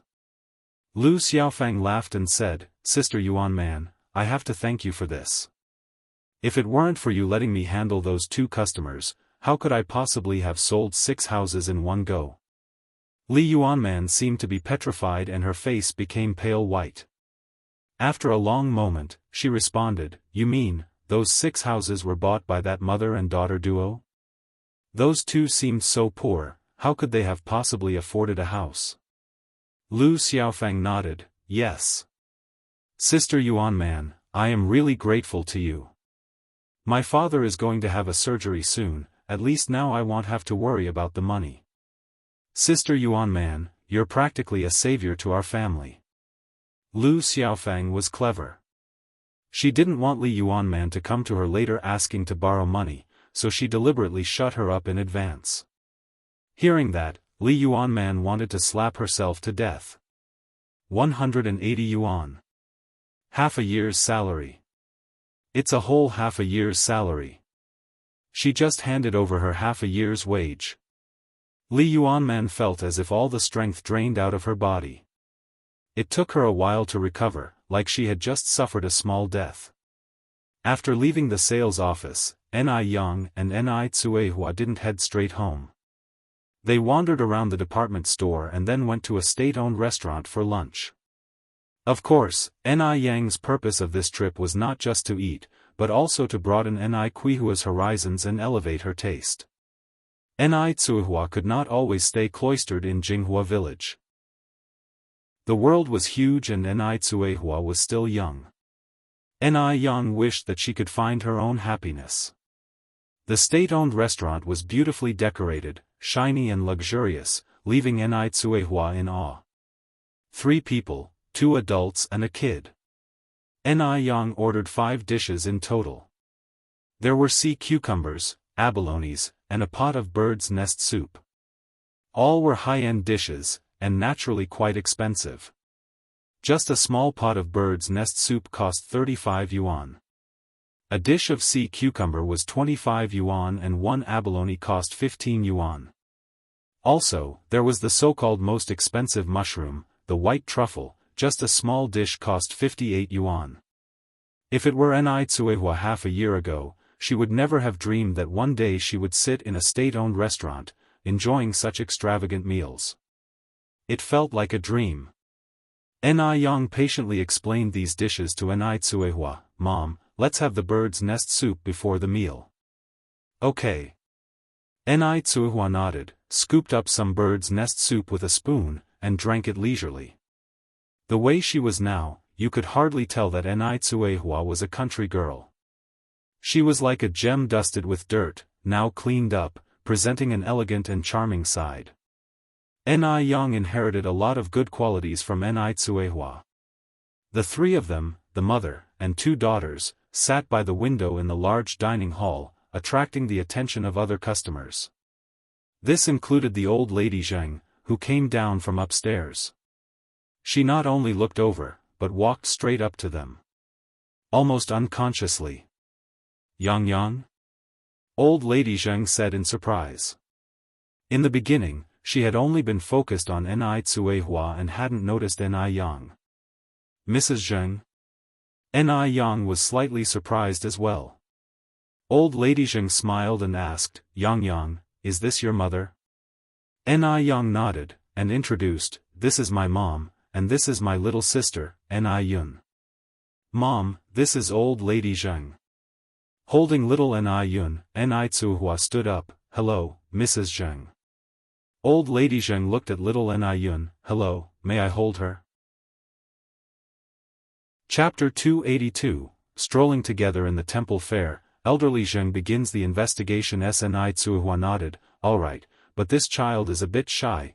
Before Ni Tsuehua could finish her sentence, little Ni Yun in her arms reached out towards Granny Zheng, mumbling indistinctly, hold. The scene in front of her seemed to overlap with one from over 30 years ago, bringing a tingle to Granny Zheng's nose as she reached out to take little Ni Yun.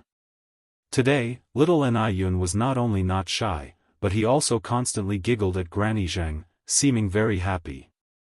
Even Ni Tsuehua on the side was astonished by this.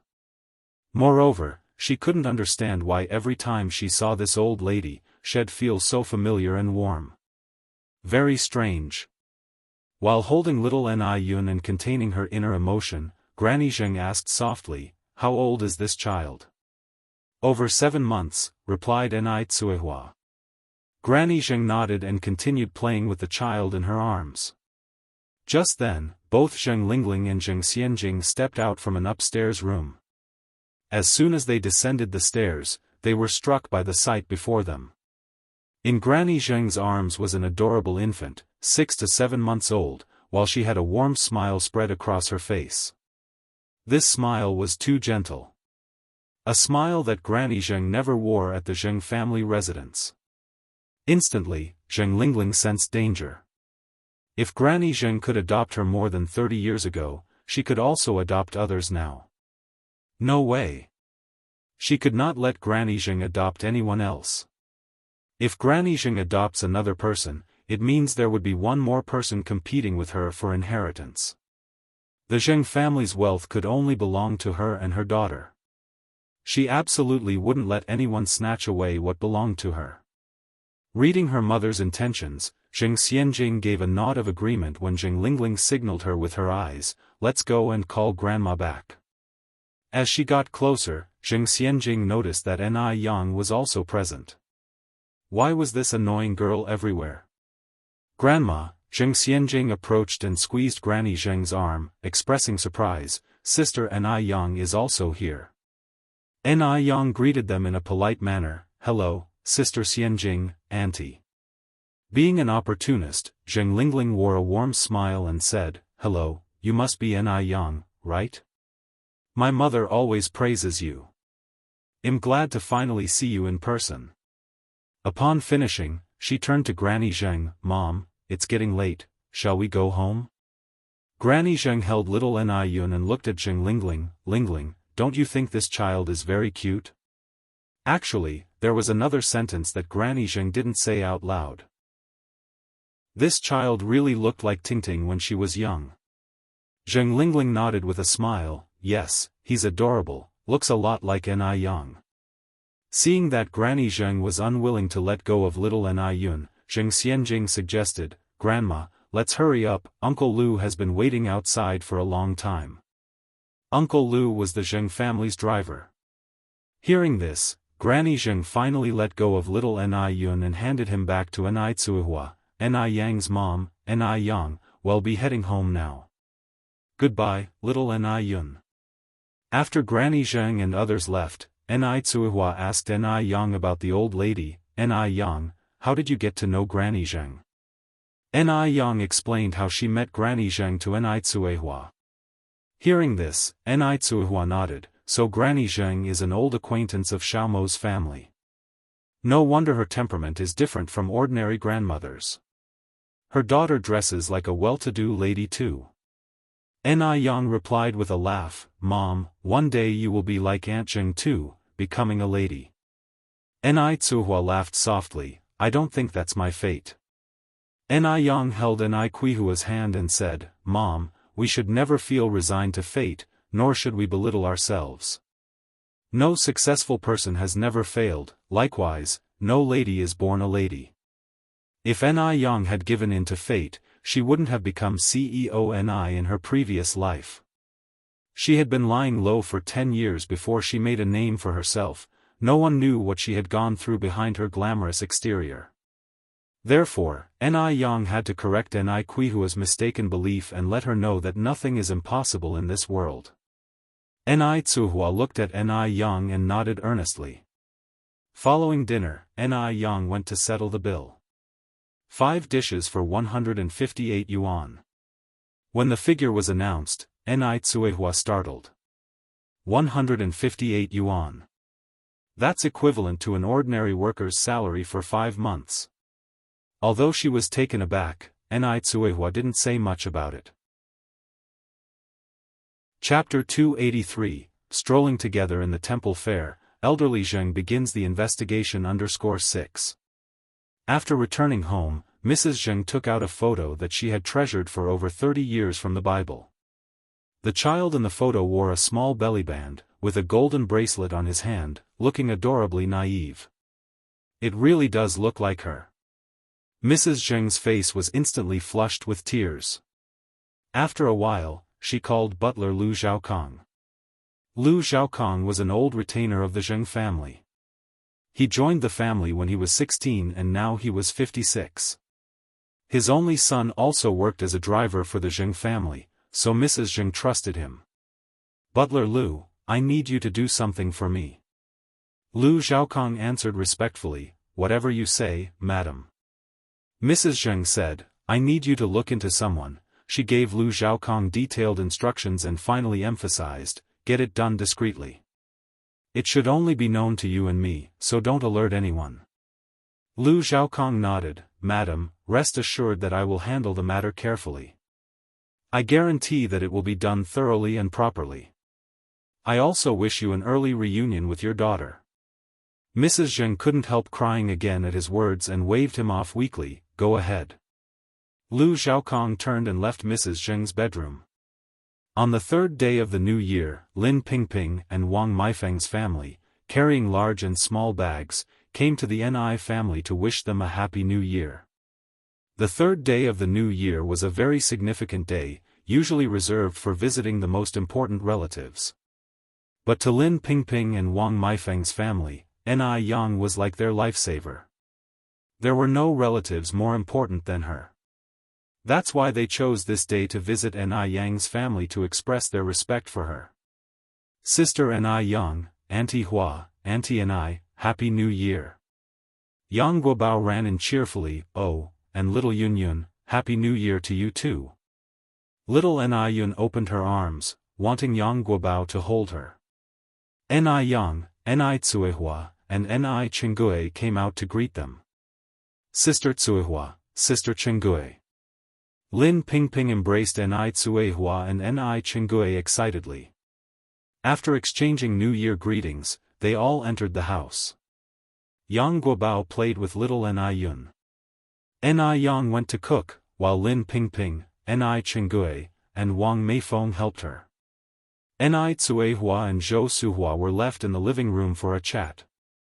Although Zhou Suhua used to be a leader and used to put on airs when dealing with others, she was down-to-earth and friendly when interacting with Ni Tsuehua. They had many common topics and there were no obstacles in their conversation. With the help of Lin Pingping, Wang Meifeng, and Ni Chengue, Ni Yang cooked a large table full of dishes. They all had a great time and stayed until evening before going home. On the 6th day of the new year, Ni Yang visited Tai Dan and Guochang's home in the village. Ni Yang went to invite their mothers to help in the milk tea shop and the noodle restaurant. In the new year, Ni Yang increased their wages by 5 yuan, from 60 yuan to now 65 yuan. Anybody would be a fool to decline such a high salary. Upon hearing this, Guochang's mother, Zhao Xiaolan, and Tai Dan's mother, Wang Yume, were extremely grateful to Ni Yang. And just like that, it was already the 8th day of the new year.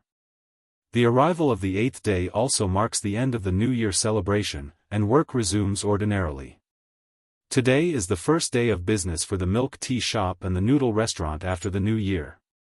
In the morning, when Yang arrived at her shop, she set off 2 strings of firecrackers to signify prosperity and wish for a successful year from start to end. The business on the first day of the new year was booming. Everyone had been feasting for 8 days straight, and they now just wanted to eat to their heart's content. There were cheerful laughter inside and outside the shop. Since coming to work in the morning, Zhou Hua has been staring blankly outside the door, as if eagerly looking forward to something. In fact, she had been looking forward to it since the first day of the Lunar New Year. Because that young lady promised to come over after the New Year. She had waited 8 days a year, but that young lady had never shown up. Damn it! Was it really a result of her previous attitude that had disappointed the young lady? Zhou Hua felt mixed emotions, extremely distressed.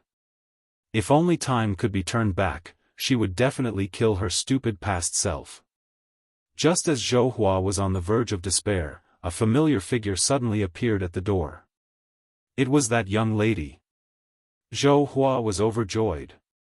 Though she had only seen her once, but that young lady was just so beautiful that Zhou Hua remembered her at a glance. Zhou Hua immediately greeted her, young lady, young lady. You're finally here. I've been waiting for you for so many days. To tell the truth, Zhou Hua's reaction was within Yan's expectation as she had enough confidence in her products. Otherwise, she wouldn't have chosen to rent a store in this big mall. Yan looked apologetic. I'm sorry to have kept you waiting. I left in a hurry last time and didn't tell you the exact time.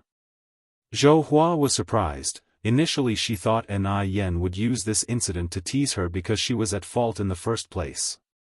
With how effective the skincare product was, if Yan was to make things difficult for her, she would have no other option but to endure it. Zhou Hua was even prepared for Yan to give her a hard time. However, Yan not only didn't make things difficult for her, she even took all the blame onto herself. This young lady was astonishing and seemed to have something extraordinary about her. Admiration began to show in Zhou Hua's eyes. It's okay, as long as you have come. I was afraid that you would not come.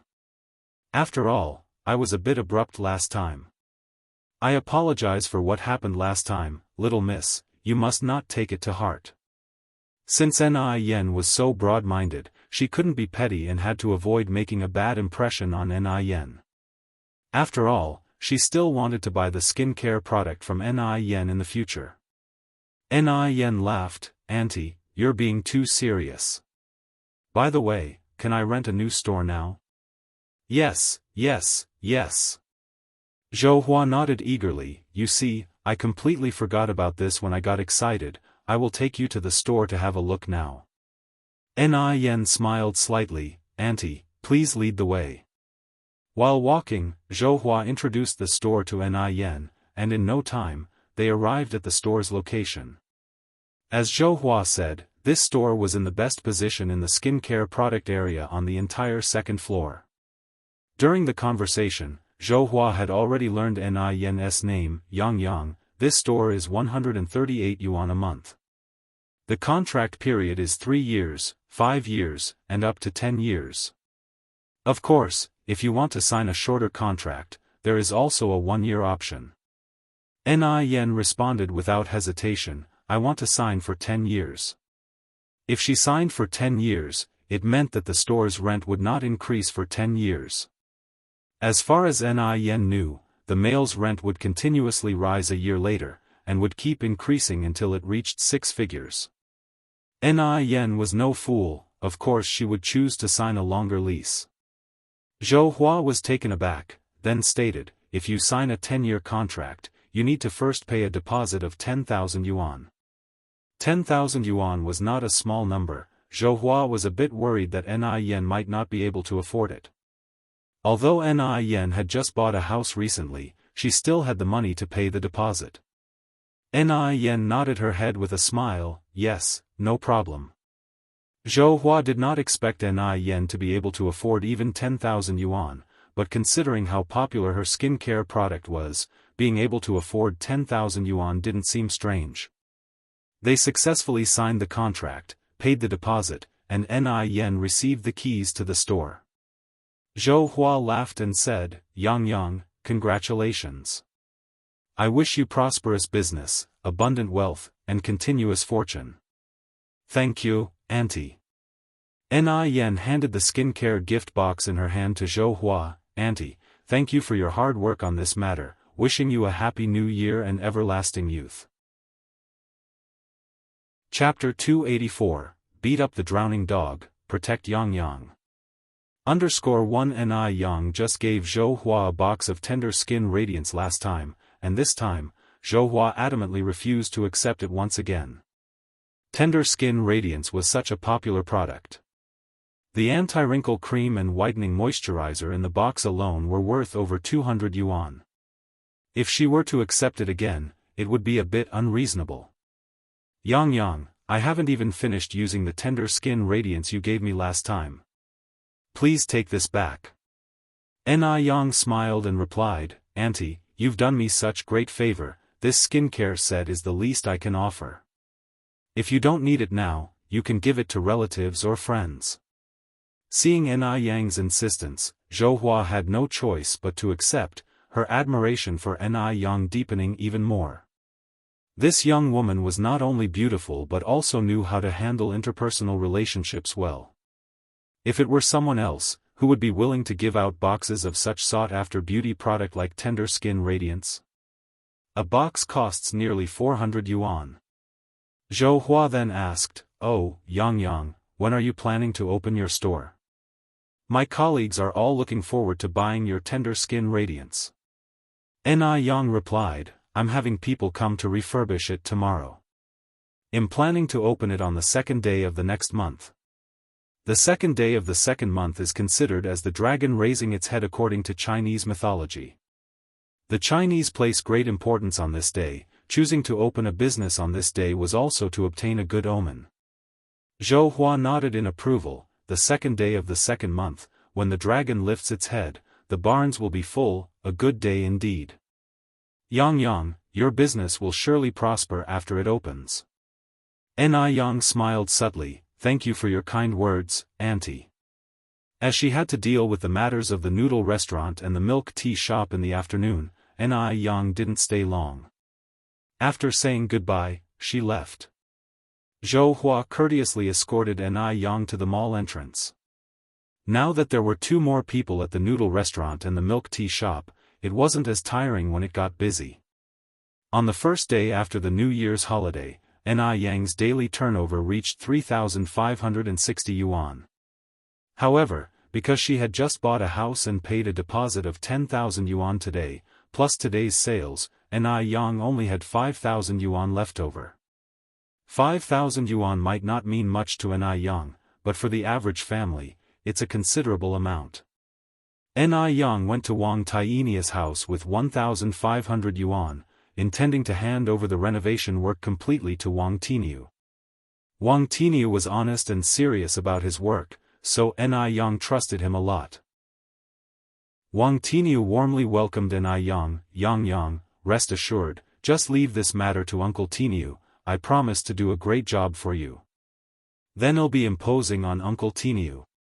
I'll get going now. As Wang Tieniu escorted Ni Yang out, he said, Yang, you're too polite, this is something I should do anyway. Ni Yang was generous and considerate, she had given invaluable help to his family. Wang Tieniu was really grateful for her. After returning home, Ni Yang began to prepare dinner. Every day during the Chinese New Year was feasting on rich dishes, so Ni Yang decided to prepare something light. For the main course, she prepared mushroom and bok choy porridge. Mushroom and bok choy porridge is not only delicious and refreshing, but also has various health benefits. The Compendium of Materia Medica states, mushrooms are neutral in nature and sweet in taste, they can nourish and satisfy hunger, treat blood circulation and regulate energy, enhance appetite and control frequent urination. Modern medical research shows that mushrooms also have anti-cancer effects. Having a pretty face and a perfect body is not enough, one must also have a healthy body. In her previous life, there were many cancer patients, so Ni Yang must take preventive measures. She let the mushroom and bok choy porridge simmer in the casserole, then Ni Yang began to prepare the stir-fry dishes. First, Ni Yang made spicy pickled radish skin. The radish skin had been pickled by Ni Tsuehua before the winter. While Ni Tsuehua was not skilled at pickling sauerkraut, her pickled radish skin was crisp and delicious, good enough to go with several bowls of rice. Moreover, there is a popular saying, eat radish in winter and ginger in summer, and you won't need a doctor's prescription. This shows how useful radish can be. Next, Ni Yang made asparagus and sautéed pork slices in sauce. According to traditional Chinese medicine, asparagus not only has the effect of treating spleen and stomach heat, thirst, urinary incontinency, and urinary tract pain, but also has the effect of treating hair loss and dry hair caused by blood dryness. With rising stress, hair loss becomes more severe, and asparagus can prevent hair loss. After cooking the asparagus, Ni Yang immediately made stir-fried shrimp. Shrimp doesn't need much explanation, it's good for the breasts. It not only helps to enlarge the breasts, but also effectively prevents sagging. After preparing these dishes, Ni Yang saw that there were some extra dumplings left over from the previous few days in the cabinet, so she fried a few dumplings as well. You're tuning in to the Unparalleled SwordWill YouTube channel. Don't forget to subscribe and join us on this journey to catch the most captivating stories.